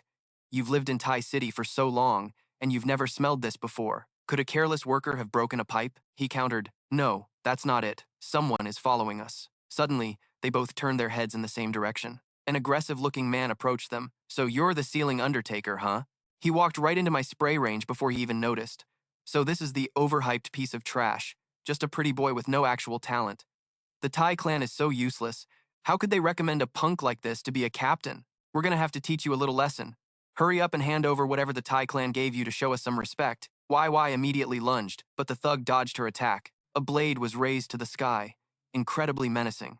And then the gangster slashed down, forcing YY to quickly create a shield to defend herself. YY shouted, "This is bad. Cousin, be careful. They're also at the spirit creation realm." Meanwhile, Fang Yi calmly caught the man's hand with his fire powers. His eyes blazed with anger as he cursed, "A bunch of small fry dare to rob me in the middle of the street?" Fang Yi was fighting the thugs all by himself. The troublemakers cried out in alarm, "Impossible! This pretty boy was clearly hit by my spirit attribute permeating potion. He should be completely paralyzed by now." Across from them, Fang Yi stood calmly, wearing sunglasses, as the permeating potion concocted by a wood attribute adept, whose powers had mutated into a paralysis attribute, spilled onto the ground. The leader shouted, "I was careless just now, that's all. We're all at the spirit creation realm. You think we're afraid of you? You're not getting away this time, kid," he said contemptuously. "A mutated earth type and a mutated wood type?" Fang Yi sneered internally. This kind of bizarre technique really fits their twisted, unorthodox style. A normal protective aura would probably have been pierced by an adept like him. Too bad for him. It's completely useless against me. Just then, one of them swung in on a rope, about to attack YY, but before he could make his move, she countered with a single punch. Fang Yi said calmly, "I don't want to make a big deal out of this, but having my daily life disturbed like this is really annoying." And then, he took off his sunglasses with a look of disgust. Feng Yi's entire body erupted in flames, creating an overwhelming presence. He ordered, Why, get back. Seeing the spirit energy he radiated fill the space, everyone was completely stunned. After the explosion, only piercing screams remained. They wailed, "This is terrifying. What in the world is this fire? Is this the wind gravekeeper? It hurts so much. Make it stop." Just then, Qing Huang ran up from behind, shouting, "They're not dead, are they? Leave one alive." Phew, that was close. "These guys are persons of interest that the Spirit Association has been monitoring," he asked curiously. "You're planning to take them back for processing?" She nodded. "The Spirit Association has now begun registering all adepts for easier management, especially people like these." Fang Yi refused, which angered Qing Huang. "I don't like being disturbed by others. If you people dare to provoke me again, it won't be this simple," she retorted. "You three should consider yourselves lucky. If this had been 2 days ago, the Spirit Association wouldn't have interfered in infighting between adepts. You would have deserved it if you'd been killed. The Wind Gravekeeper spared you out of respect for the Spirit Association. Is this lesson still not enough for you? You know full well what kind of punishment you'll face later," she thought to herself. A bunch of fools. What is wrong with people? Why does every last one of them dare to provoke the top adept officially recognized by the Spirit Association? "Why," spoke up Captain Su. "I wanted to ask, what kind of punishment will they receive?" Qing Huang replied, "These people already have prior records. Even though they're in the spirit creation realm, they'll be sentenced to life imprisonment. They can forget about ever having freedom or rights again, and they'll have to continue contributing what's left of their value as adepts in prison." Fang Yi realized this method was ruthlessly efficient. Not bad at all. Qing Huang recognized that the person standing before her was the Spirit Association's prized possession, the future of the Xia Kingdom. No matter how much we hype up the Wind Gravekeeper, there's always a bunch of brain-dead morons. They have pathetic spirit energy, yet they think they're strong and just rush to their deaths. Is our publicity still too low-key? In any case, recruiting powerful adepts like him and pouring resources into their growth is something the Spirit Association must do. We absolutely cannot let these clueless idiots ruin the good relationship we worked so hard to build with Fang Yi, she said with a bright smile. "Let's go. I'll take you two to pick out a new villa and a new car," she told herself. "This time, I have to make an example of them." Later, Qing Huang introduced, "These are the two properties the Spirit Association has selected for you. A top-floor penthouse in the city center with the best view and full amenities. The main advantage is its convenience for daily life. And this one is a 3-story villa with extremely high privacy, nestled against a mountain by a river. It's perfectly suited for cultivation. Both homes have been decorated with the highest-end soft furnishings, so you won't need to spend anything on renovations. You can just bring your bags and move in immediately." Why, commented, "Both of them are pretty nice." Fang Yi held up 2 fingers in approval. "Then I'll take both." She was startled. "Is that okay?" he assured her. "Why not? I trust in Captain Su's sincerity." She laughed and replied, "Not a problem. I'll report it to my superiors. Don't worry, it'll be quick." "So, what about the car? The Spirit Association has a partnership with a dealership here. You can pick any car you want." Just then, some people outside were talking. "Look at that girl. Her skin is so fair, and she has such an elegant air. That guy is no ordinary person either. Even in plain clothes, he can't hide his aura. I could tell at a glance. I wonder which rich family he's from. He's probably here buying a car for his girlfriend, right?" Just then, a girl walked by, noticed them, and adjusted her glasses to get a better look. She thought, "Isn't that Ching Li's ex-boyfriend? The one the principal personally received at the military base? Just out for a stroll and I run into my roommate's ex-boyfriend, and he's buying a car for another girl?" At that moment, the phone on Ching Li's desk buzzed with a new message. "Ching Li, you'll never guess who I just saw. Your ex-boyfriend. He's at a high-end, VIP-only 4S dealership buying a car. The starting price for cars here is at least $1 million, and he's buying one for a really pretty girl with a lot of class." She typed back a nonchalant reply. "So what?" Ching Li wondered to herself. "Buying a car? Where did he get the money?" It seems that not only did he survive that disaster, but he also got lucky and found someone to sponsor him. Huh. Too bad the gap between us isn't something you can cross so easily. It was true in the past, it's true now, and it will be even more so in the future. Once I reach the pinnacle of the adepts, these trivial things will mean nothing." At the new villa, YY ran in excitedly. "Big bro, we really have a villa." In contrast to her, Fang Yi replied coolly, "Not bad. Wipe your drool. There's another place in the city center, so we can switch between them." She quickly ran off. "I'm going upstairs to take a look." He watched her retreating figure and thought to himself, now she finally looks like a real kid and has stopped pretending to be an adult. In my previous life, I never met her before I was reborn. She must have also been a reliable adept that everyone trusted. But this time, I won't let that child shoulder such a responsibility and die again. Suddenly, his phone rang. "Jia Lan?" Why is she calling me? He answered the phone. Hello, what can I do for you? She started. Congratulations on your promotion, Captain Fang. I hear the Spirit Association gifted you 2 houses recently. Their style is the same as always, huh? Fang Yi sat down on a chair, crossed his legs, and replied calmly, Actually, I think this is a pretty good habit. They can keep it up. Jia Lan informed him. You don't have to speak up for them. I know a powerful adept like you couldn't care less about things that reek of money, but for improving your current living conditions, there's really no better compensation. In a little while, the spirit fruits born from the latest spirit energy resurgence will be ready. When that time comes, I'll send you a portion to try. In her mind, the gap between ordinary people and adepts was reflected in their differing perspectives. But for top-tier adepts like Fang Yi, the gap between them and ordinary adepts was even greater. Even the strategic resources of the Xingchen war zone might mean nothing to him. Jia Lan began, I have an internal mission here, and I was hoping you could come. I wonder if you're interested? He understood her intent. So this is her real purpose, huh? He said. Let's hear it, she asked. Do you know about Tianbao Tower in Kang City? Fang Yi was surprised. Tianbao Tower? Isn't that the biggest shopping mall in Kang City? Its recent closure has caused a huge uproar among the people of Thuong City. That's right, due to an abnormal infiltration, there have been quite a few casualties. It's become a real haunted house now.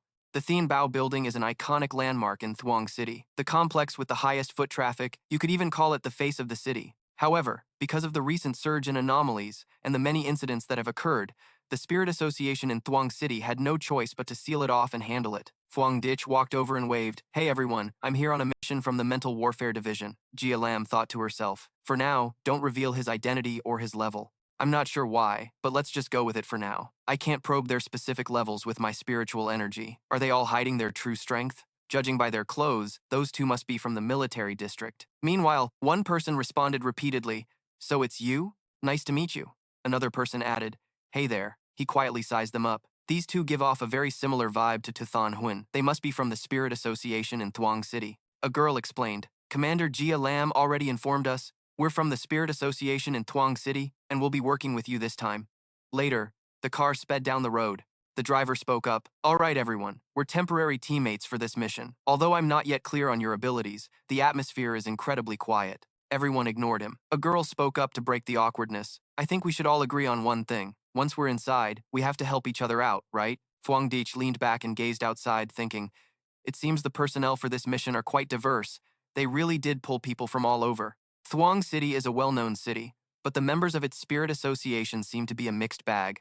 Just then, Jia Kiet, a member of the team, glanced at him judgmentally. He whispered, Didn't Miss Lam say she was inviting a heavy hitter for us? Is that supposed to be him? Than Huang replied, I'm not so sure either. He looks a bit scrawny, like a student. Fuang Dich sat to one side, silently listening to them talk about him. She concluded, He doesn't have a government-issued bracelet. His aura is concealed, and I can't probe his specific strength. Than Huang wondered, A master. Could he be the Gravekeeper who single-handedly eliminated a catastrophe and saved Tai City from annihilation? But is the Gravekeeper really a young student like this? Whether it's possessing 3 rare high-level attributes or wiping out an infinitely regenerating anomaly with the strength of a 1-star spirit creation realm and sealing the anomaly king, the fact that he broke through to the next realm right on the spot really piqued her interest. Elsewhere, at the Mental Warfare Division office, Jia Lam picked up the phone. Hello. The voice on the other end was frantic. The Tianbao building has completely fallen. Our people who went in have lost contact. Right now, the anomaly concentration in the sky has reached 12,000. The known number of casualties is 53. Please take this seriously. She pondered. Is the situation escalating even faster? Jia Lam ordered. Rest assured, I won't take this lightly. The person I sent this time will have no problem. I guarantee it. Whoever assigned us this mission shouldn't ask too many questions. Those are the rules of the Mental Warfare Division. A storm was brewing inside the Tianbao building. His group had just arrived, and they stepped out of the car. Fuang Dich analyzed, the situation is quite serious. The guy inside is no weaker than the one we encountered before. Than Huang pointed out, Look over there. What's that on the window? If I'm not mistaken, that's likely a bloodstain. From what I know, the inside of the Tianbao building is quite cramped. The whole building is 40 floors, the tallest structure in Thuong City. Over 2,000 employees and customers there were evacuated, but before it was sealed, some people didn't cooperate. As a result, many are still trapped inside. The Thuong City authorities sent a rescue team before, but they went in and never came back out. Ngi Ha understood, so the casualty figure of over 50 people is just a temporary estimate for now. After all, no one knows what the situation is like in there. Fuang Dich probed, Is there anyone inside we can still contact? One person replied, Probably not. Ever since the anomaly occurred, no one inside has sent out any kind of message. On the second day after the building was sealed, I was outside assisting with the operation. That person recalled, that day, the whole building was like a mausoleum. A building that was supposed to be brand new suddenly looked old and dilapidated, as if it had been abandoned for decades. You couldn't see a single person through the windows, just a thick fog covering everything. We were planning to use the windows as a breakthrough point, and then I saw a piece of a corpse, chewed up by an anomaly, fall from a window.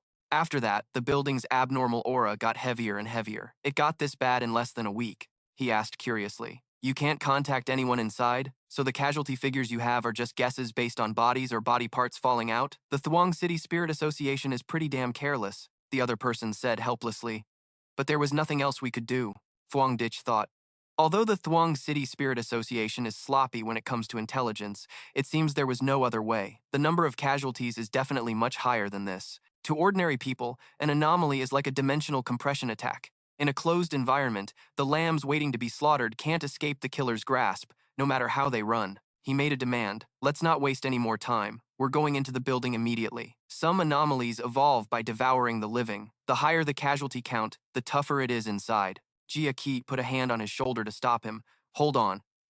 Even though the military said we have to follow your command, you should at least lay out a strategy first. Thuong Dich turned and said coldly, what strategy is there to lay out? The situation is unclear. We go in, see what's happening, and then decide. Ni Ha explained. Besides, you haven't even officially joined the government, he continued. Everyone here has extensive experience dealing with anomalies. You're the commander. You should at least try to understand each person's abilities. See? I told you. He hasn't gone through government training. He lacks experience in this area. Just then, Than Huang suddenly yelled, That's enough! Time is critical right now, so knock it off. He was recommended by Commander Jia Lam to help, which is why he took this mission. And what's Commander Jia Lam's skill level? It's not like you haven't heard of her, right? He gave an order. The worst thing you can do before a mission is bicker. If you don't want to go in, then don't follow. Hey! Jia Keat tried to stop him. Wait. The scene inside was completely chaotic. In the middle was a marked car. Nagiha wondered, why is it completely silent in here? At that moment, a dark aura began to creep towards them. He seemed to sense it and looked up. A monster appeared, causing Jia Kiat to scream in panic. At the same time, a fiery light ignited in Thuong Dich's eyes. He threw a punch imbued with the fire attribute, and then, in a flash, Thuong Dich tore through space. His face was cold, radiating a terrifying killing intent. The monster was quickly sliced to pieces. Thuong Dich's flames spread, incinerating its body. Jia Kiet couldn't believe what he was seeing, and Nguai Ha added, equally stunned. Is it over? Just like that? Than Huang asked in horror. Where did he even get that blade? Just then, Thuong Dich bent down and picked up a fragment. He held it up and concluded, This is a hybrid of a bird and a gecko. With this level of mutation, it must have eaten quite a few people. Than Huang's face darkened, and she clenched her jaw, shouting, This is. She recognized the object. Jia Keat said timidly, A+ rank. So that's a 2-star spirit creation realm? But I just barely passed the 1-star spirit creation realm. Tong Duyet agreed. Exactly. That means he could take me down in a single blow. You use a blade. Could you really be the Gravekeeper? Is that blade the Skyfire blade? Jia Keat exclaimed. I can't believe you're really the Gravekeeper. I mean, in our minds, the Gravekeeper is a reclusive master who is never without his blade. Thuong Dich replied, After leveling up, I fused my spiritual power with the blade's path, turning it into a spirit weapon that I can summon at any time with my spiritual energy. I'm sure I'm not the only one who can do this. Let's go, don't waste time. The guy agreed. Right, sounds good.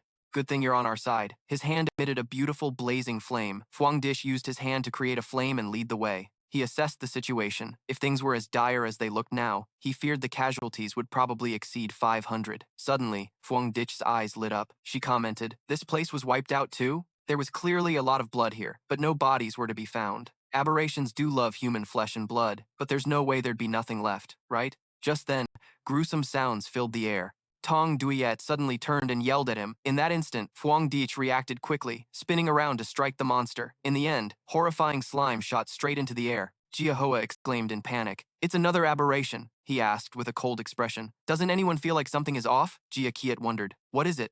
Thuong Dich analyzed. Although the power of these two aberrations is on par with elites, if it were just this number of them, it shouldn't have been enough to prevent the advanced rescue team from escaping. I'm afraid this isn't the Tianbao Tower we're looking for. He was shocked. Huh. Miha was confused. What do you mean?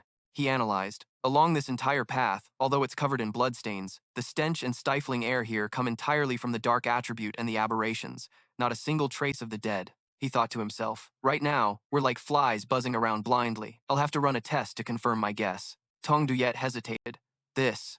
Fuang Dich wondered, should I really unleash infinite darkness in front of these people? She said with a determined voice. He's right. This whole path has been grim, but this gloom isn't the suffocating kind that comes from death. It's an empty void, as if no living creature has ever passed through. Tong Duyet concluded, like a simple hollow model. He raised a hand in agreement.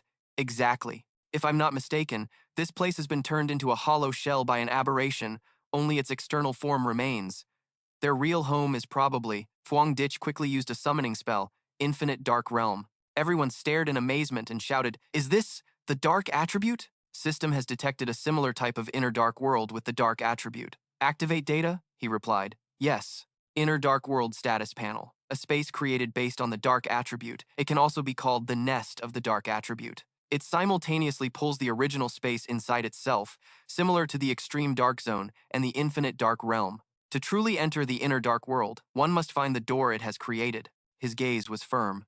I get it. For us to enter the real Tian Bao Tower, we need to find the door.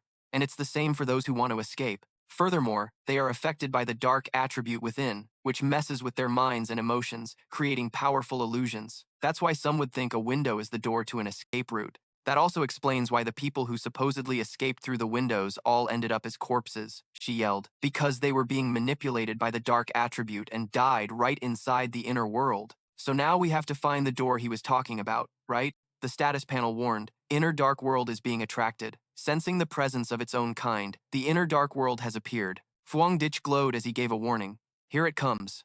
Immediately, an arrow of darkness shot straight toward them. Jia Hoa said weakly, I was hit by the dark attribute. Why isn't my spiritual energy shield working? Mi Ha added, me too. Jia Kiat clutched his head and yelled, my head hurts so much, something's trying to crawl out of my head. At that moment, his eyes glowed with a burning red light. Fuang Dich stepped forward, creating a protective barrier around everyone. One person exclaimed, ah, I'm okay now. The guy realized, was that the dark attribute attacking us just now? They were shocked. Wait, the Wind's Undertaker. Is he really completely unharmed? Haven't you realized yet? He's the one who saved us, Jia Kiet remarked.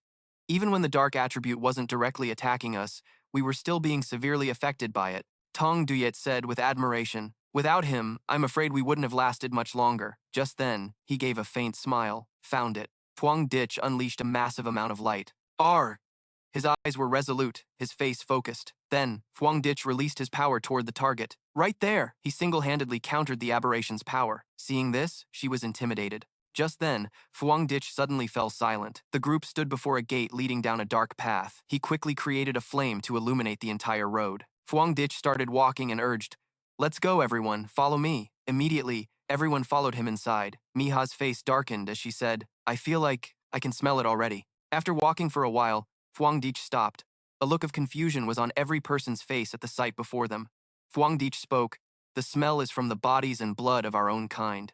An aberrant monster appeared before them. Gruesome voices rang out. Mine, not mine. Come here. Jia Hoa was terrified. Another A+ rank dark aberration. Are you kidding me? At that moment, Fuang Dich's hand created a massive flame. The beast refused to back down and shot sharp spines toward him. The two powers collided, creating an explosion that shook the space. It charged forward wildly, breathing out hellfire. Fuang Dich, not to be outdone, quickly swung his sword to counter. He slammed his hands together, creating a flash of light, then dashed past it, landing multiple slashes. He created a huge inferno, internal flame, full release, Tong Duyet thought to himself. Such a powerful fire attribute. Those dark aberrations melted in an instant. He hasn't needed our help at all this whole time. She spoke up. I think his fire attribute is mixed with another type of flame, like an exploding lava. Fuang Dich's hand emitted a powerful ray of light. He said, aberrations harm people. All of you were innocent. These aberrations will be buried with you. But it's a raw deal for you to have to share an exit with these beasts. Jia Hoa remarked, one-blade cremation. He truly is the Wind's Undertaker. His reputation is well-deserved. Fuang Dich turned his head and said, since we're already inside, you all still have to do some work. You guys are in charge of searching for survivors and rescuing them. Leave the remaining aberrations to me. The first floor is all cleared out. I'm heading up. The real Tian Bao Tower, which is also the inner dark world, is now occupied by aberrations up to the 10th floor. After mass slaughter and consumption, their power levels have continuously increased. By now, they at least have the ability to create a one-star spiritual realm. Aside from the different scenery, the aberration's strength and abilities haven't changed much. He moved swiftly, quickly reaching the 15th floor. She shivered. This floor feels so gloomy and cold. The dark attribute has already pierced through my spiritual energy shield. Suddenly, Jia Kiet froze in his tracks, horrified by the scene before him. He said, "There's something alive moving on these corpses. This stuff is corrosive. Be careful, everyone. Don't inhale these filaments." The dark space created an incredibly horrifying atmosphere. Fuang Dich narrowed his eyes. Finally, an interesting one has arrived. A monster opened its giant mouth and advanced toward them. He stood on the ground, calmly watching the sharp spikes shoot toward him. Fuang Dich was completely calm as he used his skill, and then he quickly retaliated with his own dark power. A gale with huge clouds of smoke rushed out. The aberration continuously swung its massive tail to attack. Fuang Dich saw through its intention. Trying to stall for time to evolve, he swung his sword down and shouted, "Not a chance." In that instant, Fuang Dich's power deformed its face. A piercing scream from the aberration echoed through the fiery space. He said, "I overestimated you. I thought with the ability to create a 3-star spiritual realm, you could at least give me a little trouble." Suddenly, Jiahoa's glance caught something unusual. He yelled in alarm, "Who's there?" Fuang Dich wondered aloud. "You're a survivor?" Someone came out trembling from a doorway. "Is it a pioneer?"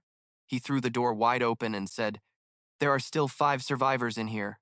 Fuang Dich mused, "I wonder why there's a sealed-off single room here. It looks like a secret room for storing important items, like one you'd find in a high-end brand store." "These survivors look terrified," he said reassuringly. "It's okay now. We're here to rescue you." Jiahoa stepped forward and introduced them. "We're from the Kangxi Spirit Association. The monsters outside have all been killed by us. You're safe now. Come on out."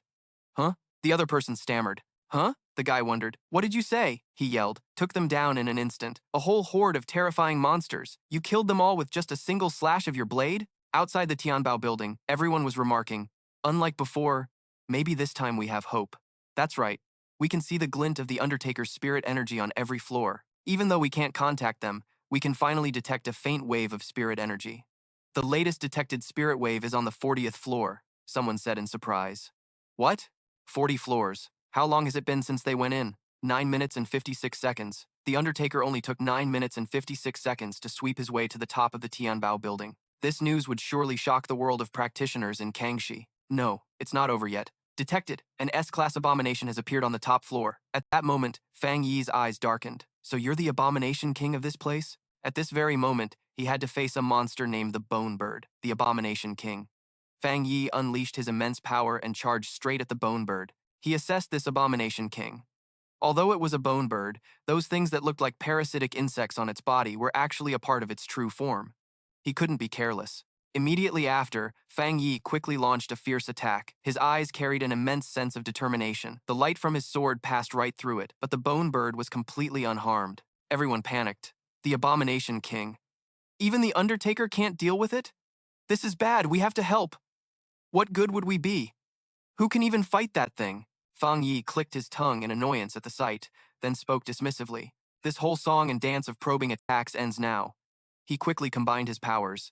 The divine thunderbone bird refused to back down and retaliated with its own spell. It continuously emitted a grating, unpleasant sound. Fang Yi shouted in frustration, "Stop screeching! It's so damn loud!" He unleashed a massive amount of light that swept across the area. Fang Yi's voice rang out, "Aren't you still able to fight back? If you were destroyed that easily, you wouldn't be worthy of being the abomination king here. But even if you turned the entire Tianbao building into your personal pantry, your power is nothing compared to that quasi-calamity. I think I'll let you have a taste of the pain of just waiting to die." "Yi," he spoke up, "I take back what I said before. This is truly a one-sided slaughter." Jiahoa added, "How terrifying. He's toying with the abomination king." "That's an abomination king. Why is an Undertaker like him in Taishi?" "If only he was one of us," Song Yue interjected. "Every single one of his slashes is like it's been perfectly calculated, from left to right, from outside to in, perfectly balanced, not off by a single bit.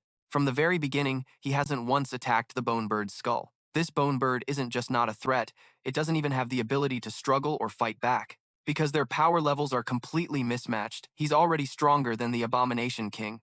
Opposite him, the Abomination King continued to let out ear-piercing shrieks. Fang Yi glanced over coldly.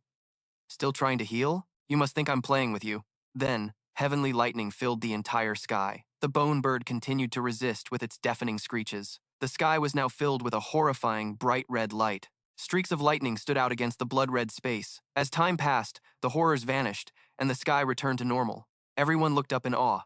It's over. The Abomination King's energy is disappearing. It's unbelievable. What kind of practitioner is he? He's on a completely different level than us practitioners from Kangxi. Is this the gap between us and a top-tier prodigy? Now, I truly understand the saying, there's always a higher mountain. I heard that the S-class abomination invasion in Taishi was officially named the Sacrificial King's Hell, a budding quasi-calamity that was sealed. The solution and other details have been sealed by Taishi in a top-secret file. It's just that this classic solution is probably impossible for anyone to replicate. Fang Yi spoke. The bone bird is dead. The dark world has dissipated. You can contact the outside world now and report the situation, Song Yu shouted. Hello? This is Song Yue reporting the current situation. The Tianbao building incident has been successfully resolved. All abominations have been dealt with. That's right. It's thanks to the Undertaker that we were able to complete the mission so smoothly. We hope the Kangxi Spirit Association can cooperate with us in expressing our gratitude for the support from Taishi and the Undertaker. The captain of Kangxi is the one who was just elected today? What's he doing here? Our mission is already finished, and he's only showing up now. Well, it's because he knew the Undertaker from Taishi was coming. We advised him not to cause trouble. But a powerful and confident practitioner like him wouldn't listen to advice. What's wrong with you guys? This mission was assigned to the military district, and it was the Spirit War Zone itself that requested Taishi's captain to come. We will definitely take responsibility for Taishi's captain. Right now, we want to escort him out of here. The Kangxi Spirit Association and its captain have unclear intentions. This is a provocation against the authority of the military district. The Undertaker is the most important captain recommended by the Spirit War Zone and the Taishi Spirit Association. Anyone who dares to provoke him will bear the consequences themselves. At that moment, Fang Yi walked out step by step. His eyes narrowed in annoyance. Fang Yi remarked. Pretty fast, huh? You're here already? Just then, someone rushed over. I am the captain of Kangxi, Yue Fengjiang. Are you the Undertaker from Taishi? Fang Yi replied calmly. What if I am? He thought to himself. A wind attribute practitioner? First time seeing one. This guy is arrogant, but he's deliberately hiding some of his spirit energy. Looks like he's at least at the spirit creation realm. His hand moved behind his back, quickly gathering spirit energy. Then, their powers instantly clashed. The space was flooded with magical power. With just one move from him, Fengjiang was knocked back. He frowned, thinking, this Undertaker is just a punk? Perfect. I can use this opportunity to establish the Yue clan's authority. He then said aloud, first of all, thank you for resolving the Tianbao building crisis for Kangxi. But as the captain of Taishi, coming all the way to Kangxi, aren't you overstepping your bounds a little? A young man might not understand the rules of this world. The pecking order. Fang Yi retorted. When I arrived, Kangxi didn't have a captain. I came to help Kangxi deal with the abomination because the military district asked me to. So, what is it that a freshly minted Kangxi captain like you wants to settle with me? Feng Jiang calmly replied, don't be so tense. Young people are so easily agitated. I, Yue, have good etiquette and have no ill will towards you. I have always respected outstanding talents like yourself. I just want to borrow your blade. He radiated killing intent as he threatened. Otherwise, don't even think about leaving Kangxi. Fang Yi's face turned cold with anger, but he calmly closed his eyes and uttered, borrow it? Seeing that arrogant attitude, Feng Jiang gritted his teeth in fury. Fang Yi quickly unleashed a terrifying burst of fire as an attack. His body instantly tensed up, unable to move. Radiating killing intent, Fang Yi said, I'll lend it to your whole family. Fang Yi swung his sword, creating a huge crack in the ground. Yue Fengjiang leaped aside to dodge the blow. Very good. This is interesting. Song Yue rushed over. As soon as they started fighting, the signal around here was affected and got cut off. We need to report to the military district immediately. You guys hurry up and inform your superiors too, and we need to get these survivors back. He warned. I'm giving you all 10 minutes, unless you want to lose a captain. Jiahoa stammered. What do you mean? A threat. Lin Ying covered his mouth before he could finish. I understand. The three of them turned and ran. Yi, he spoke up. This Yue Fengjiang guy was just elected, and he's already picking a fight with us. Quick, go call for reinforcements, the man replied. In my opinion, the best thing to do is teach that anomaly sealer a lesson. Our merchant city is the third strongest global power. Oh, you think that's possible? Back on the battlefield, Fang Yi's gaze was ice cold. What happens next depends on your skill. Feng Jiang smirked. Heh, you've got some nerve. If you want to kill me, then use 100% of your power. In the blink of an eye, he appeared behind him. Sensing this, Feng Jiang immediately glanced back as Fang Yi unleashed a punch with terrifying force. He was pushed back several steps and thought to himself, that feeling just now, It was terrifying. Supreme Yang attribute. What an incredible burst of power. Strange. My body is feeling fear. He stood up, his body shrouded in flames. One of my abilities. Huh? Then I'm afraid you won't last 10 minutes. At that moment, Feng Jiang cracked a smile. It's definitely that blade. That blade is a new type of weapon secretly developed by the Spirit Alliance. Hearing that, his face darkened, and he didn't respond. He continued, the martial spirit contains a terrifying elemental power. After it's forged, a single slash from the blade can split mountains and cleave seas. They really did their research. And they even gave that blade, the only one of its kind, to this brat. But it doesn't matter. This just proves my trip wasn't for nothing. This martial spirit blade must be mine. You brat. Just a 2-star spirit creation realm. You'd better be smart and hand it over willingly. Otherwise, I'll just have to kill you and take the blade. Still, not enough. Didn't I tell you to use 100% of your power? At the Tai City Spirit Alliance, the president shot up and slammed the table. What? The captain from Merchant City and the captain from Tai City are fighting? Su Qingxuan asked. Didn't the anomaly sealer get an invitation from the Spirit War Zone to come to Merchant City to help deal with the anomaly? What the hell is the head of Merchant City thinking? He replied, this is no small matter. It doesn't just involve 2 high-level city associations. Even the Spirit War Zone will have to get involved. Xiao Jin came in, reporting in a low voice. Chief, the president on the other side is panicking. What did you say? So, Merchant City already got in touch, right? What did they say? If we can stop it within 10 minutes, there's still a chance to turn this around. With a fearful expression, he said that contact had already been made. But they said that Merchant City is the 3rd largest city. Their chosen captain is the pride of Merchant City, and it's not a sure thing that he'll be defeated. He got furious. What? This shows no respect for Tai City whatsoever. Those short-sighted fools from Merchant City? Do they think sealing an S-rank anomaly is easy? Su Qingxuan said, it's just overconfidence. What realm is that person at? Xiao Jin replied, it said he just broke through to the 3-star spirit creation realm. This person comes from a powerful family in Merchant City, and the city provides him with all his cultivation resources. She was shocked. He broke through to the 3-star spirit creation realm. He grew serious. So what if he's a 3-star spirit creation realm? The anomaly sealer doesn't just possess many types of high-level supreme attributes. His own skills have already surpassed his outward realm. The Merchant City Spirit Alliance hasn't personally experienced the hell of the Sacrifice King. They can't possibly understand the meaning behind those 2 words, anomaly sealer. The captain from Merchant City won't just fail, he'll die. At that moment, back at the battle, Fang Yi threw a powerful punch. Feng Jiang took the hit to his face, spitting out a mouthful of blood. He thought to himself in confusion, what's going on? Why can't my blade arts cut through the flames? My spiritual power just vanishes the moment it's released. Is there really an attack in this world that can nullify an opponent's blade arts? Suddenly he spoke, they're here! This shocked Feng Jiang. The Spirit Alliance. They got here without me even realizing? Fang Yi smiled dangerously. Out of consideration for Tai City and the military zone, I still want to give you guys one last chance. As he finished speaking, he launched a kick straight at his face. But I'm afraid there's someone hiding in their shell like a turtle and refuses to come out, so I guess I'll have to make a big scene. Feng Jiang, covered in wounds, gritted his teeth.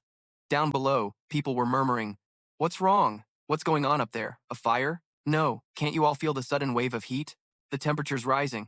I see it. Someone's fighting. That fiery light. I think I saw it on the news from the neighboring city. I told you guys, the stuff spreading online is real. The spiritual energy revival is real. Meanwhile, Fang Yi said, you still have 5 minutes left. Didn't you say you wanted me to use 100% of my power? At this point, Feng Jiang was speechless. He unleashed another move. How are you already such a mess when I'm only using 30% of my power? He was secretly shocked. What does that mean? This isn't his full power? Impossible. Clearly, he's only at the 2-star spirit creation realm. A terrifying pressure was crushing Feng Jiang. A killing blow shot straight towards his body. Observation and information room of the Spirit Alliance headquarters in Shen City. The alarm blared. A gigantic energy signature has been detected in Xia Country territory. Specific location is the Spirit Alliance building in Merchant City. Attention, the energy value is rising continuously. Fu Mei reported respectfully, this isn't a dark attribute. Dark attributes don't have this frequency. Erlang replied, what's going on with Merchant City? We haven't received any intel about an anomaly invading their territory. It's not a major anomaly battle. Could it be the captain? We received news from the Tai City Spirit Alliance. The person currently fighting in Merchant City is their newly appointed captain, Divine Blade. He covets the anomaly sealer's weapon, and because the Tai City captain wouldn't cooperate, Divine Blade took action. Baiku was stunned. What? Does Merchant City have a death wish? Warn Merchant City immediately. Tell them to stop this instant, or else we'll dismiss the entire senior management of the Merchant City Spirit Alliance. The staff received the order. We'll send people there at once. This is a major incident for the entire Spirit Alliance. Gu Yuru walked in through the door. I think it would be better if I went. Inside the building, an innocent little girl. Mom, look, is that a shooting star? The frightened mother. Don't look anymore. Quick, let's go. The hurried father. We can't stay in Merchant City any longer. Let's leave for Shen City immediately. It must be safer there. So, is it really like the rumors online? Has the world changed? Mom, I'm so scared. Don't be scared, don't be scared. There'll be a solution. Let's go. Let's go quickly. 1 minute earlier, Feng Jiang was hit by a powerful blow. Yeah, anomaly sealer, stop now, or the Yue family won't forgive you. The Merchant City Spirit Alliance won't forgive you either. Inside the opposite building, people muttered. Why is the anomaly sealer so arrogant? He even dares to attack the Merchant City Spirit Alliance. He's just using his strength to bully the weak. Quick, go reinforce Captain Divine Blade. It looks like he can't hold on much longer. Captain of Tai City, anomaly sealer, please immediately cease your excessive behavior near the Merchant City Spirit Alliance. Divine Blade is the captain of Merchant City. If you attack Divine Blade, you are provoking our Merchant City Spirit Alliance. We will absolutely not tolerate this kind of behavior. Prepare to face the consequences. Fang Yi said in a cold voice. So this is the Merchant City Spirit Alliance's attitude? Ignoring the captain who came from Tai City as reinforcement just because you're both captains? Perhaps you think the Merchant City captain is stronger, so you don't want to intervene. He launched a huge blast of flame towards the building, and the people inside panicked and fell over. Feng Yi looked at Feng Jiang. I'm afraid you've all made a mistake. With your level, you want to take the blade from my hands? He was speechless. He could only gasp for breath. He tossed the blade towards him. All right then, try and see if you can stop it. Feng Jiang was overjoyed. Ha ha ha, so you've seen reason. The Merchant City Spirit Alliance is truly incompetent. Such a powerful martial spirit, and they let Tai City develop it first. Only I am worthy of possessing this treasure. Fang Yi thought to himself, I'll never understand the mindset of these arrogant immortal cultivators. Because they have extraordinary power, they think they can just take what isn't theirs through plunder and slaughter. In the end, these immortal cultivators are no different from the anomalies. If there are more and more people like this, it will also be one of the important factors leading to the extinction of humanity. Moreover, the Merchant City Spirit Alliance tolerates this kind of person running rampant without intervening to resolve it. His eyes turned sharp and resolute. In the air, an explosion occurred, creating a gigantic fireball. Oh, I forgot to tell you, this blade isn't a spirit weapon forged by the Spirit Guild. It's an exclusive weapon I created, and it only accepts me as its master. The flames sent everyone below scattering in chaos. Help! Save me! Is the Divine Blade Captain dead? Weren't people saying the Gravedigger was a 2-star spirit creation realm at most? Yue Fengjiang was a whole realm higher than him. Wang Zhong, the one in charge of the Merchant City Spirit Guild. Witnessing the scene, the man thought to himself, Divine Blade Yue Fengjiang is the only 3-star spirit creation realm in Merchant City. With his outstanding talent and priority access to resources, he could have touched the Diamond Realm in another month. His talent and his status as the heir to the Yue School of Bladework could have placed him in the top 5 among all the captains in Xia country. But he was no match for the Gravedigger. The Gravedigger is already beyond the level of a captain. This person has the combat power to slaughter an entire city. The crowd begged in terror. What do we do now? He's not really going to drag the entire Merchant City Spirit Guild down with him, is he? Taishi Captain, please, show mercy. This is all our fault. In the sky, a helicopter was approaching. The aircraft reported, Report, there is a pure and powerful Yang attribute energy signature up ahead. The flames near the Merchant City Spirit Guild showed signs of weakening and dying down. Guyuru stood at the helicopter door. Weakening? I'm afraid we're too late. I can feel it. His power is just outrageous. Could he really destroy Merchant City, the 3rd largest city? She pressed her hands together in front of her chest, and a source of spirit energy appeared, scattering into rays that fell to the ground. This is purely the level of a national-grade precursor, and just like that, it means he was holding back. Down below, Wang Zhong rejoiced. Look, it's headquarters! Someone from headquarters is here. Hearing this, Feng Yi also glanced up. A water attribute precursor. This pure power is much stronger than that Yue Fengjiang guy from before. Among the precursors I've met, this one could be considered 1st or 2nd rate. Gu Yuru was also assessing him inwardly. A high-level fire attribute spirit energy, domineering, even tyrannical. Yang attribute, heavenly fire attribute, and some other power that I can't quite see through. As expected of a precursor with city-slaughtering power, if he hadn't actively withdrawn the flames, my rain might not have been able to extinguish what was left. Wait, this is a spirit weapon in the style of a Tang Dynasty blade, the pure power within and its degree of fusion. From what I know of the Taishi Spirit Guild, their spirit weapon R&D is nowhere near this level. There's only one possibility. He forged this spirit weapon himself. Wang Zhong pointed a finger. Was it necessary to be so ruthless? Gravedigger, headquarters is here now. How are you going to explain yourself to us? Fang Yi replied. I gave you all 10 minutes, but after you received the news, you didn't give me any explanation at all. In other words, you all believe your merchant city captain deserved to die. The man choked on his words. You, he continued. And another thing, if you ever dare speak to me like that again, I'll kill all of you too. Gu Yuru landed, calling out as she approached, Taishi, captain.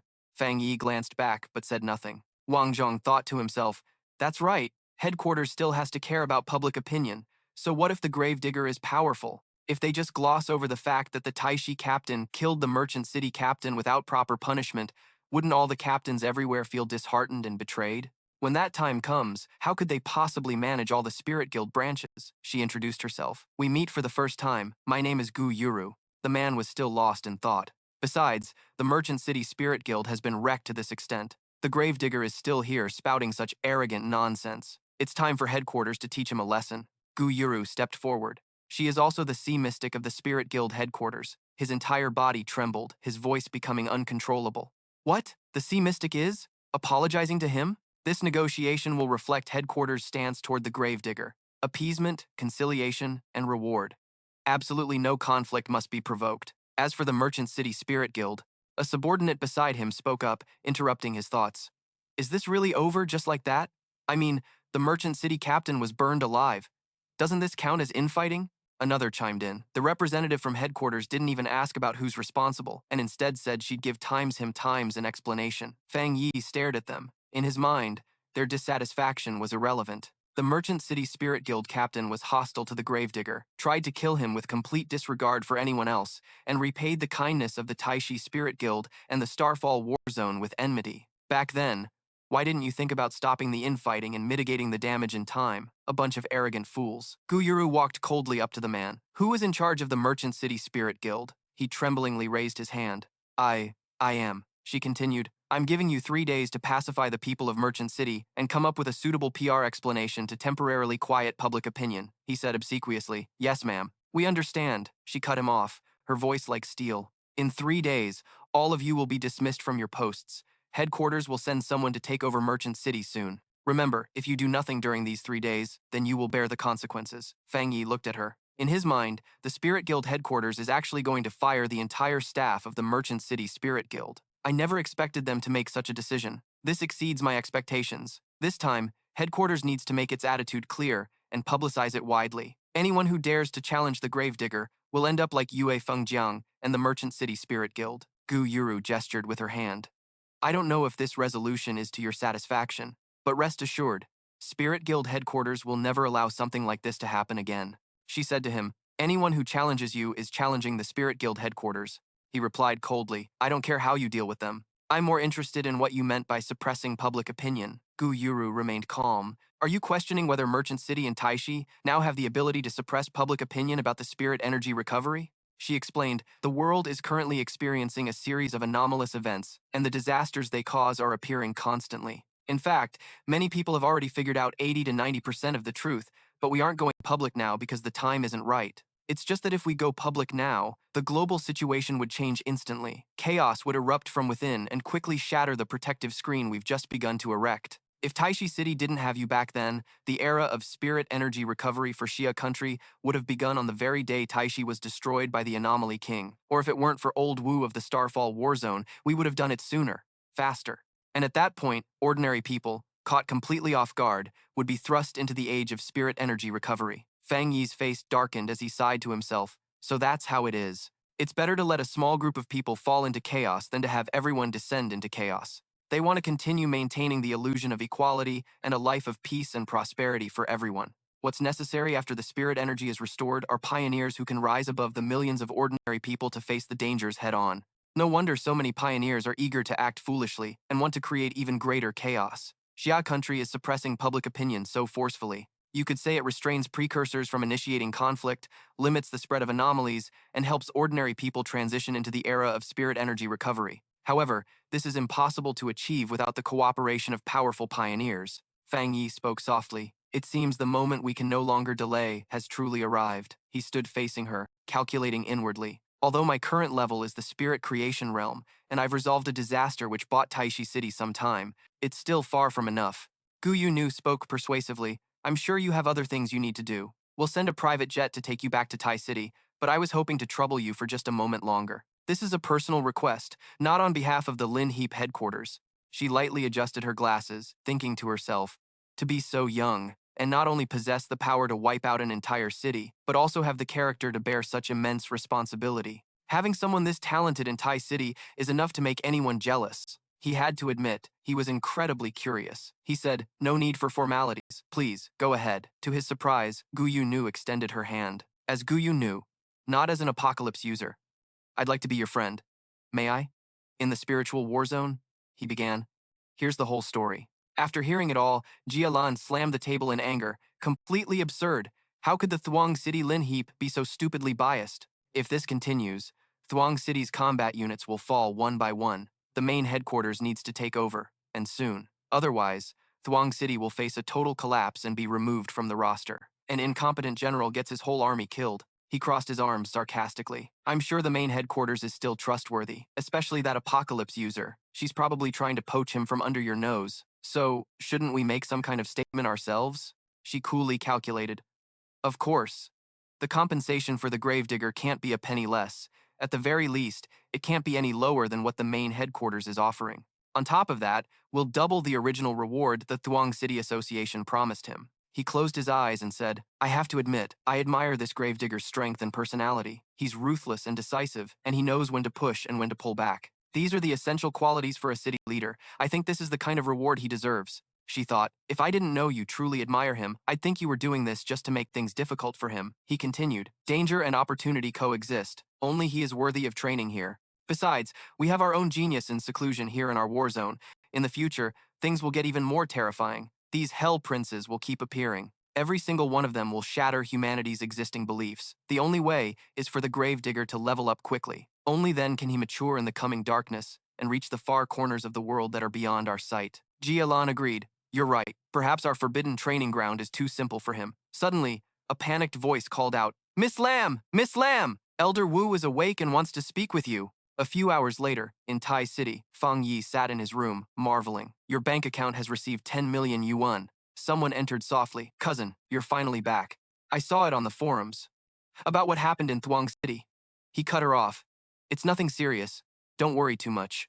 She continued. You're not worried? The Pioneer forums are all saying you took down the Thuong City captain. The descriptions are so over the top. He flicked her forehead. Besides cultivation info, you should spend less time on the forums. Did you forget your promise to improve yourself as soon as possible? All right, I need to go train for a bit, she called after him. But didn't you just have a breakthrough not long ago? Are you about to break through to the 3-star spirit creation realm? He laughed self-deprecatingly. Don't count on it. She thought to herself. Why do I feel like my cousin has something on his mind? He sat quietly in the training room. There was still a bit left. This was the purest dark attribute from that bone bird, he thought. Fusing it into the immeasurable dark world is the only way to maximize the energy's use. The system's voice rang out. Do you wish to embed the dark attribute into the endless dark world? Yes. After fusing with the upgraded dark attribute, he thought, active combat? Then wouldn't that be like a king commanding this horde of anomalies to work for me? At that moment, a massive image appeared above Fang Yi's building.